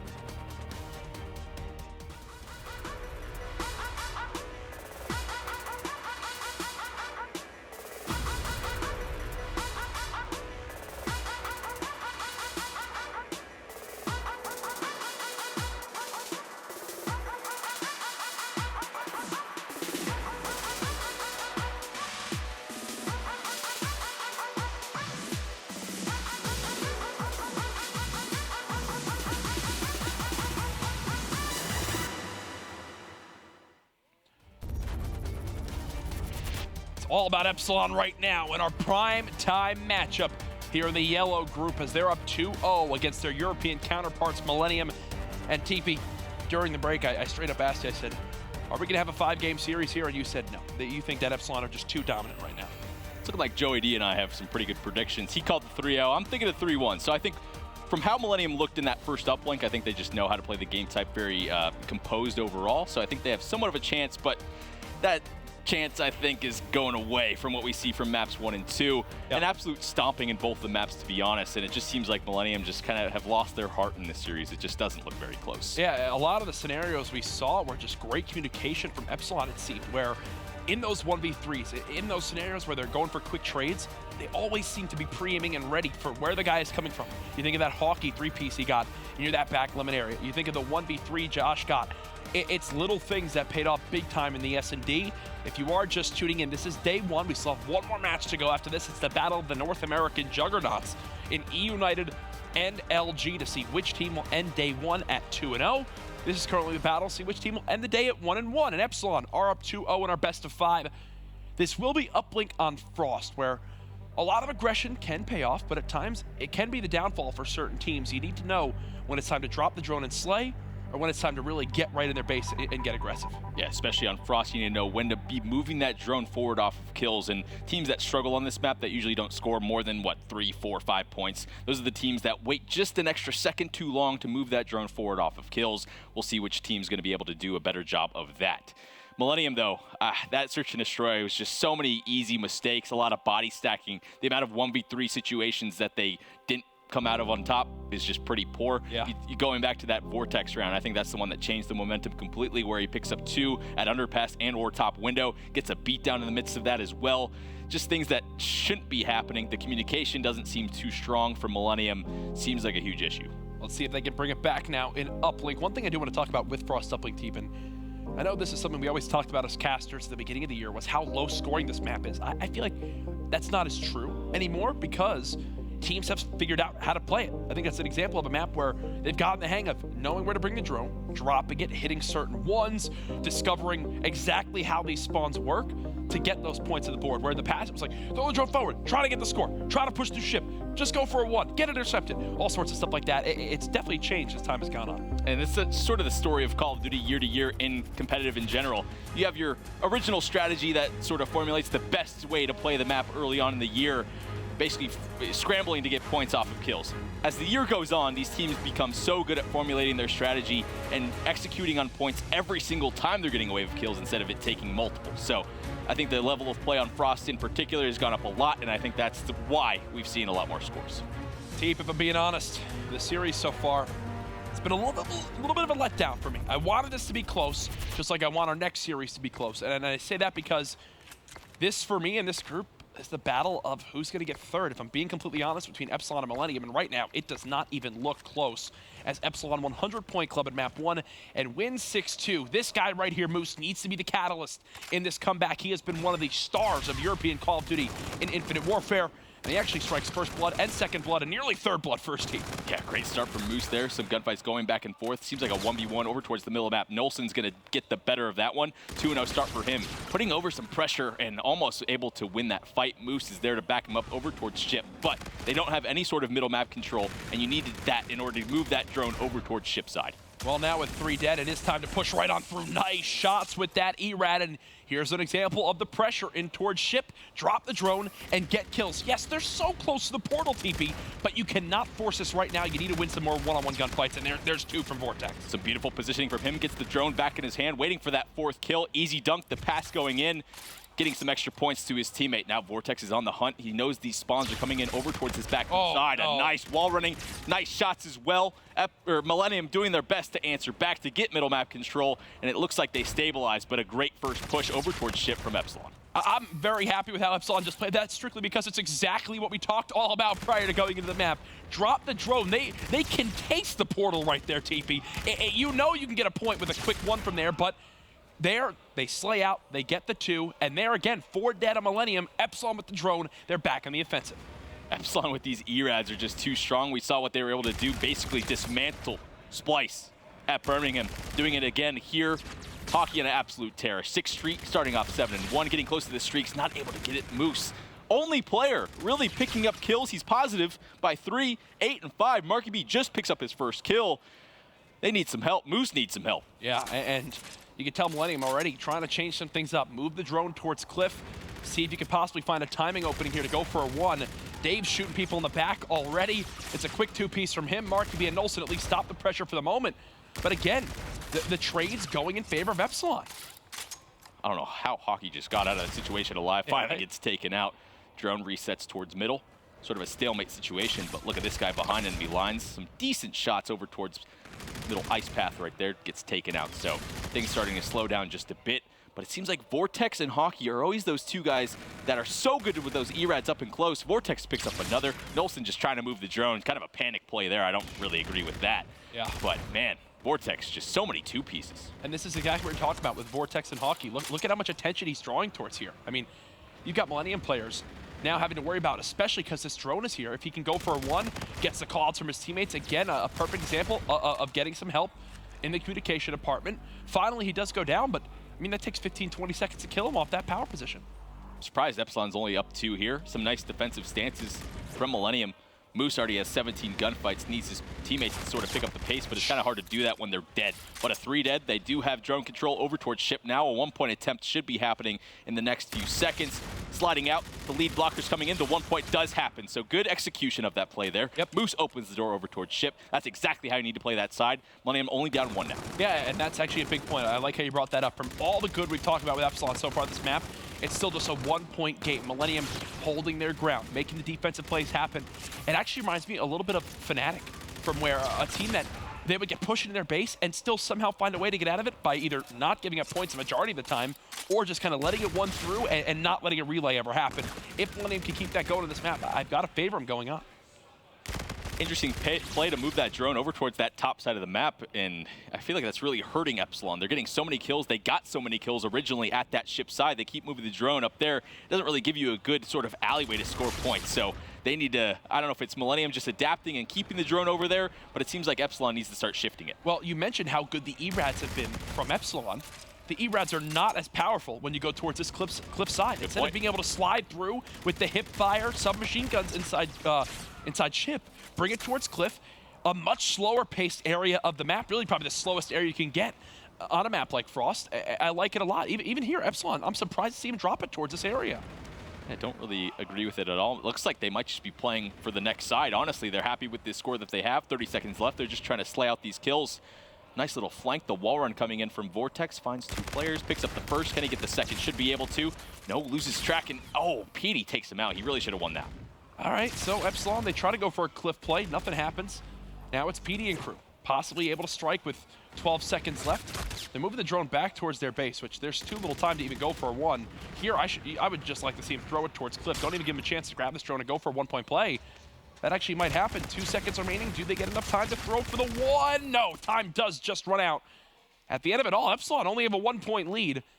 as they look much stronger in the first 2.5 minutes of that side than the final 2.5 minutes. This series has been a lot of talk about Epsilon. Yep. But I'm going to do some more. Why, when you're out slaying like that so early in that game, why are you taking drone to the weak side of the map? Go ship, shove it down their throat basically, and score as many points as possible. They kept slowing down the pace on their own when they should have been amping it up. TP's getting angry. Just a little bit. You won't like TP when he's They're angry. still winning. Yes, they are. So at the end of it, oh, Epsilon, keep it up. You're doing a good job. But no, either way, they're now 5 minutes away from the 3-0 sweep of Millennium, but they've got to fix some things going into side 2, and a part of that is hitting your hip fire shots with the ERAD. Try to move this drone now is Epsilon back into ship, and you've got to think that this side favors how they like to play and should play on this map with their pressure inside with the ERAD. It's all about pushing this Robo Bay area. But right now, Dave and crew, they've got to keep dropping this drone. They do have a lead blocker. He's now cut down. Just trying to stay alive as there's Millennium swarming all over him. Some shaky shots from him. Nolson picking up another one. Nolson starting off this side with a little bit of a 3 streak. Some momentum finally going back in their favor. They do have a lot of control of ship and towards middle, but the drone's not moving quite yet. And this is these sort of situations, like those weird 1 to 2 second gaps where they aren't moving drone. They ended up taking out. They're taking too much time. Yeah. They had control. You need some movement there. It was just, that was an awkward sequence. Because of how slow they played that, Marky B was having to watch 2 different doors at once. Something that's just not going to work out. Because of that, look at how fast a dunk comes in for Epsilon. 4 dead again on Millennium, and now Epsilon and crew, they're looking to put on the hurt with these aggressive plays. I actually love how Dave and Josh are playing this. They're just waiting to see if they can flood out a lane for their team. They're going to actually move it Cliff, and they've set up perfectly for this. It's beautiful. They knew where the spawns are going to come in towards that back helipad side. They pick up the intro kills. 3 dead, only 1 person alive in Nolson. I don't think he's going to be able to stop it. Another dunk coming in. Oh, only 1 point, though. So a nice stop from PD and Marky B holding strong, but a 4-point deficit, and Millennium just making some pretty simple mistakes, to be honest, Jack. And we saw that in the search and destroy. They really just got kind of destroyed in the hard point, but for the most part, those little mistakes build more and more. And Teep, already, you're getting frustrated what you just saw right there. What was standing out for you in that play? It looked like Marky B was tripping up a little bit on that snow, not able to get that drone where he wanted to, and it's just, they're giving up deaths, they're giving up map control in situations that they really shouldn't, and that's why this game is probably going to get out of hand fairly quickly. PD doing his best with that SMG over towards this ring side, but Dave having a little bit of trouble. Looks like the drone fell through, not able to pick up that one, so that's unfortunate for Dave. He was ready to get that 1 point at 10th off, trying to win some gunfights. Millennium answering back. Yeah, I don't think it would have actually resulted in a score anyway. There was a player on the portal ready to either stop him or go for the interception, which is a pretty high-rated interception spot, especially with that angle that you come out with. But again, 4 dead on Millennium, the slang kicking it into gear now for Epsilon. And a lot of it, again, TP, think of the engagements we've seen on this map, or on this side, they've all been close quarters. Dave, now stuck in a weird situation, accidentally takes out his teammate as he goes for the dunk, so no points on the board. Probably should have just taken that 1 point.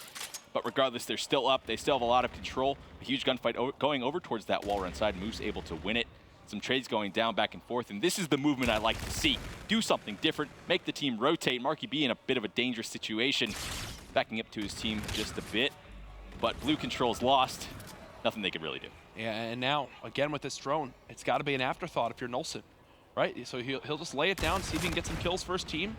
At least him and Moose do take down 1 each, and there you go, just like that. That's why you don't focus on the objective there. Lay it down, play for a score right after the dunk opportunity going on through for Nolson. Okay. And we've got ourselves a 1-possession game.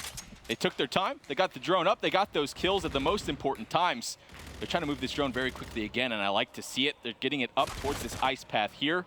Decide to take that route to the right. They need some lead blockers, though. Need to regain some health. Nolson wins a first, trying to be that lead blocker for his drone carrier, and all the teams stack it up. Some points should be going in fairly soon. He gets the 1 off, so a 1-point game. They have a chance. They most certainly do, but with 1 minute left, 2 payloads ready to go for Epsilon. It could be all the difference as this one comes into play. If I'm Hockey, I drop the drone right here, get 1 more kill for this overdrive, but instead, with his teammates clearing everything out, there's no reason to. He's going to flood right in for this score. Can he get there? No! Tries to go for a dunk when all you need is a 1-point play. That's 2 times. They should have had 2 more points, and now Moose clutches up, gets the drone back in his team's favor. They're making a play. They're getting pretty close to these payloads as well. All the players on Millennium very, very close. They could do this. 35 seconds left. They need a few kills to earn these, though. This is so smart. Moose drops a drone, gives it to his teammate, and said he'll slay out and play for this camo. They've got enough time to work with. There's the camo. Now he needs the pass. 24 seconds remaining. This is the play right here. Moose getting a spot where he can dunk this drone, and they're juking Epsilon. They're playing with Epsilon's mind right now. They're going back and forth. Moose now hitting the wall run with camo. This should be a game-winning play. He's getting hit. He's one shot. No! He gets killed with camo. There's no one. The drone's off the map. Epsilon will 3-0 Millennium with another questionable play. TP, you can't even speak. Throw the drone. TP's yelling. They played it perfectly. They popped the camo. You have to give Josh the props for picking up that kill on the player that's invisible. Yeah. Just shooting into the sky. Maybe he got a glimpse of the drone or something. So nice play from him, but throw the drone in the portal. That's the whole point of this game, I thought. I've talked a lot to players about why you see less of the people with the drone hitting wall runs. And they say it's because the drone carrier has the shadow on the wall, which makes it easier for players to see and spot. So right there, Josh uses that to his advantage. Epsilon 3-0 Millennium, and most importantly, think of what that means now for the map count as this weekend moves forward. That is an example of a series that could tell a much greater story as we move later on into day 3. Millennium and day 1 with a 1-6 map count and 0-2. Not the start they wanted to have. Not at all. And it's just simple mistakes, to be honest. You can see that they have an overall good idea of how to play these maps, but it just seems like they don't give themselves a fair shot. You saw how Epsilon was able to set up these plays. You can see them scoring points before they even do it, whereas Millennium's just trying to pull these sort of points out of thin air. Yeah. They had a chance at the end there. Moose, one of the saving graces for them, having some good performances, but only one map on the day. One of those tough decisions at the end that doesn't go their way when trying to score with that camo. Either way, though, that was a series led by that man on stage. It's Josh from Epsilon with an interview with Maven. Thanks, guys. All right, Josh, a couple things I want to talk through. But the first thing, I heard you yelling a lot. Specifically, it sounded like maybe towards Marky B, towards the side. You guys were getting hype, a little trash talk back and forth. What's the story there? It's just keeping the momentum, really. Like, obviously, I played awful in last series. I had to step it up, and I was playing good, so I had to keep myself going and just get the team going. Well, I want to talk about the first series, but first I have to know how that camo kill came down at the end, because that may have been the difference. You were able to take out Moose. How were you able to spot him there? Very rarely do we see camo get picked out of the sky. I mean, I didn't really, to be honest. Yeah, Dave camoed out to try to stop the ball and hit him with like 2 bullets, I think, and then I just literally just sprayed. I knew he was on the wall, and he only could come one way, really. He had to come into my aim, and I luckily hit-fired him and hit him with like 1 aiming bullet, I think.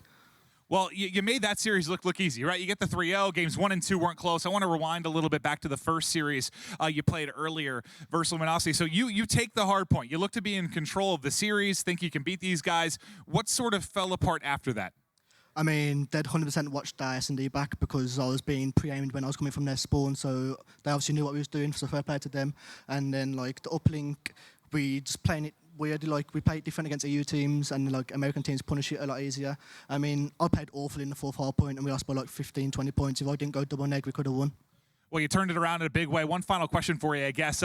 It seems to be the battle of 2 EU teams and 2 North American teams. What do you guys need to fix in order to take out the likes of eUnited and LG? Is it just a consistent effort from the squad? Well, I mean, we need to change the way we play uplink a little bit versus Americans because they play it a lot more like standard and like the way you meant to, like on paper, and it punishes us. And then we need to change the personally because obviously, well, I don't know about eUnited, but LG have watched their games back and they know a lot of what we do. All right, well, you go 1-1. You're able to take at least a match today in a solid 3-0 over Millennium. Great stuff, Josh. We'll toss it over to the desk. All right, thank you very much, Maven. 3 matches down, and it's Epsilon walking away with a 1-1 record from day 1. Millennium, they have their work cut out for themselves, but don't forget what happened just in week 2. It was Evil Geniuses who opened up the week in 0-2 and ended up in first place with a 4-2 finish. So, fellas, we've seen the matches from our European squads. They're done. They're out of the way. Before this series, we were talking with the pros upstairs, and they all said that without a doubt, Millennium was the stronger team. Joe, you called it on this desk that Epsilon was going to 3-0 and a half. Tell me who said it. They lied. Whoever they were, they lied. I was about to name off all 8 players. Don't name drop them. I knew 100% coming into this weekend that Epsilon was a better team. They've won an event this year. Plays huge into the bigger picture. Millennium, for those guys this year, they've had some consistent performances, but those guys, they've never really all been on the same page. They haven't played at a high level this entire year. But, you know, Epsilon, we've seen what they did. 3 of these guys, you know, got, you know, top 4 at champs. Well, all 4 of them. So just a great squad, and this series just shows that. Game number 1. Pretty big blowout. We have our first 100-point club of the weekend, and it comes from Epsilon. They were able to dominate that first hard point. Chance, what did you see in that initial hard point? Josh is the answer to that question. You see he's got that 1.65 KD, but even towards the beginning of the game, he had twice as many engagements as anyone else on the map. So he's playing the fastest. He's constantly finding himself in the best positions possible for him and his team. So he's doing it all. Even when he's dying, he's getting information for his team, and he's just completely shredding. So everything that could go right for Josh did go right. He was getting hype, giving his team that energy that they did not have against Luminosity. Turned everything around, and they got the best footing they could. Let's take it over to Search and Destroy here. This was also a one-sided affair. Dave drops 0 kills for the win. 0-8 because his teammates were killing everything. How did Game 2 play out? How did they keep Millennium to just 2 rounds? Epsilon, Search and Destroy is a very big momentum-based game mode, and Epsilon, I believe, had 2 1v3s along with a 1v1. Millennium can't give away that many rounds to a team and expect to come out on top. Every single piece of momentum was in Epsilon's favor, along with Specialist. Yeah, I mean, just to go what Tyler's talking about, you have 2 1v3s. You have a 1v1 that Josh wins. The first round, they're in a 4v3 with the bomb planted. Millennium's about to retake. All 4 of them flank. Epsilon, they win that round. Vortex picks up 3. Just from the start, they've been making plays. And Epsilon, when you're winning, 2 1v3s, which we don't see very often in this game because of how close together people play, just jumping on Millennium's mistakes. Yeah, it was kind of interesting as well. They had to find ways to throw away rounds. Millennium was putting effort into losing, it seemed like. Again, they were getting the majority of the first bloods. They were doing everything well at the start of rounds, getting bombed down when they needed to, and just found new and different ways to kind of fall apart. Even there, we saw it at the final ends of that uplink. They made it all the way, made the nice comeback with a minute left. Then they get to that final moment where they can tie it up and force the OT, and they find a different way to throw it away. Final question here. We got to talk Game 3. Was this Epsilon still showing dominance in uplink, or was it Millennium throwing the game away, in your guys' opinion? A little bit of both. So Epsilon, there was a few times where they could have went for a 1, but they went for a dunk, so they got a little bit greedy there. But along with Millennium at the end, they could have went for the 1 to tie up the game. Instead, they played for the win. So it's a little bit of both teams there that got kind of greedy, and it ended up hurting Millennium in the end. Yeah, I mean, just Epsilon controlled most of the game. Sort of that last, 60 seconds, Millennium starts to put some plays together. You hear Marky starting to get loud. And I mean, it's just Epsilon. They're just able to clutch up something that they were doing the entire game.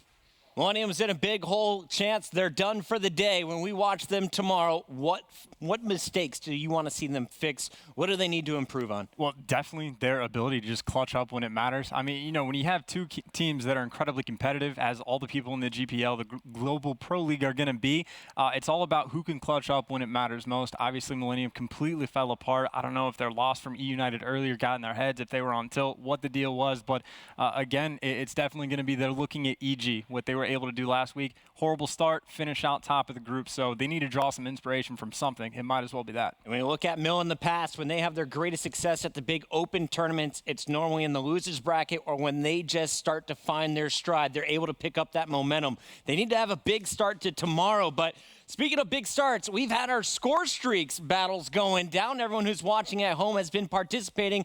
And here's a look at the answers from our last series. The first question was, will Epsilon score over 200 points in Game 1? 85% of you guys guessed this was going to be at least a close game or thought Epsilon was going to win it. They pulled it off. They're just smart people. That's what I've been telling you, man. Over the past few weeks, you guys are great at home. We got some really intelligent human beings. Question 2. Let's pull it up here for you guys. This one was all about the search and destroy. We wanted to know how many rounds will be played in the game.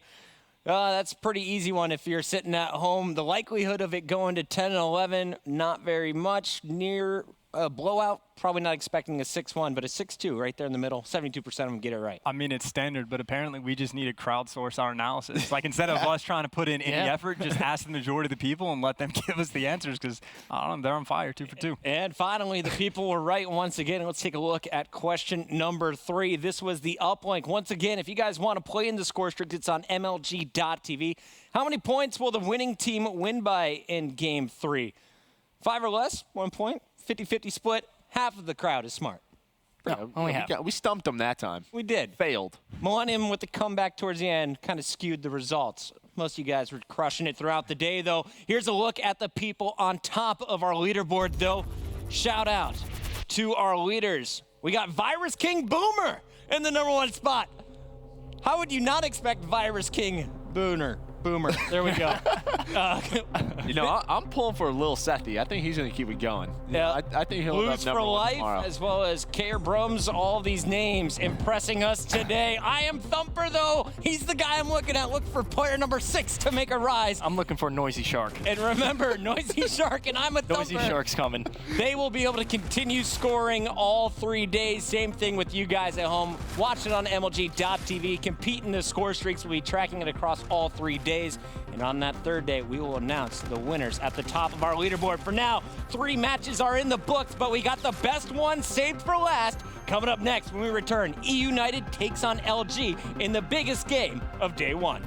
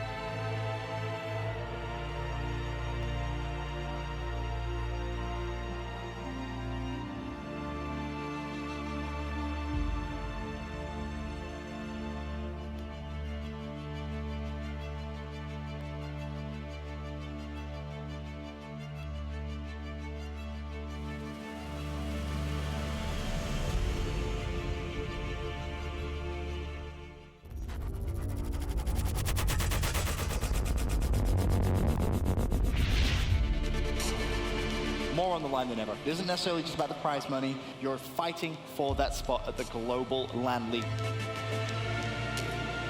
You wish everyone could be involved, but realistically, only the 16 best in the world can be. Congrats to all these guys earning that invite. These, for me, are the right teams in the league.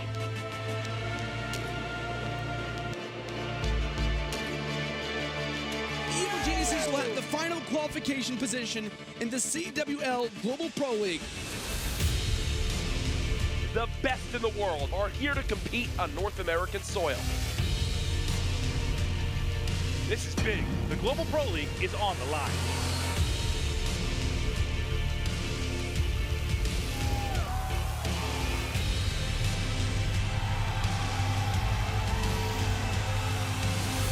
The LAN League is pretty much everything. That's going to be the season for everyone.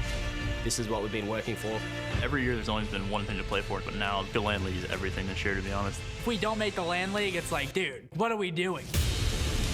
eUnited will enter as the top seed in their group. The boys on Luminosity are headed to the Pro League. And Millennium will get their chance to go to Ohio. Epsilon sneak in with the final spot out of Europe. The gunless gets cleaned up all three. He's gonna put it in for a 3-point play, and this is it, Jack.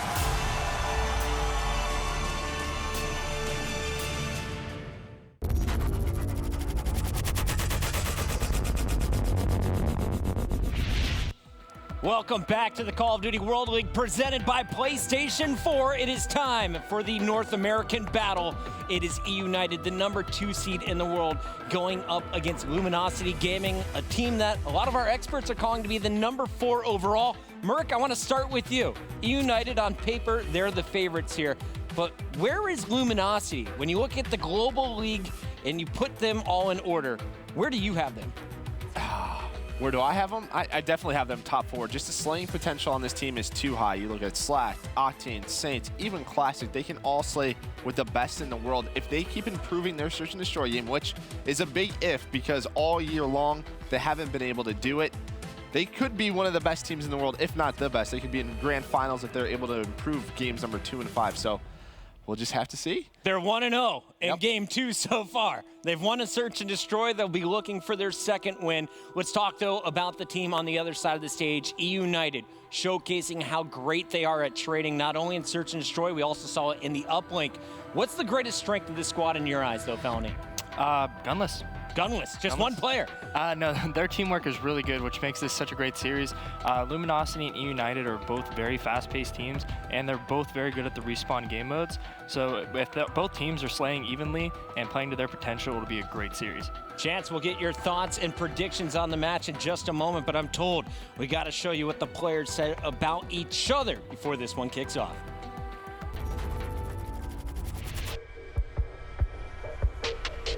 What I learned from a matchup against LG in pairs is that consistently we've been pretty good, but that was a really off event for us, and there's no chance we're gonna let that happen again because that was like our worst loss. I took that Paris match as a grain of salt, man.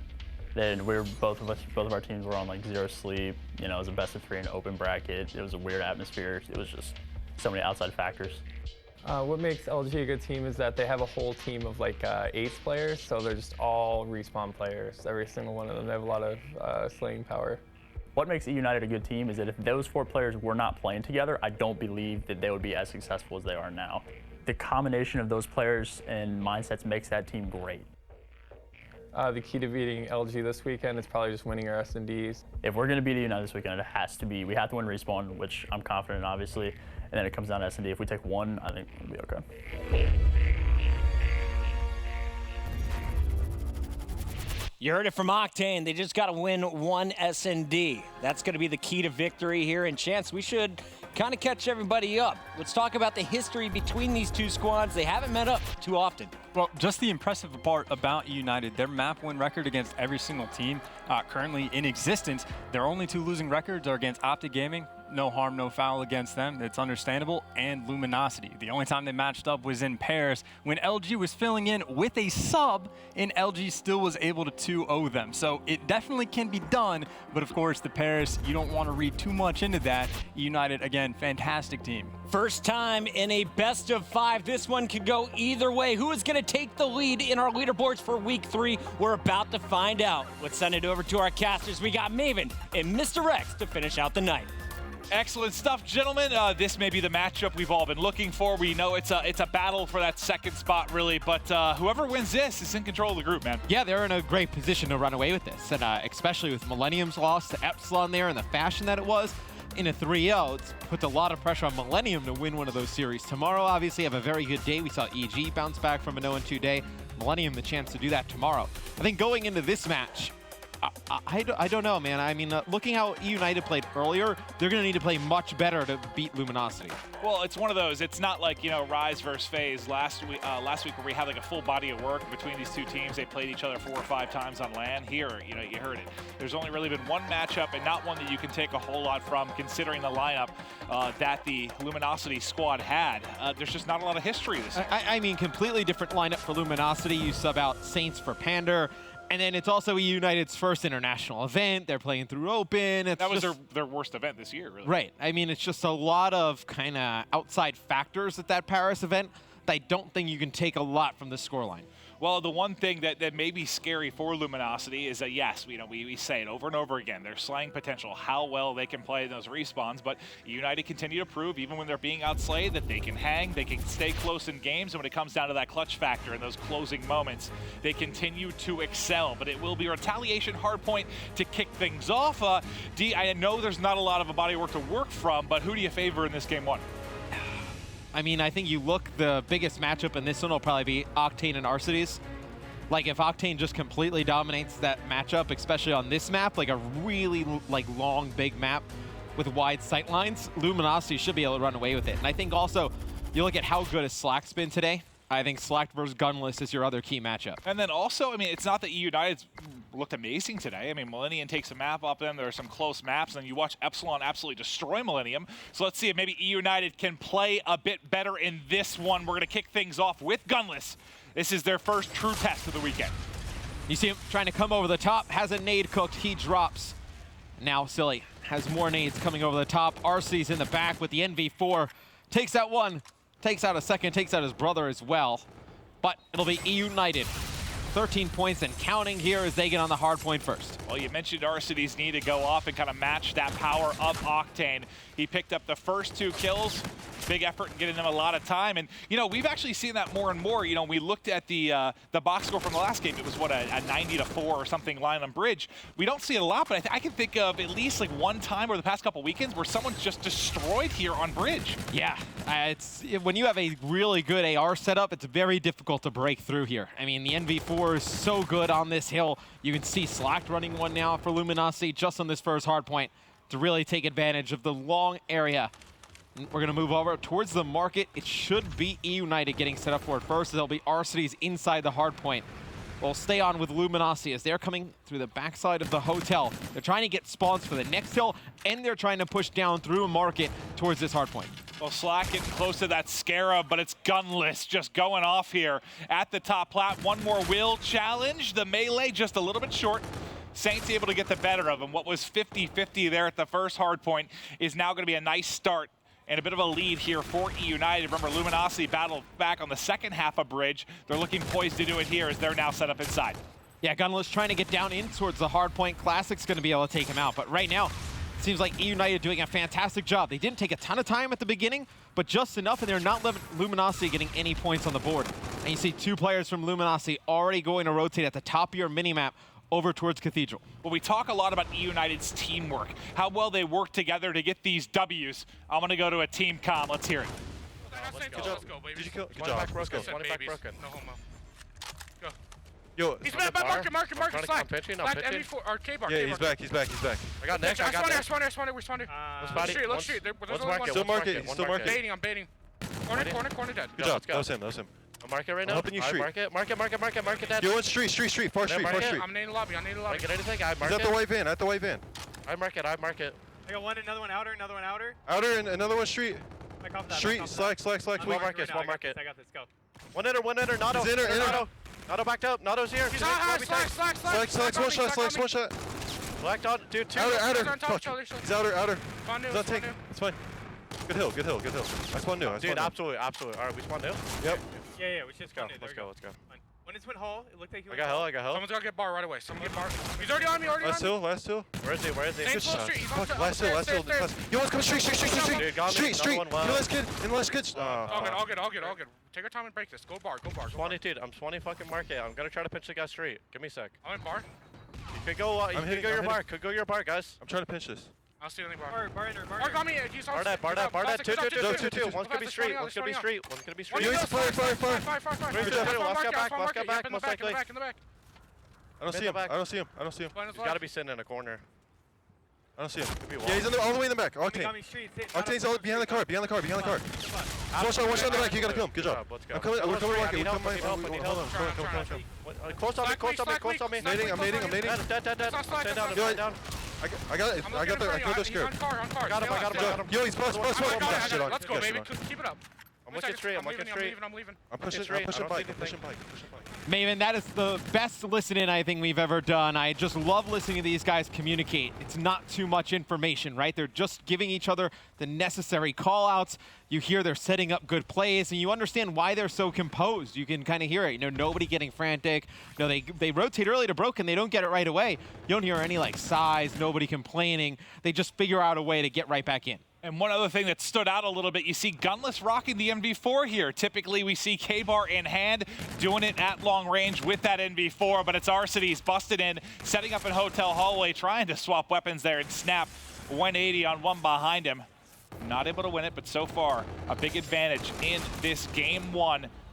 Silly continuing to cruise. So right now, I mean, everybody positive for United. Pristini, the only one that really needs to get going, but you got to come to the lead. Yeah, first thing he said everybody positive, I was like, 5-11 is definitely not positive, and that's exactly what I want to talk about. It's kind of crazy that they're able to have this big of a lead with Pristini, you know, not really giving them much in terms of slaying. He picks up 2 quick kills there before he drops, but he does have a lot of time in the objective. His teammates just doing a good job picking up the kills before they're just kind of converging on him. And all the eUnited going into the second half with a pretty nice lead. Silly actually runs right underneath one there, but able to turn back and win the fight with Slacked. That'll stop the spree for the moment. Now it's going to be Octane setup. Remember, it's 50-50 on bridge the first time. Luminosity set up nicely here, but there is a pinch possibility coming in for eUnited. Octane covers one side, wraps back, covers the opposite side as well. Wasn't able to finish the kill, staying down until he gets a little bit of help. Silly, though, flying high, gets 2 there as he clears it out for eUnited. Unfortunately for him, Slack still alive and well. And I think Silly's been a big difference maker for eUnited. Back at Dallas, you did not see Arcides play up to how he played during Atlanta. You were wondering where the other kills were going to come from on this lineup. Obviously, we know Gunless, very consistent, always going to put up big numbers. Silly showed up in a big way. And I think if they get Silly on the same page, you know, with Arcides, and then obviously you combine that with what we know Gunless can do, this is a team that can start to outslay some people and make the games a little bit easier on themselves. Well, they were outslaying early. Now, not the case as Luminosity comes roaring back. Classic getting close to that camo. Saints working towards reactive armor as well. Let's go to Classic when we can, just because he's on a 5 streak right now. Take it back, right as I call that out. He ends up dropping, but LG, they brought it back. They were down as much as, what, 70 to 80 points. Now, trying to bring it back. And you heard the excellent communication coming in from eUnited. I want to hear how Luminosity sounds. Gunless on hill right now. Yeah, Gunless on hill, fuck. What was inside bar watching his hall? I spawned grave too. We put it back, good shit, boys. We put it back. We need to hold these spawns. One was lobby, right? Always snaking. One bar. Archie's weak. That show up, Jay. I needed your lobby. Oh, pet challenge. One bar weak, I had one nade. Gunless one hill. Archie's down. Nice, shoot that. I spawned behind him. Oh, Benjamin on hill. Benjamin on hill. Last 2 are on hill. Last 2 are on hill. Tank on me, tank on me. 2 I know. We gotta hit this. We gotta hit this. He's helping market. He's gonna be in market. One's gonna be in market. Could be your bed. Try to trade that guy down. He's gonna hit me. He's probably gonna hit me. Yeah, Benjamin. Don't mark. Benjamin dead. Wall's marking. Marcus challenging Sam. One's deep hill. Right corner Sam. Right corner dead. Take one shot. Take one shot. Take that. On the heady, Jerry. Letty, absolute Arcees. Challenge market steps. He challenge market steps. He's camping market. We're coming over. Get my cross stick. Yeah, one's deep right. We're coming Deep right over. here. Damn. Arcee's deep right. He's challenging back door. One's bar curve. He's couch curve. Couch curve on me, Silly. On hill, Pierce. 2 on hill, guys. 2 on hill. I'm dead. They pushed me. 2 on hill. One shot on hill, Pierce. He's close up corner when you go in front door. I spawned out back, bro. 3 there, I got pinched. I stay up. Everyone stay alive. Where you at? Where we got one break. I spawn out rich. I'm in lobby with Nick. I'm gonna fight lobby. He's lobby on me. Silly lobby weak. Silly lobby dead. Absolute. We're coming. Could be another one. One's in market. Yeah, market's lining me up. He's on. Market challenge me, Sam. Are you dead? Let's get up too. Yo, in the corner. Pristini. Front hill. Absolute. No, he's in the front hill. Gunless hill. Let's trade. Let's go. Alright, rotate. Yeah, Spawn market steps. Yeah, I'm getting close to camera. Z bridge. Could be top planet. Could be back. Shot Jay's wall heady. You hit me. I don't see anything. I'm here, Nick. You see anything? He's on the heady. Next step. 2 bridge. Arcees and one more. Silly dead. I'm absolute, Nick. I'm absolute. All right, Matt, so we get to hear both teams there. What do you think about LG? I like their communication as well. You know, not too frantic. It's just when they rotated early there, it's not anything to do with their communication. They just got broken so easily. I believe Arcides is in market. He goes on like a little bit of a streak there. I believe it's 4 or 5 kills. Kills Classic, who's watching Saints cross, and they're able to just flood him inside of the hill. But unbroken here. You will see Luminosity in control. They can come back into this game by locking this down. It seems like one of those tight games that ends up closing out on bridge. I don't think anyone's been able to build towards streaks yet. You know how crucial those can be down the stretch as Saints goes off. And I was just about to say, he's 200 off that Trinity. That could prove crucial towards the end of the game. If you don't have streaks to work with, it's going to be those payloads. You know, Camo and Reactive and their ability to bust through. And now you see Classic, Octane, and Slack start to come alive. Octane on a 4 streak, Classic on a 3 streak. He's got that active camo. You do have Saints with the reactive armor as well. Both payload abilities up. It's going to be Luminosity going up 1. Now they have control of this hotel hallway. We have seen a lot of teams maybe been able to close it out on this one. Very difficult to get in. A lot of teams start to flood 1 by 1. And I want to see, is Octane close to getting streaks? I know he's got 4 in a row here. Classic just dropped, I think, 200 off the Trinity. So, all right, look how close Octane is. He only has 23 bullets to work with, though. He comes in, fully streaked out as he gets the points as well, and that could prove to be the difference. It might not even matter. They could close it out here. They only need 9 more points. Octane going off. Everyone starts streaking late for Luminosity, but it's 7 in a row, and LG needs 1 more hold. 1 more contest comes in. There's the final kill, and Octane goes man mode down the stretch. A great comeback there from Luminosity. You saw Slack, Classic, and Octane all come alive towards the end. And I think even if it goes 1 more hill, they have reactive armor, they have active camo, and Octane has full streaks. We said, you know, Arcides and Octane, that could be the difference. You saw Octane go off at the end. Well, if you're a new viewer and you hear us say, you'll hear, you know, we talk about European teams needing to steal respawns from these top North American teams. And when you talk about a matchup like this, you hear us say with Luminosity a lot, the slaying power. You saw that right there. Yep. You know, they're trailing. eUnited had a couple kill advantage, and then Luminosity just erupts. It's like a switch goes off, and all of a sudden everyone can just crush. It's kind of like what you see from Optic Gaming. Like every once in a while, like Optic, they'll get off to a slow start. Same with FaZe, or FaZe in the past. Like, yeah, they'll get off to a slow start, and then all of a sudden, like, you look on the top right of the scoreboard, and everybody's on like a 3 streak or a 4 streak, and like it just starts to just mound up in their favor, because then they start to get abilities faster, they start to earn score streaks, and then the game gets out of hand. Well, that game was over even if they made it to bridge. Oh, yeah. Somehow they could test it. You'd have the bombardment, Scorchers, Trinity to go with. I mean, he'd just be able to nuke them out of the hard point. There was nothing they were going to be able to do. Didn't matter, though, as they win it in Hotel Hallway, and now LG in control of this. You took LG first this weekend, right? Yeah, I thought Luminosity was going to come in here this weekend, and you know, look, obviously there's a lot of things you can do in the game strategy-wise, whatnot. There's no real answer for somebody just killing you more times. Like, there's no answer for like just raw like kind of gun skill. And I think Luminosity, like, if they just play to their strength in S&D, which is just attack, I think they're in a better spot. Well, Luminosity went through some changes coming out of Black Ops 3. If you're new to competitive Call of Duty, let's take a look at how this squad got here.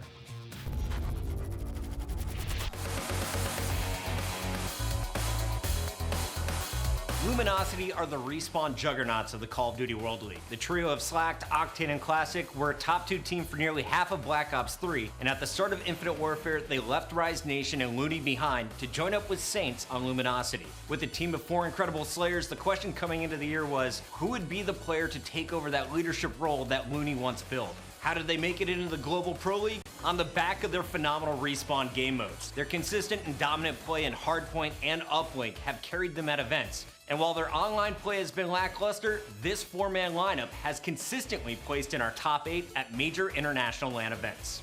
Luminosity's standout performance was at the CWL Atlanta Open, in which they took home 4th place. They began their run with a 4-0 start in pools and a dominating 3-1 victory over Vegas champions Rise Nation in the winners bracket round 1. Ultimately, though, they were knocked into the losers bracket by Team Envious and bounced from the tournament by Optic Gaming. However, the 4th place finish, an epic 5-game series with Optic, showed that this team has incredible potential. Moving forward, all eyes will be on Luminosity's continued struggles in Search and Destroy. At the most recent event at CWL Dallas Open, It was a perfect example of the team's weakness. LG won over 70% of the respawn game modes, but only 30% of their search and destroys. Luminosity has the raw slaying power to hang with the likes of Optic Gaming, FaZe Clan, and eUnited, but they have to fix their S&Ds moving forward. The goal for this Luminosity roster should be to become a more balanced team in time for the GPL. Tune in May 5th through the 7th to see how Luminosity performs in Stage 1 of the CWL Global Pro League.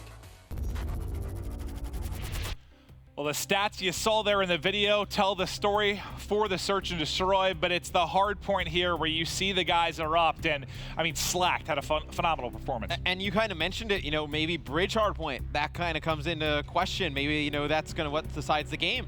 And it does. I mean, look at Streets, you know, that second hard point dominated by eUnited. eUnited takes Grave, which usually we see, you know, whoever wins Grave win the game. It's really the hotel hallway, which a lot of that time came at the end for Luminosity.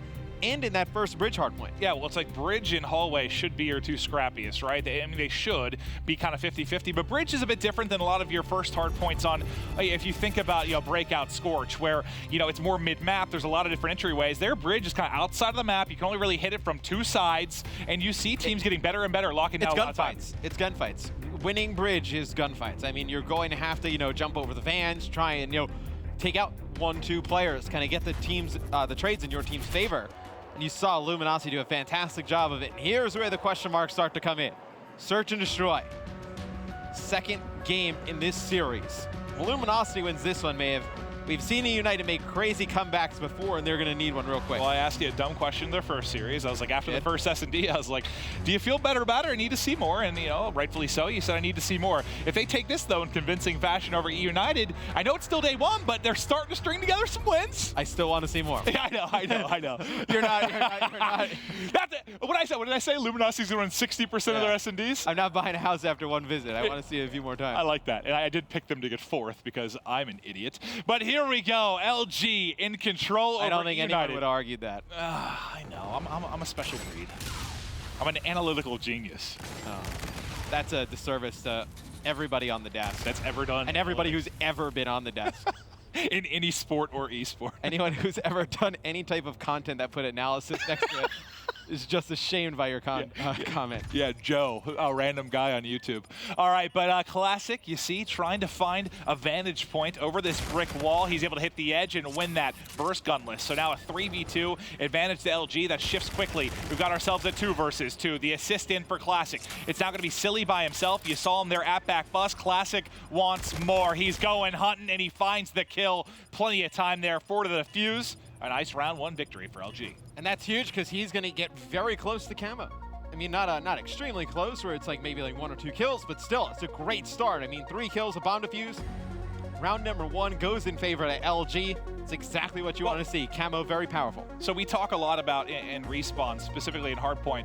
One of the big keys, like if you can get streaks early, it's devastating a lot of times for teams. I guess what I would relate that to maybe in search and destroy is if your camo guy can go off early. If he can build towards that, you know, get a camo to make a play early. I mean, we don't usually see 2 on occasion. It's very rare, but a nice start from Classic. This time, though, he's cut down immediately. I love what we're seeing from Luminosity. Just what going, the hell? Just fighting. Honestly, they need to almost turn this into like just kind of one life TDM where they just find out where the other team is going and they just charge and they fight. And I mean, you see Classic go down first. They're able to win some gunfights mid-map. That's a very fast S&D round. I believe it was Dallas. I talked to Classic outside after one of their matches, and they were struggling so much in search. And I just asked, you know, what needs to change? He's like, bro, we are flying at people now. We are going to play aggressive. And they started to do that a bit. But what would happen? They would get ahead.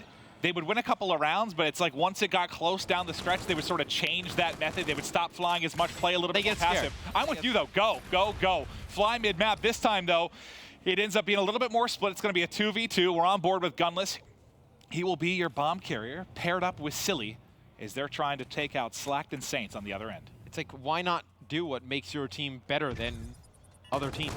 I mean, what makes them better is their slaying power. You see Saints able to get one. We're going to have a 1v1 quick here. It'll be Gunless versus Saints. Erad versus K-Bar, and Saints is able to just peek the fence, baits out Gunless into wasting a few shots. And he's going to get on the bomb Luminosity coming out hot in S&D. And that was a sick win too, because you saw Gunless knew where he was, obviously. Saints, you could tell, wasn't exactly sure. Once he spots him, just shoulder peek, shoulder peek, shoulder peek, over and over. Just whittles away there at Gunless. This is beautiful stuff. Finally, he challenges and hits all the shots. Nice stuff from Saints. And a gunfight at the beginning of that, I thought that was going to go Gunless's way. Yeah, I thought so too. I actually did catch, it's quite interesting. On this map, I was watching Classic and Slacked. I believe they were some of the first 2 players here the morning we did interviews. And they played this map one-on-one ERADs and just shot at range from a distance. Don't want to say practicing for those type of moments at range with the ERAD on this map, but see Slack getting first blood. Classic comes over the top. It'll be Arcides alive, quickly dropped. Gunless, the only one up. These rounds have not been close. No, they've been fast too. This one though, can Gunless clutch up? Bomb not planted yet. He's able to win one, turn it into a 1v1, trying to use cover here. Lemon, he gets pushed though, and Classic cleans him up. And back to your point you were making about those long-range fights. I know a popular one. I was talking to John from Envy. I think it was week 1, and he was saying, yeah, that's something they like to do, whether it's with an ERAD or with an NV4, like Crusher. They go to that outer lane on Crusher, and they just do one-on-one gunfights over and over again. And he told me he was playing against Cap. Cap had NV4. He had an ERAD at range. He's like, I was beating him half the time. You gotta hit 6 shots at that range. I don't know if I believe that. For Cap's sake, I don't want to believe that. Poor Cap. Maybe John was fibbing. But it's 4 in a row for LG, and they're poised to win their 2 S&Ds this weekend, and they've looked good, man. Just look at how aggressive LG is. You see Saints catches one. They have to have an idea. And look at this. This is so good from what I'm seeing at Luminosity. They're staying together, moving as a unit. The last round, we saw them trade it out effectively. Let's see how they play this one. Well, here they go. They're going to fly out. The first person out's Classic. He wins the gunfight. Doesn't even have to bait. Octane finds the next. It's now Silly and Arcides. They have position here on the bomb at least. They're set up nicely, but there's just so many players from Luminosity to come forward. It's now going to be all onto Silly. You have Camo to work with if you need it, but Saints doing what he can, finds the kill. 20 seconds left for the defuse. And LG is, it looks like a literal steamroll. If you watched footage of this team from Dallas and S&D, and right now, that you would think they were just completely different lineup. Yeah, I mean, they look nothing like the Luminosity from Dallas. And I think there's probably a bunch of teams sitting at home. Like, I hope this good S&D play doesn't continue into Saturday and Sunday, because this is a team come playoff time I would not want to play if they're playing this good. God, no. I think you know, we mentioned their first series. If someone would have told us that they were going to be somewhere between 40 and 50% in their S&Ds, we would have picked them to win this group, no questions asked. Yeah. You did it, you know, whether it was just relying on the respawn or thinking they would improve in search. I mean, it's been both. You see Classic with bomb in hand and Camo. Don't exactly like that play, but can't be too picky. I see him coming around the outside. This should be a kill. First blood in favor of LG. Christini takes out Saints. Slack there to trade out right away. All right, let's see if Classic can wrap things up. He needs one more bullet into Gunless, trying to find it. They're in a 2v2. He should be cleaned up momentarily. And now, no, they're able to win the round. So they do get one. If he gets one more bullet into Gunless, that probably goes a little bit differently. Gunless, good job surviving there behind sandbags. But now you'd have to perform what very few teams in Call of Duty history have done. Come back down from down 05. S&D better, still not perfect. Probably wouldn't want Classic to take the bomb in that type of situation. Has Camo, give it to either Slacked or Saints. Let Classic push up, get a kill, get bomb down, win the round with ease. Well, you do have Camo at least for the side of eUnited, but even if that gives you one round, there's a mountain to climb behind that. Still, you see aggressive pressure mid-map, more of what we saw last week a lot. Take control mid-map and go from there. You can see how much information they have, and that number 5 on the mid-map's a big one. That's Classic. He gets to the opposite window, flies forward and finds the kill. Gunless required to pop the Camo, only gets one there. Octane quickly snaps and takes him out. Arcides with 2. There'll be Saints now. In a 1v1, has the reactive armor, and he's gonna pop it. And it's like he's just trying to bide his time, but not enough. The payloads come in big for Luminosity, and that is a 6-1 stomping of eUnited in the search and destroy. Wow. I mean, it's kind of like, this is what you wanted. It's kind of frustrating. Although Luminosity is playing great, it's frustrating because it's like, where has this been like up until this point? Like, I mean, they've had so many opportunities. They don't want to see like make finals at events or make like even longer runs. But like, this is a team that, like, you look at this roster on paper, Maeve, and like, they're so strong in all the game modes except Search. It's like, if they were just doing this at in Atlanta or at Dallas, it's like, who knows how those events would have turned out? Well, I know, just thinking back to the very beginning, when the team change happened, they go to Luminosity. I remember you and I were chatting, and I think we both took them like top 2. I think it was like Optic and them. Like, we were really, really high on this team, and this is what you expect. They have all the pieces. Yes, they have all the pieces. Can they actually get it done? Will the 3-0 happen here over eUnited? You'll find out after this quick break.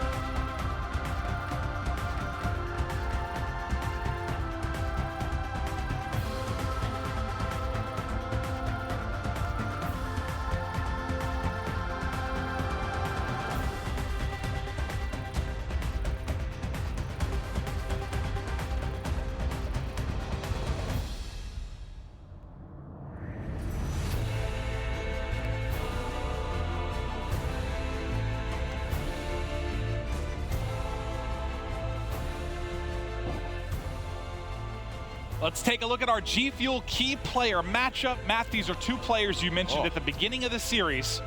They got to get it done here. I mean, look at the stats for both of these guys. The S&D KD for Arcity prior to that one was absolutely sick, 2.66. And Octane, you look at his stats across the board, man, dominant with the NV4 in his hands, coming into uplink. I think whoever kind of holds serve here on Frost is going to lead their team to a victory. Let's see who can get it done. That is your G Fuel key player matchup for eUnited versus Luminosity.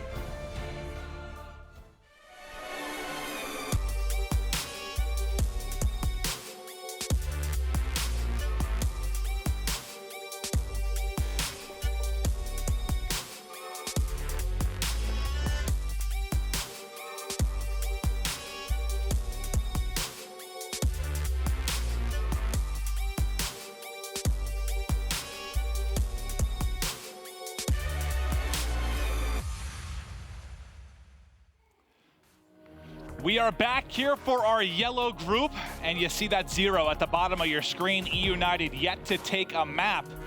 And for a series that I I expected to go the distance. I talked to Classic outside, and I was like, what do you think series score? I mean, obviously he would say Luminosity, but he was honest. He goes, I think this goes the distance. He was thinking 4 or 5 games. Maybe not. I mean, you saw in the eUnited versus Millennium match, it was not really that big of a blowout. Then we saw Epsilon get on stage and just kind of wipe the floor with them, and I was like, okay, like, don't know which one was different. Like, you know, if Millennium was just, you know, not up to par in the Epsilon match, and maybe they just got a little bit deflated after their first one, or maybe it was a little bit of question marks on the eUnited side. I think now you can definitely say, you know, Luminosity obviously playing at a really high level, but eUnited not having the best first day. And this would be Luminosity's toughest day of the weekend, right? When they play Epsilon, yeah. And they're also going to play eUnited. And God, is this something where, Matt, you know, we talk about it a lot in Call of Duty and sports, esports, just talking about matchups, you know, by position where it can be difficult for certain teams. And I think you mentioned to me earlier, it's just, you feel this is a tough matchup for eUnited. Why is that? For some reason, it just seems like it is. You know, obviously eUnited, and against Optic Gaming, they do have success. But, I mean, you lose to Luminosity in Paris. Obviously, you don't put too much stock into that, but Luminosity playing with Pander, obviously Saints a huge, you know, upgrade over Pander as a player. Sorry, Pander. But, well, I mean, it's just kind of being honest. I mean, you have those 3 core players of Luminosity, you know, Octane, Slacked, and Classic. I know, just 3 very difficult players to go up against. It looks like Gunless is also searching for the sky for answers right now on how they're going to fix this. Dear God, help us in this one. What needs to change right now for United? I mean, the uplink, obviously, it's a map they can take, but what needs to turn around? I mean, is it just to say win gunfights? Is that the way to just kind of say turn around? I mean, not an easy answer. As dumb as that sounds, it's not an easy answer. It's not an easy task, but I mean, you're not going to win respawns when you know you have Pristini playing, you know, pretty negative against a team like Luminosity. Because you look on the side of Luminosity, who's going to go that negative? Well, I mean, you can't rely on one of those guys to play that bad. You take that game 1 if LG doesn't, you know, explode at the end there, but you kind of just, it's gotten to a point where we kind of count on, it's like Optic. You count on some point in a respawn, they're going to go off. There's going to be just a dominant 60 to 90 seconds at some point where they completely just rail you, and that's exactly what you get with LG. Do they do it again here in Uplink is the question. I don't know. We've seen eUnited with their backs against the wall show up in a big way. Not be surprised if they make this a very interesting series going forward. Well, let's talk back to Dallas against Optic Gaming in that final. They go down 2-0, battle back and take the first series. They go down 2-0, battle it back to a game 5. So yes, they are certainly a team, you know, kind of like FaZe in the sense that I never count those guys out. They will fight back no matter what the series score. But it's just, I guess it's scary because these games have been so lopsided. At least, well, okay, the game 1 was close, but that search was certainly lopsided. And this is necessarily not the best map draw for eUnited as well. You have some pretty strong ERAD players on the side of LG with Saints, Slacked, and Classic. So I think, you know, maybe this map kind of plays some into it. Be interested to see if anyone pulls out, you know, some of the things that we've seen spliced through a Fnatic with running 4 ERADs on this map. I think if anyone were to do it, it would probably be eUnited. I don't know if you'd see Octane with a ERAD in his hands. More than likely not. But Gunless, we'll watch him off the opening break. You see on X-Ray, everybody from Luminosity flooding forward. High off the wall run, there's a team kill in for eUnited to kick things off. But Gunless still trying to hold here, playing his life as he's just kind of peeking around drone. It's a nice shot there from Saints with the K-bar in his hand. So you're going to have actually Octane and Saints both running the K-bar, and Classic and Slacked running the ERAD. You see Saints coming here through the middle, takes out an ERAD, trying to put shots in 1, getting very aggressive going over the top. I believe Pristini falls to his death during that engagement as well. Slacked, though, is searching for players on eUnited. Now with the drone, back towards mid-map. Let's see how these teams decide to play. I believe it's Classic that has picked it up, and he should get a call to get forward. Maybe not after RCD is actually fine to kill, but a few went the way of LG. Arcides, that lone defender there, shut everything down, making sure Luminosity can't get points to the board. Arcides keeps going off. He's actually found 4 in a row now. He's 5-2. Can we check real quick how close he's getting to building towards streak? So 50 off the Scarab, still a long ways to go, but look where Arcides is. Well, it's actually a really nice play from LG. Instead of going out to wrap their base, they're just like, screw it. Let's challenge the other 3 players mid-map. Silly getting off to a rough start. It's going to force Arcides all the way out of the base. A nice interception there by Pristini prevents the 1-point play going through. Luminosity doing a good job getting eUnited back on the defense. Yeah, I like that play. Arcides, okay, have fun in our base. Doesn't matter. We're going to push forward and go for points. They don't connect it, but I like the play call there from LG. Drone still in the hands of Luminosity. They've been controlling it for the most part at this point. Can Pristini now make some noise for eUnited? His teammate dies in front, looking to trade the kill, struggling to find it, but finally will tag Octane to the face with his fist as he jumps back up to get another. Not able to win it. So far, 2 minutes in, we haven't seen a single score here. Who do you think's been better, though, through the opening couple of minutes? I mean, it's kind of hard to tell. I mean, we haven't seen much of offense from either team. Obviously, no scores from either team. It's really just kind of kills being traded on both sides of the map. You see Slack now working towards score streaks on a 5 streak with the drone in hand. He has some lead blockers. This is probably the best chance for points we've seen this far. Can he get some points and stay alive is the question. No. Oh, God, he misses it, but he might actually find the kill. That was a whiff. That was awful. Yeah, didn't he play basketball, Matt? Yeah, he played basketball with me the other day. You shot some hoops, Matt? Yeah, I mean, he was definitely more accurate in that. I mean, that was just an awful attempt. It's one of those, sometimes I can't tell if they miss because, hey, you know, they know they have bodies there and they just throw it forward as Gunless flirts with the disaster. But I think that was just a good old-fashioned miss. Oh, barely. Barely over the head of one of the defensive players. eUnited strike first. Yeah, it was Octane there going for the interception. And what should be a 1-1 game. It's a big miss there from Slacked at the beginning. All right, let's get back to mid-map. Octane with some nice shots onto Gunless. Drone out in front. Sees one player, so has to bide his time, needs a bit of help. There's someone in behind him. I think Classic was about to clean that kill up, but couldn't get there in time. Pristini actually finds both on the outside, so now it's eUnited's chance for maybe a little bit of a counterattack. Get some points going on the board. Pristini encounters one on the wall run, stays up. I was saying, if he snaps onto the one at back construction, that would have been just sick. Here, maybe a dunk, the beatdown, and the finish from Arcides. Sick stuff there. That's Pristini and Arcides getting it done, the brother duo. Nice stuff. It's a really nice play from Arcides, and now working towards more streaks. Pristini had the drone in the middle of the map, cut down by Classic, but see Arcides just searching for more players in the LG base. Finally going to get taken down by Octane, but good start here from eUnited, battling back in this series.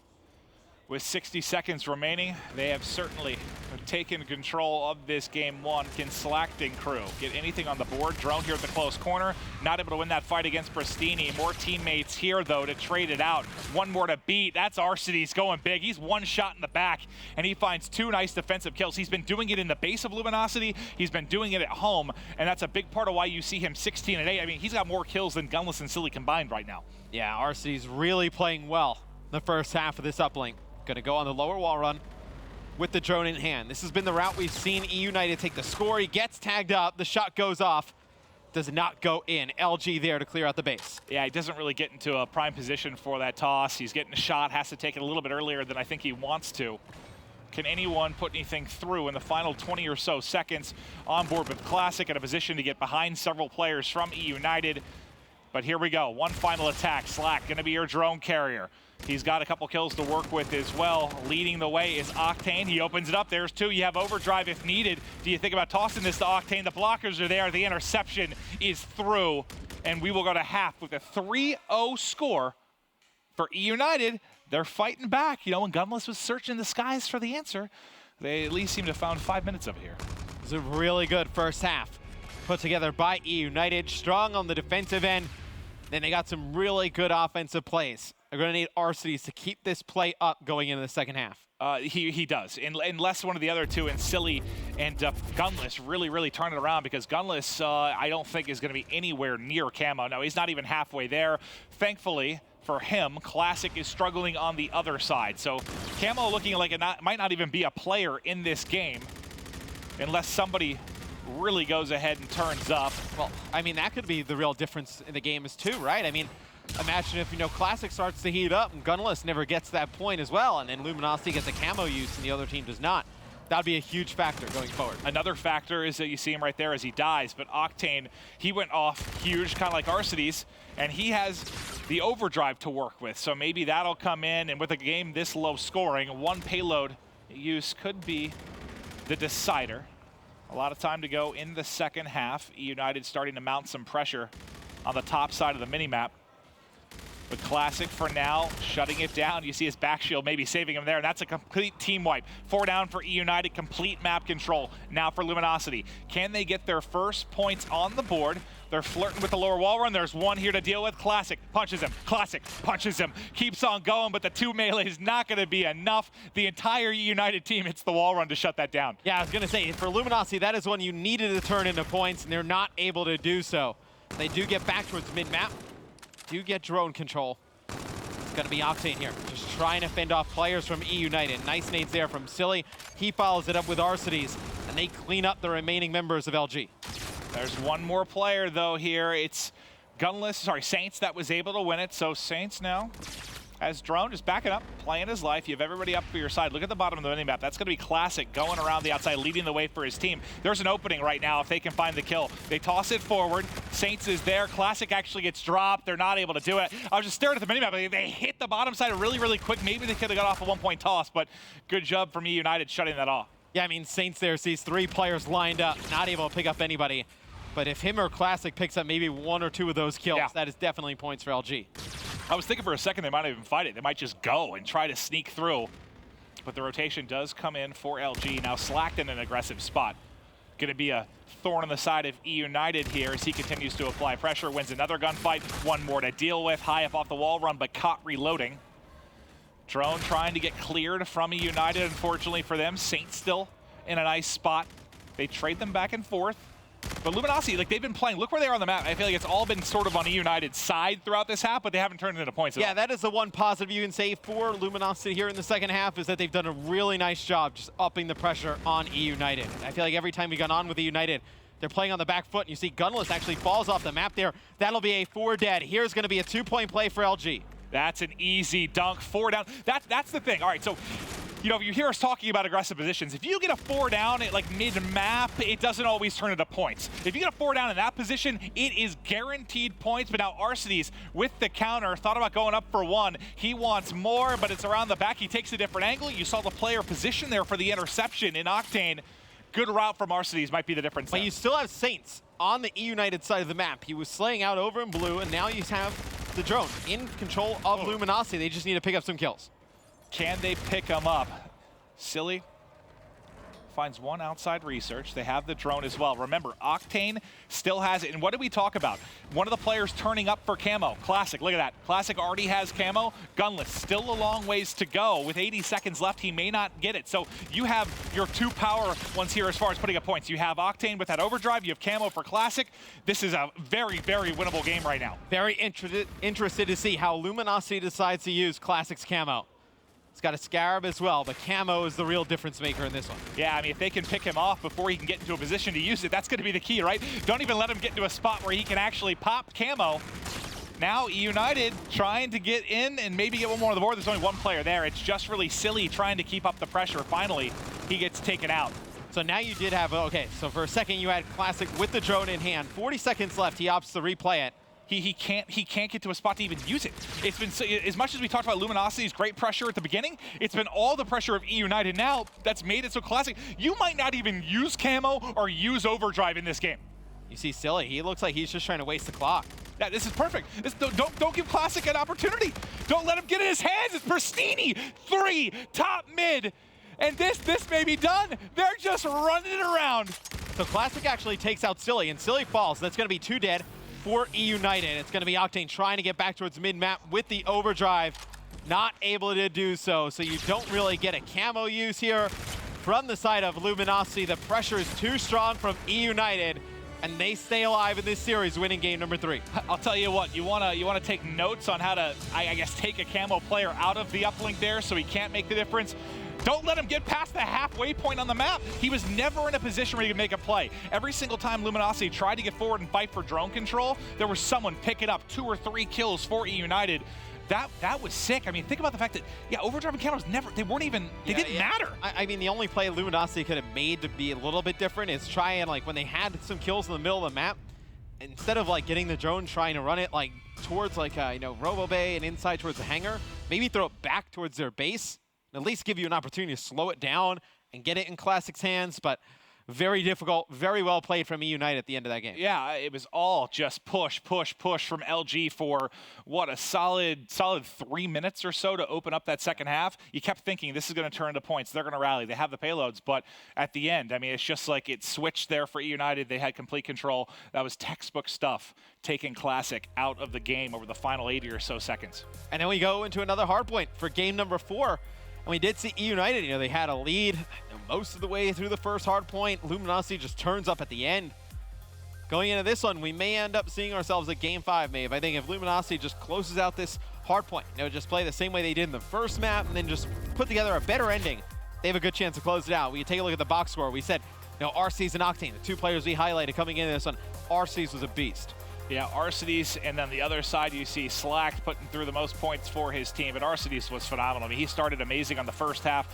The only one really going toe-to-toe for him on the other side was Octane, but Arcides gets the better of it at the end. Now, this is actually an interesting thing for LG at least. Usually a couple weeks ago, I would have said this hard point's basically a must-win. If they get to a game 5, I don't have any faith in them to win, but after seeing how the game 2 went, you feel like maybe a little bit more breathing room? Yeah, yes, you want to win it here, I still don't want to go to a game 5. I'm LG. Well, obviously, but I give them a hell of a lot more chance than I may have, just a couple weeks ago. Oh, without doubt. A few weeks ago, I mean, this goes to a game 5. I mean, let's just kind of call it. Yeah, let's call it a day. I mean, LG just looks like a different team in S&D, at least through the first 2 maps that we've seen from them. And we'll see if they can bounce back in our game number 4. It'll be a hard point yet again. And if we've learned anything, day 1, yes, it matters. Every map matters, but things can change so drastically, so quickly. Evil Genius is a testament to that last week as they go 0-6 in map count and then just destroy the rest of the world. Well, Millennium was the team a lot of the other North American teams that were here last weekend were really high on coming into this weekend. Thought that Millennium was one of the best teams here, potential to make playoffs. They go 0-2 today, but I got to imagine, some of the practice they put in, being here for 10+ days, scrimming some of the teams last week, playing a lot of games online has to pay off in one of these matchups. Well, I talked to Marky B a little bit after their loss. I was like, what went wrong, man? And he said it was a lot to do with comms. They just, especially in the search and destroy, he's like, I think it was like 1v3, 2v4, 2v3. He's like, we had a lot of first bloods, and typically that's your recipe to win search and destroy. Get first bloods, you win the series. He's like, we would get first bloods, and then, he's like, I had a teammate call out there's a player in one position. Next thing I know, I'm getting shot in the back by the same guy he called out. He said it was just all over the place. You got to think that's a team, though, that can fix that issue going forward to tomorrow. Yeah, just kind of coming out day 1, a little lethargic, not making the most accurate call-outs, not making the smartest of plays. Stuff that's easily correctable going into day 2, but they put themselves in a pretty big hole. I get it, man. It's tough for the first match of the day. It's like you're warming up, you're playing bots, and next thing you know, you're playing some of the best teams in the world. Heck, I struggle just my first cast is usually abysmal. Like, I have to warm into casting, so I can't imagine how much these guys have to get warmed. But you're old, so we kind of give you the benefit of the doubt, That's true. I stretch before I cast. Now that we stand here, I'm building these calves, man. Yeah, the standing's much better for you. It is. Sitting, you would slouch down, you'd have like a bag of Cheez-Its on yourself. You were just kind of a mess. I'll tell you what, I have significantly. You cut down on the Cheez-Its? My Cheez-It intake has gone down like 200%, man. Good for you. Yeah. It's not a healthy way to go about your life. But no, Scorch Hardpoint. My heart was mad. Yeah, no. Scorch Hardpoint's going to be a good one. So we look at this map. I think this one, I know you kind of look. I mean, we said maybe Frost kind of favors LG because of more ERAD play, but that ended up not to be true as eUnited came out and take that one. So I think this one could go either way. Oh, it certainly can. I mean, as back as forth as it was, this is certainly one that eUnited could take and push this to a game 5. Octane enjoying the dirt there before we get started. Will he be the man to have a big map here? So yeah, we'll kick things off with Octane. So he'll head out towards mid-map. Now, a lot of teams do like the side that eUnited's spawning on to initially hold. By a lot of teams, you mean every single team. Usually you're guaranteed 30, 40 points when you're coming from this side, but LG so far doing a good job holding. If they can get points here, yeah, this is brilliant. This is exactly what you could ask for, because the one advantage you do have is at least you're spawning on the proper side for Turbine, the next hard point. Right. But it's tough to get time as you see eUnited comes back out and retakes pretty much immediately. Yeah, they're just able to flood the hills so much more effectively. Yeah. That eUnited now winning the engagements, taking the lead. Pristini starting things off on a 4 streak, pushing all the way through. And this is what can happen. You can't allow Pristini to get set up here. You see where Luminosity was spawning out in rocks, basically, as they're going to have to fight back. So not only do they give the time to United, they allow United to push through and flip the spawns on them. This is a brilliant start here for United. Yeah, now Pristini, we saw him get off to a really rough start in our first hard point. But he has these games, man. I mean, he plays so fast that you're just bound to have some games where you kind of struggle in. And then he has games where he just goes absolutely bonkers. It would be huge for eUnited if he put one of those together. Well, here we go. Luminosity was in for a moment, but eUnited bounces forward. Gunless 5-1, 3 in a row in the Scarab right now as he's just scouting this outer wall run, able to tag up 1, maybe 2, and give the callouts to his team. The assist you see coming through for him. He's 100 off of this Scarab, so working towards streaks, and those can be so good at picking up kills on rotation. They're huge at Turbine. They're huge at Drill. I mean, streaks so important in this Call of Duty compared to some past titles. It's a huge lead for eUnited here at the beginning of this game. The Classic and Saints in the feed. Gunless trying to take out both. Gets Classic weak, though. The trade comes in as Saints comes from the opposite way. They'll be eUnited. They'll start to rotate over towards Hangar. A very good first 2 hills for eUnited. Yeah, that's very close. I mean, Gunless finishes that first kill and snaps on the second. You're looking at him being fully streaked out. So that's a big kill, taking him out.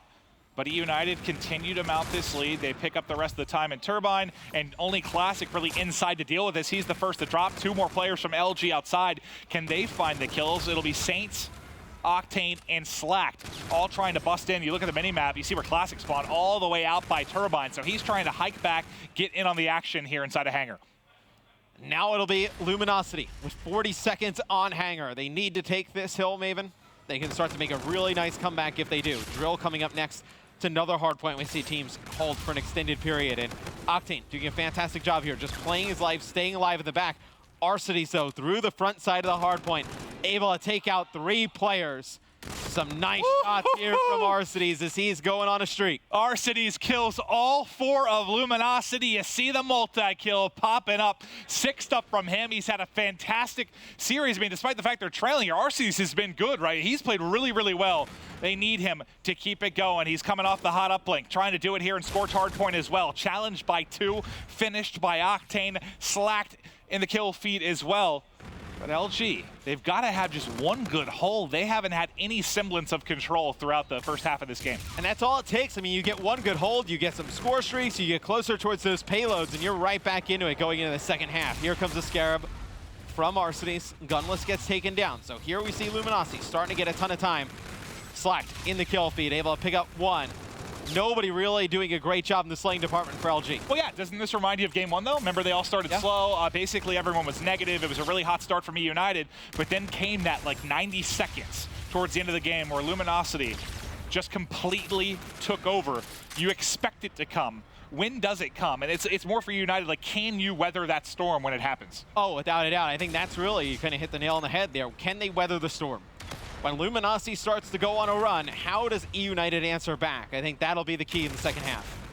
Okay, well, a couple kills on the kill feed now for eUnited. They get the last tick or 2 in Drill, and they're set up at mid-bridge. So in a very good position. You saw Silly watching the outer lane. Gunless with the ERAD will be watching any kind of inside push. But as Silly falls, now you have to watch multiple angles if you're Gunless, and you get dropped. And if you're in one of those spots as Gunless, you have to rely on your teammates to pick up kills on the outside. As soon as they fall, you've got everything to watch, and Luminosity does a good job breaking. And Classic pushes on through, picked up 3 kills, then quickly taken out. Here comes a push from eUnited, back onto the hard point. And I think if you're LG, you hold on to these spawns, get another 10 points on the board, you'd be very happy. Get within 30, 35 points. And let's see what can happen. Turbine, rather back and forth in the sense that, no one got a solid 40, 50 points, I don't believe. eUnited, obviously, the better of them in the first half. How much did eUnited pick up the first time? Because Luminosity broke, once, and then eUnited got the rest? eUnited took a lot of the time. That first Turbine. Well, they had the first spawns. Remember, Pristini pushed through the back and they found it. This time, if you look at the minimap, it's going to be all Luminosity. So they're set up very, very nicely. On the other side, Gunless is getting close to these streaks, getting close to camo as well. We'll look at the intro gunfights here. If Gunless can pick up a couple of these kills, that'd be huge. You can actually see on the minimap how far Octane spawned out. Going to be on Classic and Saints to hold this down. Gunless gets inside of the hill, just forcing these players out. And it's going to be Gunless and Pristini. They get a break. Silly there as well. Very good break there from eUnited. Well, Gunless just trying to use the wall run here over the doorway. Sees him come out. Octane not ready for his position at all. Batman's coming from the sky. A couple more bullets there, and he's probably got streaks, but he can't win it. eUnited holding on, though. Silly's still the one remaining in the hard points. The lead continues to grow. Octane trying to back it up. FTL jump to work with. He won't have a chance to hit that trigger finger as he drops pretty much immediately. A Saints team kill comes in for LG as well, and Silly just sets up Nested Turbine. Does an excellent job. 4 streak and picking up a ton of time. Look, by the way, look at Gunless. 2 minutes in the hard point, man. Yeah, just doing a fantastic job. 17-9, plus the hard point time. A nice use of the FTL jump there from Octane, as it's going to be Octane and Saints here over at Hangar. Classic going to come from the mid-map. So Luminosity gets control of Hangar first, but we've seen, Luminosity gets control. eUnited breaks right away. Now they have the camo to do so. Yeah, that's the thing. Like, you want a perfect hold here from LG, you're right back in it, but you have a Scarab to entry and find information, then maybe you back it up with the camo, but 3 kills, he can't. He can't use camo here. I mean, maybe if his teammates pick up a kill or 2, you can think about busting through, but his entire team dies while he's in the Scarab. Now you're resetting. This could be a perfect 60 here for LG. Be a huge hill for Luminosity. Trying to get within 40 points here. A few seconds away and everybody falls. And well, they didn't have to invest the camo into that. They didn't have to invest the FTL. So still going to hold on to those payload abilities. And would 15 seconds, like that scrap time, usually be a huge deal? No, not really. You would think that's a good hill for Luminosity. The problem is they're trailing so big, right? So if you keep giving up those 15 seconds to eUnited, they're going to win the game. Well, here's a saving grace for Luminosity, right? If they can hold on to drill and then go to bridge and maybe bait out this camo, coming around to Turbine, Classic would have his. That's true. So if you can get it close and bait the camo out, then you're in a decent position. Well, you talk about Gunless being one of the best at using that camo. Will he prove that true here? LG, solid hold and Hangar, doing a really great job here at locking this down. Saints up close, finds one, tries to snap on one behind, but not able to do so. His teammate's still there to clean it up. It's Slack backing him up. Slack's still inside here, using cover. They're taking all this hill. Play. They're taking all this hill right now, man. How much is this like game 1, man? I mean, I know they haven't even like gone beast mode yet. You can see in the slang, Luminosity being outslayed, but this reminds me so much of game 1, man. They're trailing all the game and then they come back. It's gonna be like a 5 to 6 point game going into this. Bridge. Here we go, baby. We got ourselves a game. We're into our 3rd rotation. Back the bridge. Kills being traded back and forth, looking to be to the edge of Luminosity, but the close spawn and rocks there coming in for eUnited. They're going to be able to continue to flood and flood, but the gunfights still seem to be going the way of Luminosity. And now you're putting a lot of pressure on Gunless. He wants to save that camo. Obviously, he's not used it yet. See Silly fly in with the FTL. Ooh. Ooh.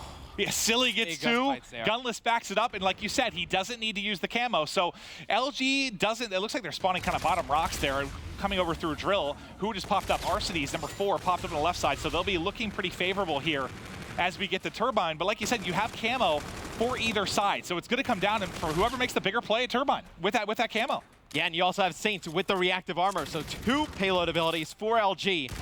And when this next hard point comes up, they'll probably have, 2 cracks at it. Know if they're going to break it, because you see RC set up over here. Well, actually, that's a 3 dead. If you're Luminosity, I would just give up on this time and just go. Yep, they run out, they go get set up. Arcades wisely tries to stay alive, gets the points, just trying to play his position here, tagging him up. His teammates need to get to him. He needs help immediately. You have a 4v3 advantage. This has got to be the camo. Gunless out comes in with it, looking for the kill. Saw one to his right, wants to get into the backside here, trying to find anything he can. Does close out one. I think Reactive just got popped from Saints on the other side. Saints uses the Reactive, gets it. Classic uses his camo as well. Luminosity doesn't get the break, though. You end up using your camo. You also use the reactive armor, but it's not enough to get it done. eUnited still holding. And Luminosity gonna need at least a contest here to force Hangar. I think that's their best opportunity. They get a contest here.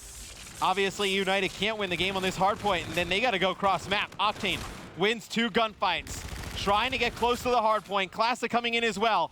That's going to be a full hold, though, from eUnited. And we should be seeing a Game 5. All right, baby. Classic said he thought this series was going the distance.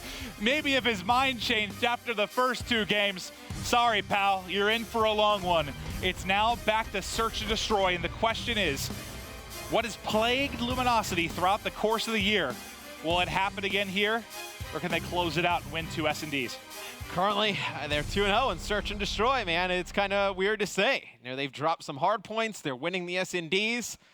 that is one where if they don't start that far in the hole, they can maybe make that comeback. But eUnited, so strong, at the beginning of the game, and they do a lot of nice plays there to close it out. Imagine if LG do take this. Like, if you had told me LG eUnited went to Game 5 and LG won the series, taking both S&Ds, I would have told you were lying to me. Yeah. But that's true. It comes down to the Game 5, our final map of the night for the day 1 of the Call of Duty World League GPL. We'll be right back after this quick break.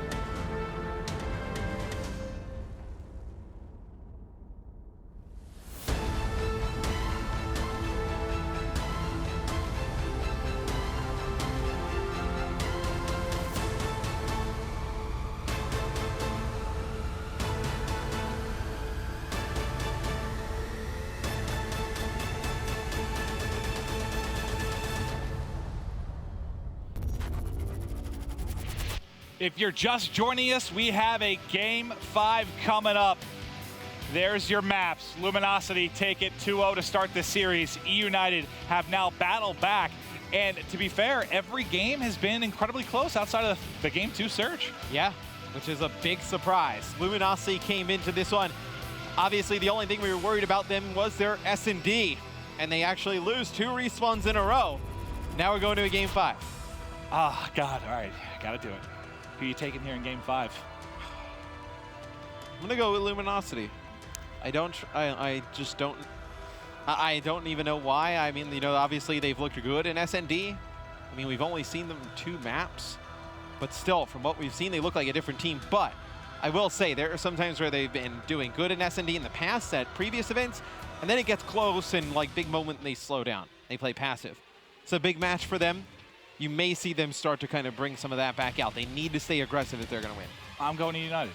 I'm taking it because I said Luminosity would win 60% of their searches, and this gets me closer to that number. That's well, you also said, so you, hold on, so you picked them to win 60% of their searches but get relegated? How is that even possible? Well, I made that decision after their first series. Like, that's not even like, not even like, that's not even possible. I'm not going to argue and say anything that comes out of my mouth. They would have to win like 20% of their respawns for that to even be something that could be mathematically possible. I'm a man of many wonders. Some call me a prediction god, Matt. And others call you an idiot. Most people call me an idiot, Matt. Yeah. I'd say 70% of people. Yeah. 70%. If we're going to throw numbers on things, I would say what, 65? Yeah, 70% of the world's population. That's like 8 million people. Whenever we used to cast Riot, Search and Destroy, every time you just made up a different percentage for how much the offensive team would win. Yes, I did. Yes, I did. Here we go. Game 5. It is gunless, and you know, we talked a bit. Yeah. They won that first retaliation. They looked really, really good. Jack and I were casting it. They looked great. Gunless was doing a really good job of getting those first bloods. But as I say that, Slacked will be the first one to find a kill. Gunless tries to tag him up from behind there in bedroom. And I would love to see at the end of the day what Luminosity's first blood percentage is in S&D, because I feel like in the second map and in the first series I saw, they were doing a nice job getting first blood, being aggressive towards mid-map. That's already one here. In our first round, obviously, in this last match, it'll be RCs, though, coming from the backside, able to take out Octane, even it up at 3 players apiece. All right, so we're all tied up here, waiting for the bomb to be planted. There we go. It's planted now at the B site. You see, for Luminosity, the number 8 on the minimap trying to push through Hotel. That's going to be Saints. 2 other players trying to push through Market Steps. The collapse going to be coming shortly, but it's Gunless winning one in front of Bike, and this is where he was going nuts. He completely dominated in Bike the last time we saw him play this. Sexy stuff there from Gunless. So Luminosity gets first blood. Gunless taking players out. Able to give eUnited a first round win. And Gunless, bomb plant picks up some kills. Talk about how Camo makes an impact in these final moments. Gunless, one of the best, if not the best, with Camo. Well, let's see if Classic on the other side is maybe able to do that, but Gunless, nice start here. 2-0, him and Arcides find all the kills. And that one, he's 125 off the Scarab, almost halfway to it. And there, first blood for Pristini. So last time it was Slack that opened things up for Luminosity. This time, it's going to be the defense of Pristini. Arcides tagged up mid-street, able to get away with his life. You can already tell, though, Luminosity playing a little bit different. Obviously, first 2 rounds, not really so telling, but they're just really passive, these first 2 rounds. They did not win that first S&D playing passive. They didn't, hey, let's all hit B. Let's win the gunfights over on that side. Let's all go A. Let's win the gunfights on that side. You have not seen that in the first 2 rounds. You think just due to this map, a little bit harder to do, maybe? Obviously. Longer sight range, not as easy to just fly at people. They've got the edge for a second here, but Octane, as he drops, is now going to be Slacked. The last one alive. There you go. 2 rounds for eUnited. So next round is going to be a big one for Luminosity. Obviously, a lot of the momentum going in favor of eUnited.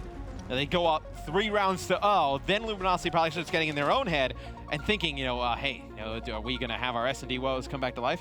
It has to be something. When it plagues you for the last 2 years, really, it's got to be something that jumps into your head a bit. And look at this.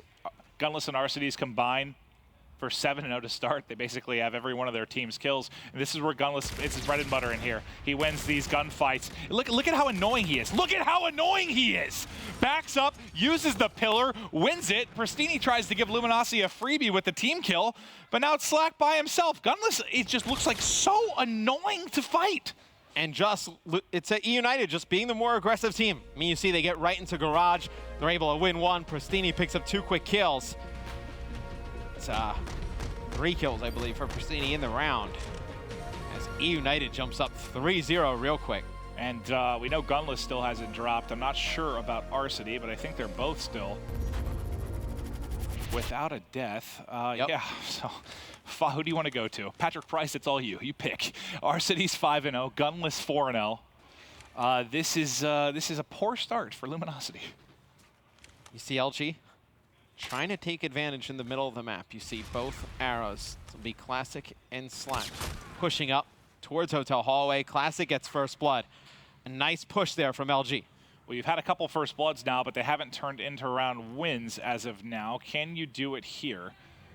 They've got the edge, Gunless, in his home. He didn't even see the player who's left, still managed to stay alive. Finally, they take 2 players to take him out. They collapse on him, and now the bomb will be planted for Classic. Garcides doesn't finish that kill somehow. Thought he had him dead. Maybe the back plate ends up keeping him alive, but whatever it is, Luminosity gets around on the board. It does, and I would love to know where Arcides is at that moment in time towards Streaks, because he had not dropped at that point, right?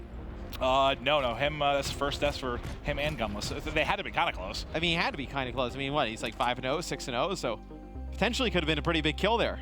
Missed by Arcides.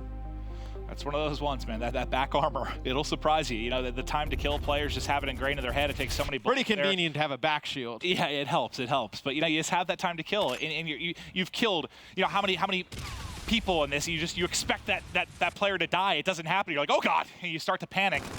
But let's see if LG can keep it going. Another first blood. This time it'll be Saints. LG roaring back. The second challenge not going to go his way, but his teammate there to trade it out. So Classic still giving the edge to LG as the round continues to develop. It's going to be just one player alive. Gunless, the only one up. He was back down in Garage. So now I think Luminosity, they've made some adjustments, right? They know exactly where Gunless is playing. In the previous round, what they did is they got Classic to get first blood in that top hotel room. And then they just kind of pinched him. Like, he couldn't exit out the back towards the site.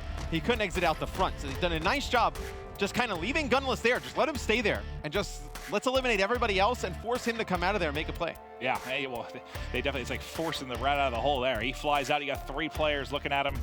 I don't think forcing a rat out of a hole is a statement at all. I just completely made that up. Where is this rat in the hole? I don't know, man. I have no idea. Here we go. Round 6.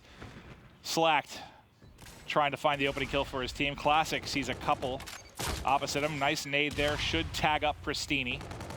Nobody able to help there and trade out the kill. Pristini has backup to work with as well, and he wants to go for it. This is not going to be an easy gunfight whatsoever. He loses it. Pristini takes it. Pristini wins that patience battle. Kills going back and forth, Matt. But there needs to be follow-up right away. Slack picks up 2 kills, but if he's a little bit faster, maybe he's able to save Classic, and they keep him up. But they do have bomb in hand. Well, these are now set up on top plat. Sorry to cut you off, but these are the situations you talk about that Luminosity usually struggles, right? These middle rounds where it's 2 versus 2, and it comes down to, you know, communication, strategy. This is where they haven't done as well. Let's see if they can do it here. Gunless spots both players. So eUnited knows exactly what Luminosity's trying to do here. Just keep an eye on the clock as well. Only 27 seconds left. Luminosity in a very tough position. Luminosity looking to make the play. The bomb seems to be getting planted right now. Yeah, Slack does get it in. Slack's going to earn his payload to work with as well. Now Gunless and Silly have to work the retake. The first gunfight seems to be going down. You saw the FTL jump on the minimap from Slack. He doesn't find any kills though, so it's Saints now by himself. Saints trying to stay alive, getting tagged up. He's still alive. Now is going to come in the pinch. They've got him trapped inside, not able to win it. Silly gets it done. Tons of time here for the defuse. They'll give it to Gunless to work towards that camo. And it's another round on the board for so that's a perfect situation, right? I mean, Luminosity, they get bombed down. There's no reason to really kind of go and push that out. They could have just played back-to-back inside of Garage and just held that. Yeah, it was weird to see. Like, Saints just seemed like he got caught in that awkward spot like under scaffolding at the bottom of that rampway there, and he just couldn't figure out how he wanted to play it. And once he got pinched there, obviously 2 players collapsing, not a whole lot he could do. But Luminosity still in this. They've proved they can go toe-to-toe and search and destroy with the eUnited as they destroyed them in the game 2. They've got a lot more to do here in our game 5. You see, on your mini-map, Luminosity getting very aggressive now on defense. Classic slides right underneath one. Octane able to finish him off. It's a quick kill from both teams, traded out. You just see, oh, it's Gunless inside Garage again. And he popped camo. Oh, he pops the camo, but doesn't actually get the kill. Now it's going to be on Arcides. This could be a huge round for LG. If they're able to take this and the camo gets burned, the final player, it's going to be 1v1. Arcides now going up against Octane. Can Arcides clutch this and bail out his teammate? But see, these are the times where you know that Gunless carries the bomb. You know the bomb is down. You have a man advantage. Why are you running around? Yeah, you gotta be ready to trade that out. Don't give him a free kill. It's these late round situations that really have plagued LG in the past.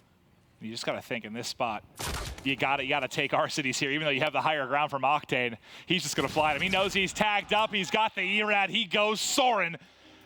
eUnited 1 round away. Those are some nice shots by Arcides to get him weak. And no hesitation. I love it. Zero hesitation. Flies him. You see how tagged up he was from those first shots at the NV4. Yeah, he knows he has him dead. NV4 also helps. He has an ERAD in his back pocket. Can just get right up on top. Nice shots by Arcides. Winning that 1v2 situation against Saints and Octane, as eUnited is 1 round away from completing the reverse sweep. You hate to say it, but it looks to hold true. Silly has FTL jump, the only payload currently available here. Silly just waiting patiently at the bottom of scaffolding. He should have a free kill in front of him in a moment. There it is, able to pick it up. It's now going to be 2 players alive for LG, turned into a 2v2 by Classic. And now again, these late round situations where you wonder if LG is going to be able to win it. Let's see what they decide to do this time. Be Classic and Slacked going up against Silly and Gunless. Silly does have his payload ability. Gunless able to take it out. So you see, nobody there to trade out right away. I mean, nobody close. I mean, Slacked right there has got to be either closer to Classic, like they got to be able to, stick together and make these plays. That's it. That's it. The reverse sweep. eUnited take out LG and now are in control after day 1 of the yellow group. And as much as we have got hyped about the S&D for LG, how strong they looked, it's still the game 5 that catches them there. That was the old LG in S&D. I mean, they went back to playing like how we've seen in previous events, not together in 2v2 situations, not being aggressive at the beginning of rounds.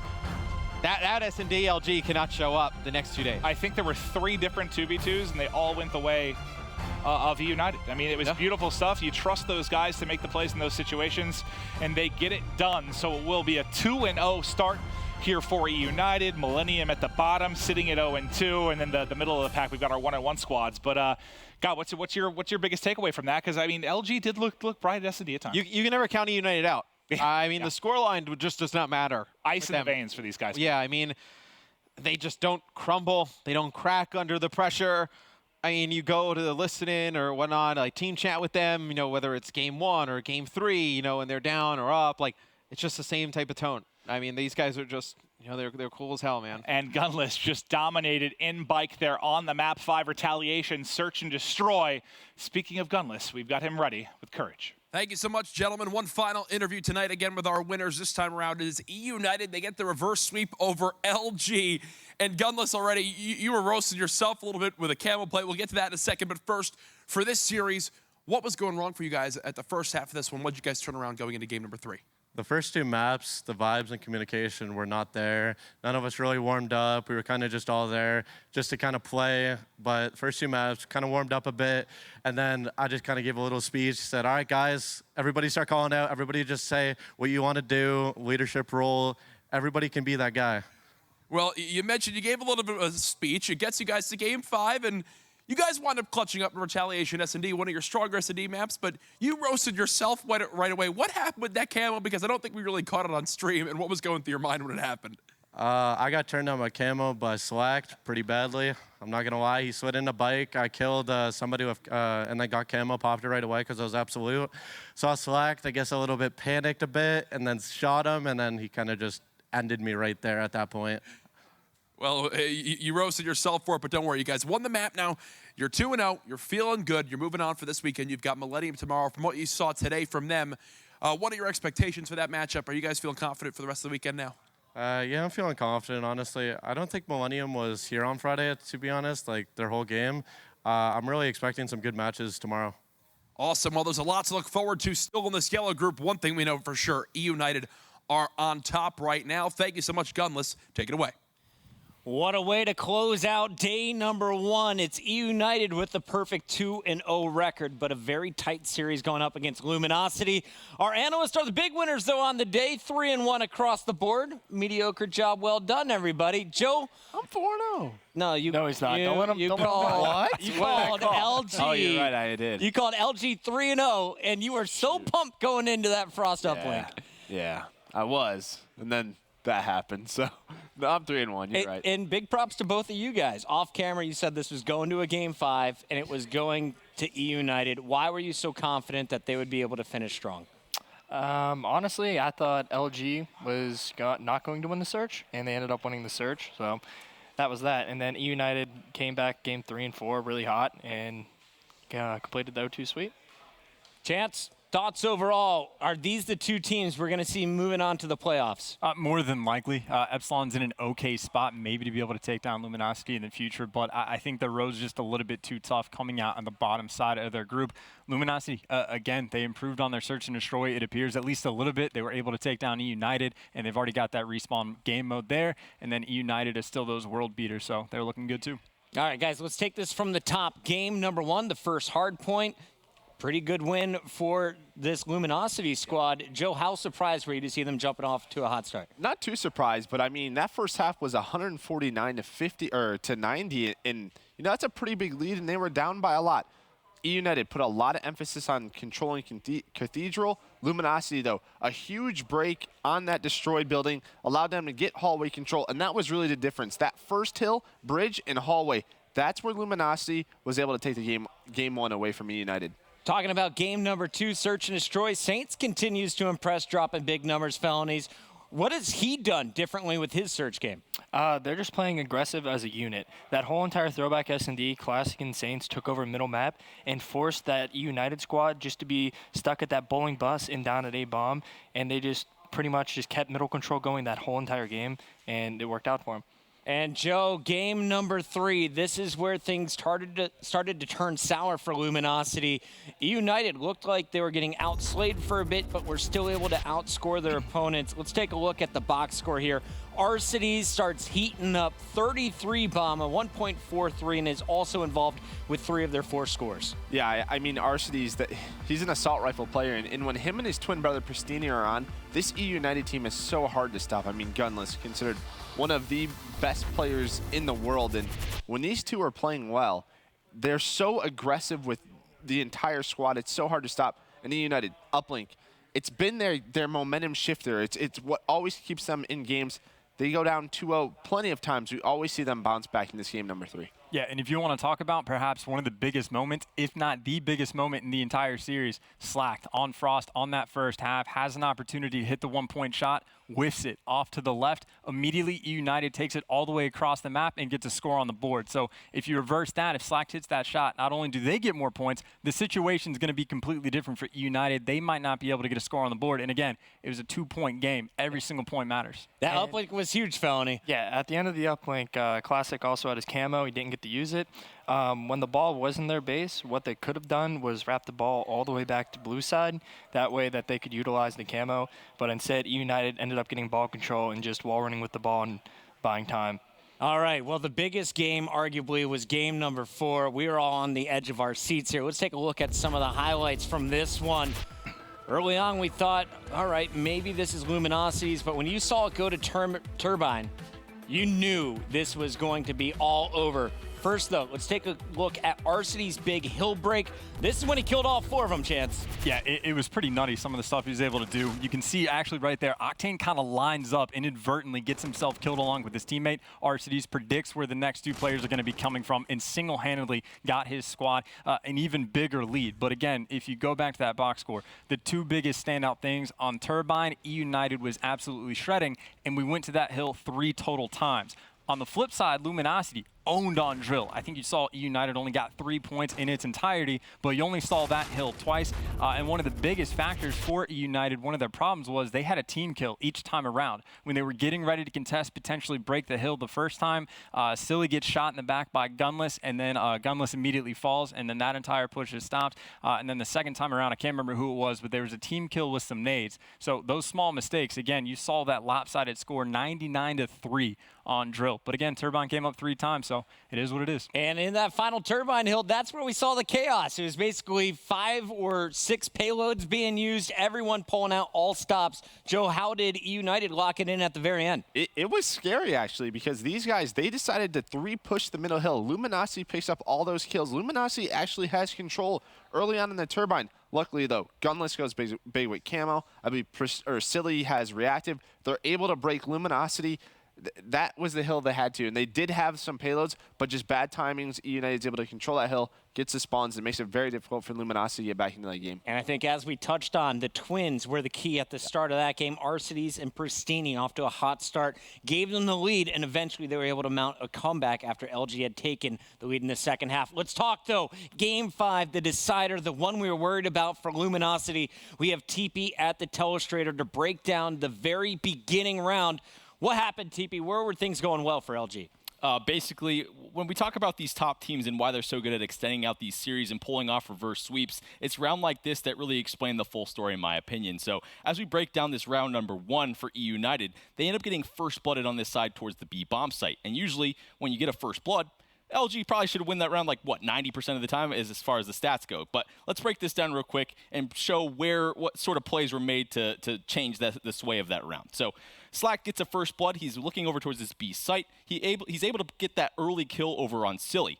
And a lot of teams would probably just continue whatever strategy they called out, get that bomb down towards that B site. But no, eUnited takes their time and they slow down the round. They make a call, and they give a player on the other side of the map, Arcides, the time. He needs, 10, 15 seconds to make this play, gain this information, and get all the way into curve, into hotel. He's able to get all that map control open, while meanwhile, Pristini and Gunless are literally just waiting for him to call out anything. He's able to pick up this player in the back.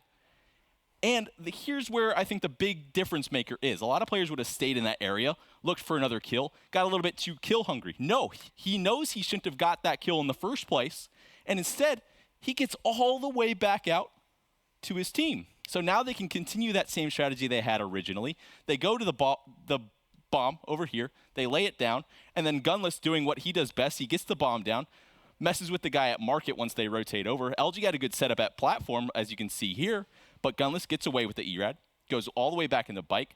Pristini backs up with his teammate over at bridge and sets themselves up perfectly to win the round. Gunless ends up getting 2 over towards that B bomb site, and it's absolutely perfect plays. So LG gets the first blood. Their setup was perfect on defense, but eUnited slows it down and gets Arcides that opening over towards curve. So let's roll this clip and see how well. You can see the communication at work as to why eUnited is a top team, a top 2 team arguably. So you can see a normal strat. We're working over towards this B site. We've seen it a million times. LG stacking up plat, something you should definitely do. Pristini gets bopped out towards that street. And now they're just waiting. They see Slack back out. They're like, we don't really like this situation. Just staying alive. They know they can't just, give away another death for free. And that's when you see the rotation, number 4 on your minimap over there on the top left. He starts to, I don't see anything towards A. Let's see what I can find over here. And sure enough, that's a player. And I'm out. I got to get out of here. Back to my team. They go back to their normal strategy. And that's where a lot of players I feel like that's the difference maker. Arcides he's so good at playing his life in respawn, in search and destroy, knowing when he shouldn't have gotten a kill in a situation, getting out with his life, and giving his team a fighting chance. So we can see how the rest of this game plays out. Gunless gets the first on Classic there. Some nice shots with that ERAD over towards those player. And that's the round. It's just so impressive. It's somewhat of a simple strat, but giving your players time is so important. So that's all I got. Back to you guys. Great stuff, TP. Awesome patience seen by Arcides. And I was watching back the Rise versus Fnatic games from last week, and you guys showed some incredible search and destroy. A lot of the credit, though, went to Aqua in the way that he was able to get those first bloods and pull back just like that. What is eUnited's strength when it comes to search and destroy? eUnited played very well late into the rounds. The situational plays is really what separates a lot of good S&D teams from the ones that aren't so good and don't win that many searches. Later into the rounds, they played their 2v2s really well, and they clutched up when they had to. And to me personally, like watching back that round, Luminosity, they're in a 4v3. eUnited would probably be a team that pushes that 4v3. They go searching, in that sort of pack of wolves that they have, and they go looking. Luminosity, they get that first blood, and they back up. Even when Arcides picks up that kill, they allow Gunless to plant that bomb. You have to be able to sort of see him planning and be able to push it out. They just played way too afraid on that round number 1. Gunless was controlling the bikes, and that's something we gave credit to Saints earlier. It seemed that Gunless had the better ERAD on the map. But where it really went wrong for LG for me was the 2v2, and this is where Mr. X, he pointed it out.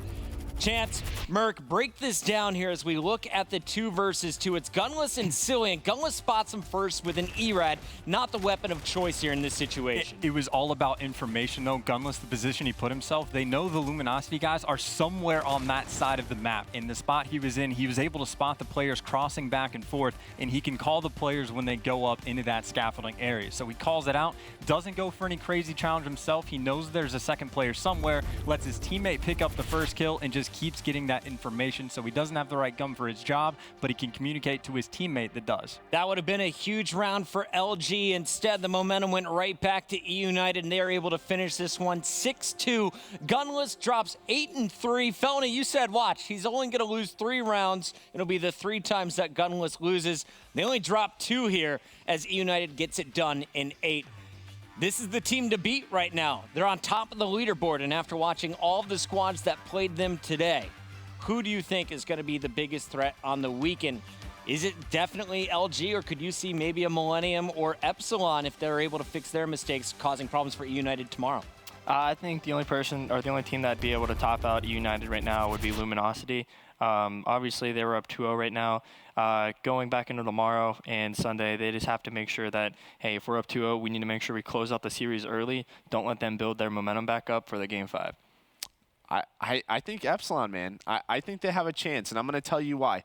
I don't think Luminosity, their search and destroy hasn't improved that much. We saw those 2v2s, those 3v2s. Their communication is still very lackluster. I think the reason they won that game number 2, throwback plays into their hands. They are allowed to play very aggressive. It allows them to sort of take control of middle map. But those other search and destroy maps, they're still not that good at them yet. So Epsilon, on the other hand, I think they have a very good uplink. This was actually today the first one they dropped on land together as a team. And they also have a very good search and destroy game. So I think Epsilon is going to be able to take eUnited to the distance. Some big numbers there for Epsilon. Let's take a look at the overall stats here from day number 1. Chance, break it down for us. We see Millennium is in the hole 0-2, but now it's a 2-way tie for second between LG and Epsilon. I mean, that really is just a head-to-head, but Epsilon, they really showed two different shades of themselves. When they played against Millennium, Josh was screaming his head off. They were getting hype, a much higher energy game, but when they were playing against, I think it was Luminosity that ended up beating them, if I remember correctly, completely flat.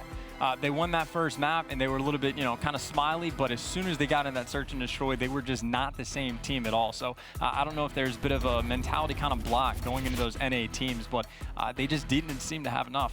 And here's a look at tomorrow's schedule. We get to see Millennium taking on Luminosity to open the day. Then they'll go up against eUnited again in match 3. Gunless said, we didn't see the right Millennium on day 1. They didn't show up. Will they be able to do it tomorrow? That's the big question. Fellas, at the end of day 2, who are you calling to be at the top of the leaderboard? eUnited still. I think it'll still be eUnited, but I think Epsilon will give them a good run. I just think eUnited with all the confidence in the world. All right, 4 more matches. It all kicks off tomorrow at 2 p.m. Eastern. Thank you so much for tuning in. This is week 3 of the Call of Duty World League Global Pro League. And tomorrow, the action picks off.